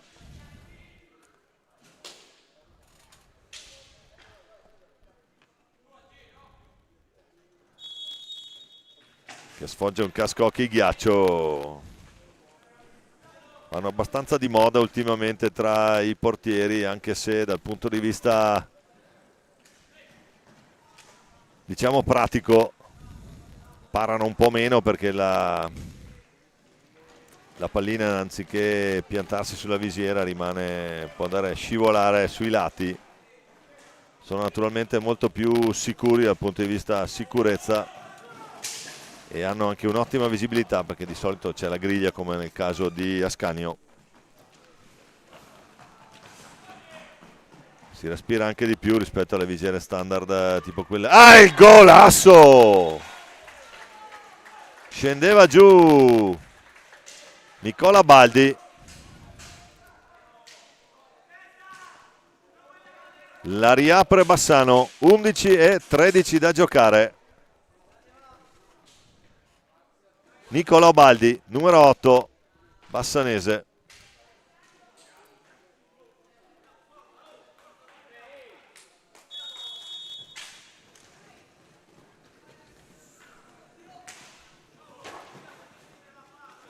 Sempre precisa la conclusione di Giovinazzo, il tunnel di Giudice che riesce a scaricare su Colamaria. 10:50 da giocare. Giovinazzo 3, Bassano 2, ancora tutto da decidere in questa ultima partita della giornata.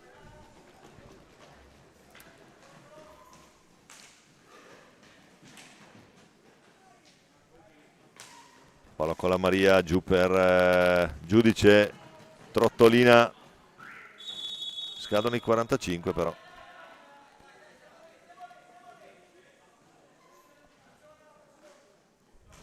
E allora Jacopo Raniero per Settin.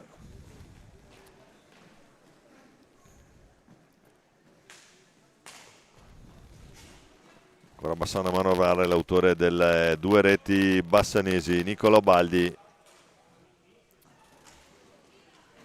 Ora Raniero cerca l'appoggio su De Palo, poi invece scarica su Settin che prova a girarsi, c'è Giudice su di lui, aggressivo il numero 8 bianco-verde. E il gol! La deviazione volante.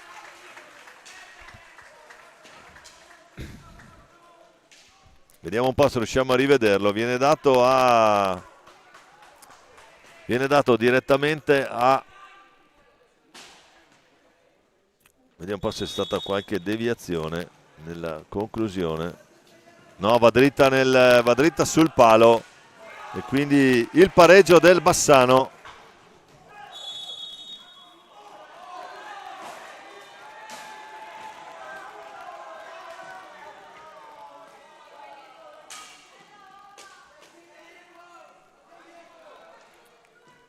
Cartellino blu intanto per Paolo Colamaria. Sto ancora cercando di capire l'autore del gol, che è Jacopo Raniero, numero 4. E quindi nel breve volgere di un minuto Bassano pareggia e può portarsi in vantaggio con questa punizione di prima che è affidata. Giovinazese contro Giovinazese, Nicola De Palo.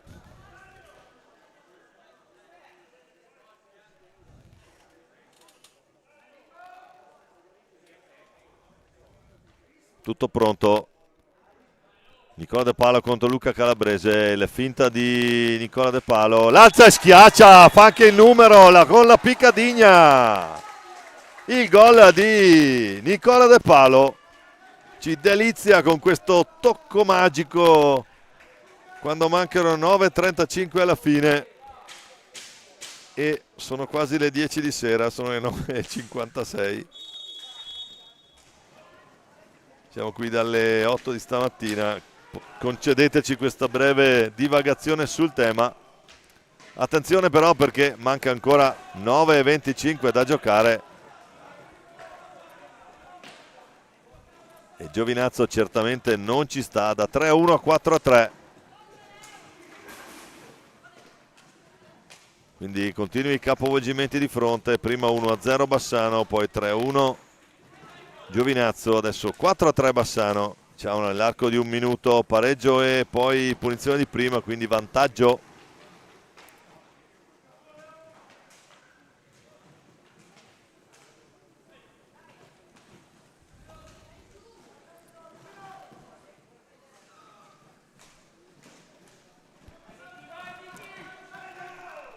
Parte Ferrara, trova una bella conclusione, c'è Ascanio Zonta dentro.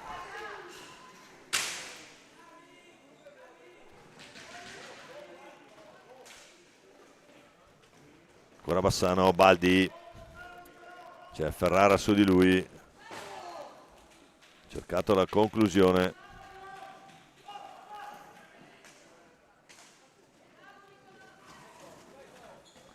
Angelo De Bari in percussione centrale, la botta su Zonta che tiene botta, scusate il gioco di parole, e fa ripartire i suoi. Jacopo Raniero.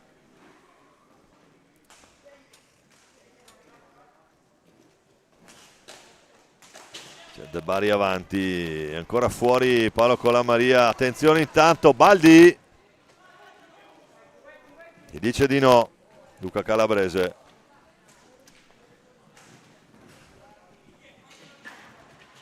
C'è Ferrara che lotta sulla balaustra, Angelo De Bari, poi Daniele Gadaleta, numero 55 biancoverde, ancora Ferrara, l'appoggio su Gadaleta che però è pressato proprio da Raniero. Scarico per Giudice. Per andare Giudice, buona, riesce anche a deviare Ferrara, ma è lì piazzato al centro della sua porta proprio Calabrese.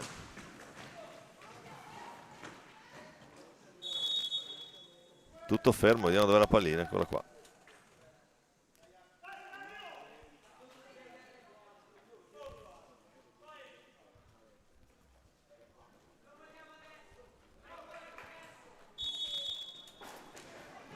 Ora Bassano, Settin prova a accelerare e andare via, ci mette la stecca Giudice, palla che arriva sporca su quella di Nicola De Palo che era il destinatario del passaggio. Baldi.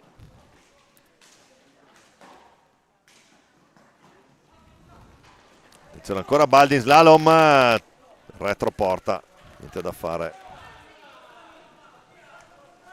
Ferrara numero 5.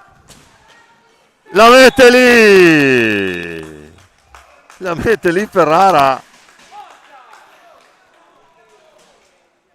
E pareggia i conti. 6:29 da giocare. Vediamo se riusciamo a rivedere la rete.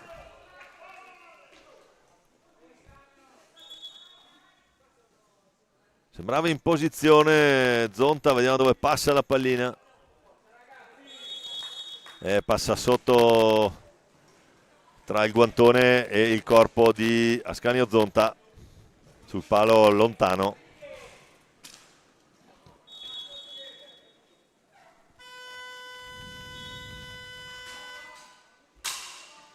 Time out.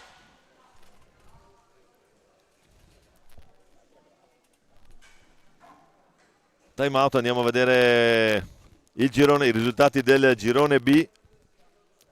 Finora Braganza batte Scandiano 6-4, poi Forte dei Marmi batte Bassano 9-1.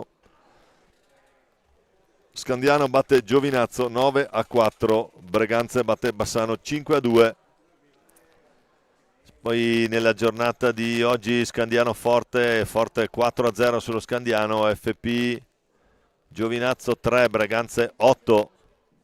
Scandiano 1, Bassano 2, quindi vittoria del Bassano 54 su Scandiano per 2-1. Poi il pareggio tra Forte dei Marmi e Braganze. Bassano 54 e AFP stanno pareggiando 4-4 a 6:18 dalla fine. Forte dei Marmi, AFP Giovinazzo si giocherà domattina ore 10:30. La pista naturalmente è sempre qui al Palalido.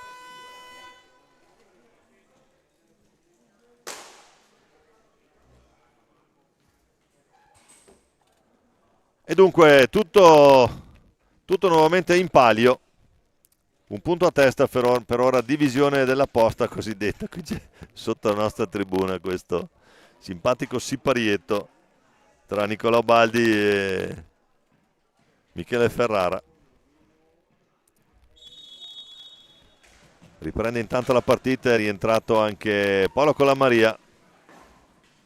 Il pezzo da 90 di Dino Camporeale è uno degli autori della vittoria in A2 del Giovinazzo, che riporta la formazione in A1, riporta la società in A1.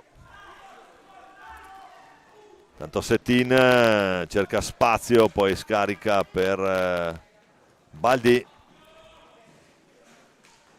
Ora 5:48 da giocare, c'è poco tempo per ragionare, bisogna essere molto pratici, decidere se giocare col cronometro e mantenere il punto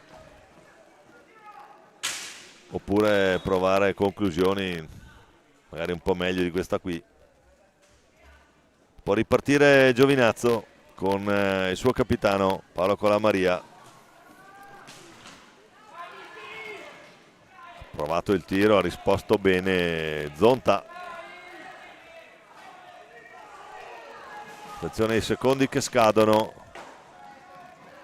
C'è Nicola De Palo che ne approfitta. Arriva anche Settin. Adesso è in piedi la mamma del capitano, è in piedi in panchina.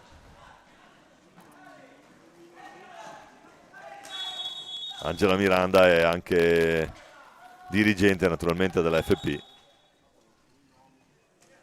fa parte dello staff di Camporeale.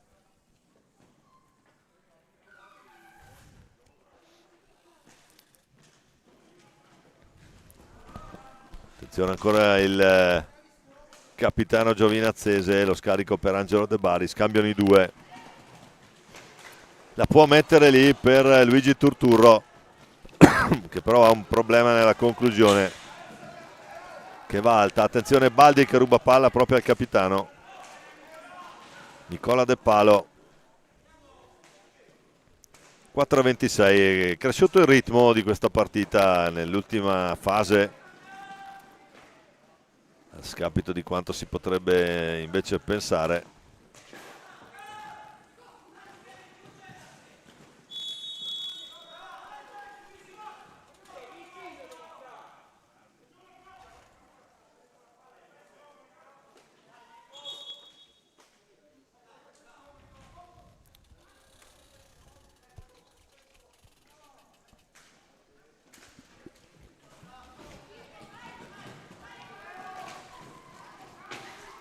Ci prova con la Maria, Calderone a dire di no, interdizione. Angelo De Bari, lo scarico per Turturro. Attenzione Luigi Turturro, prova lui.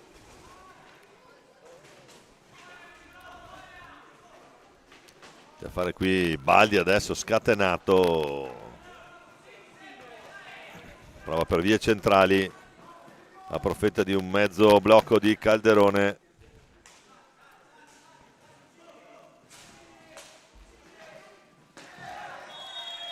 Poi vanno giù i due, sarà fallo di squadra.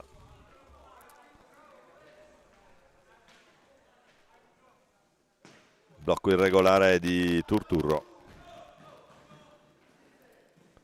Infatti la palla è nelle stecche della formazione di Vittorio Negrello.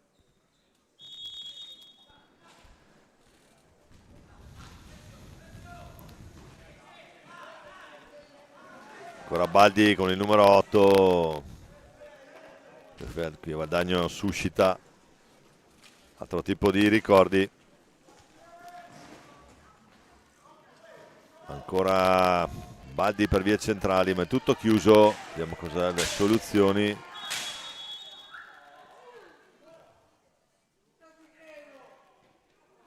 C'è il cartellino blu per Settin, Leonardo Settin. Vediamo se abbiamo possibilità di rivedere con un no,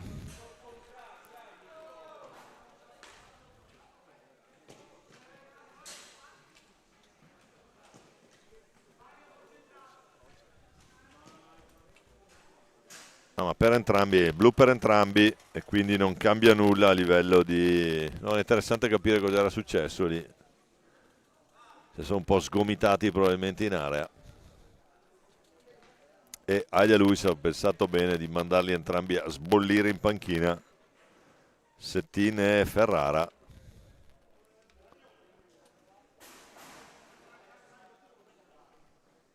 Non succede assolutamente nulla a livello di punteggio o quant'altro, ma entrambe le formazioni rinunciano per 2 minuti agli elementi espulsi. Si ritorna a giocare 4 contro 4, 4 uomini di movimento.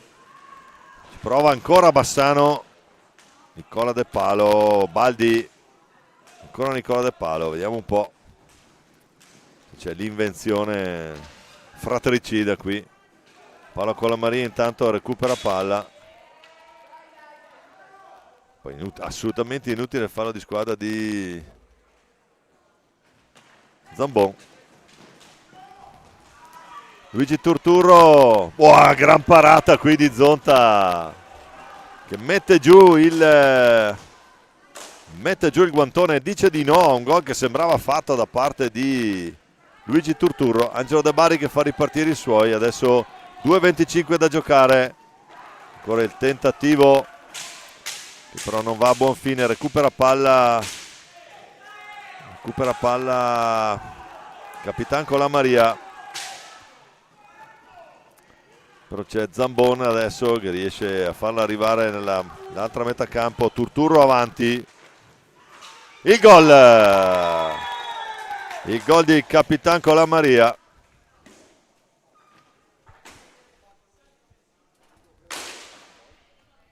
Vediamo un po', andiamo a rivedere. C'è l'assist dentro di Turturro, è pronta la deviazione di Colamaria, vediamo anche da questa bella soggettiva. Rimane lì la pallina, ha qualcosa da dire Zonta ai suoi.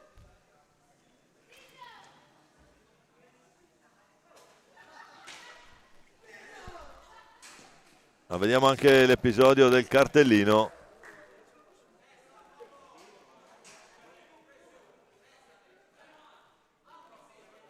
No, non è questo.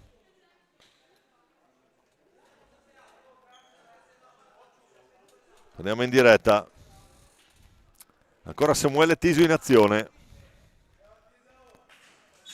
Gli arrivano anche gli applausi da parte di alcuni tifosi qui sotto la nostra tribuna stampa.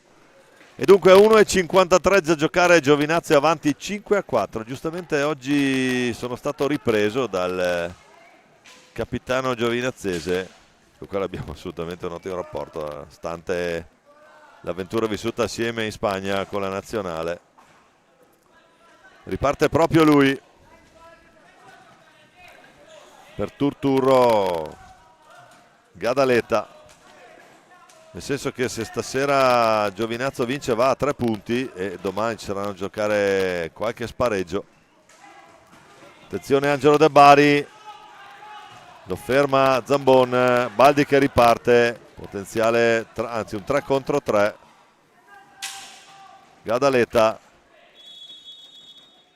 fischia Luis, Aid Luis.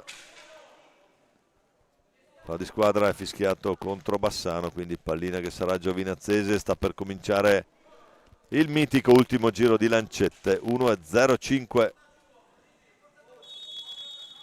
che chiuderà anche questa nostra giornata vissuta qui al Palalido con Fausto Pozzan e Gabriele Pellizzaro a dare una mano, perché altrimenti io domenica non ci arrivo. Attenzione Gadaleta intanto con il pressing bassanese. Turturro con calma verso De Bari, può gestire solo 12 secondi di possesso, però il forte dei sì, la FP, scusate. E gli ultimi 30 secondi saranno giallorossi. Zambon prova la botta disperata, non va.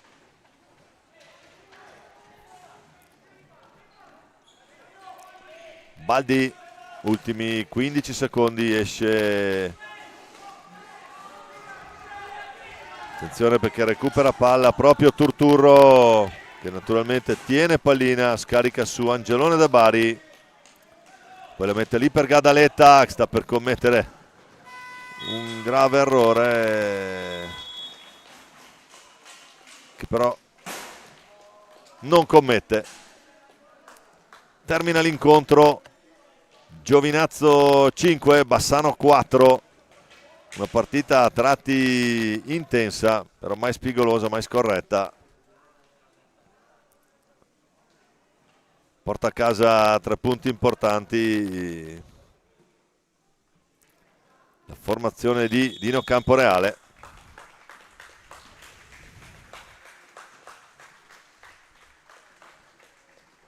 E quindi domani aspetteremo le ultime partite per poi capire quale sarà la classifica finale del girone.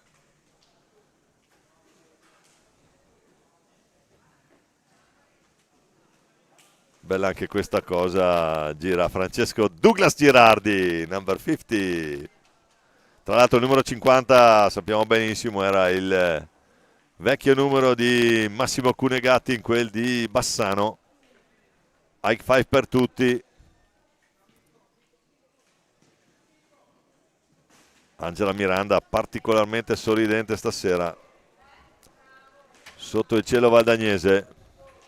E dunque bianco-verde, e bianco-verde la serata si conclude con la vittoria di Giovinazzo.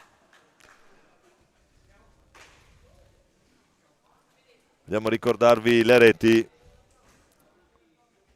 in apertura il gol di Niccolò Baldi, poi la doppietta che porta sul 2-1 il risultato Gadaleta e Colamaria.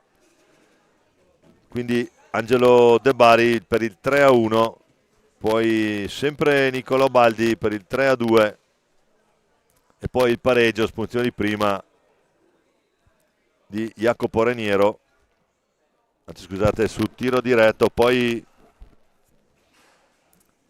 la punizione di prima è per Nicola De Palo, poi Giorgio Giudice la ripareggia 4 pari, alla fine risolve a 2-0-2 Paolo Colamaria, il capitano, ci mette lo zampino, teppin ravvicinato su Ascanio Zonta. Bene, è tutto per noi, è tutto per noi e i saluti anche dalla pista. Le riprese di Roberto Baucel col supporto di Marco Zen, la maxi regia. Flavio. Siamo assolutamente cotti, stasera portate pazienza, Flavio Zattera in regia. Per noi è tutto, Tre Verdi, Antiskid e Full Stop. Ci sentiamo domani mattina a risentirci da Domenico Tomba in diretta dal Palido di Valdagno. Stay with us.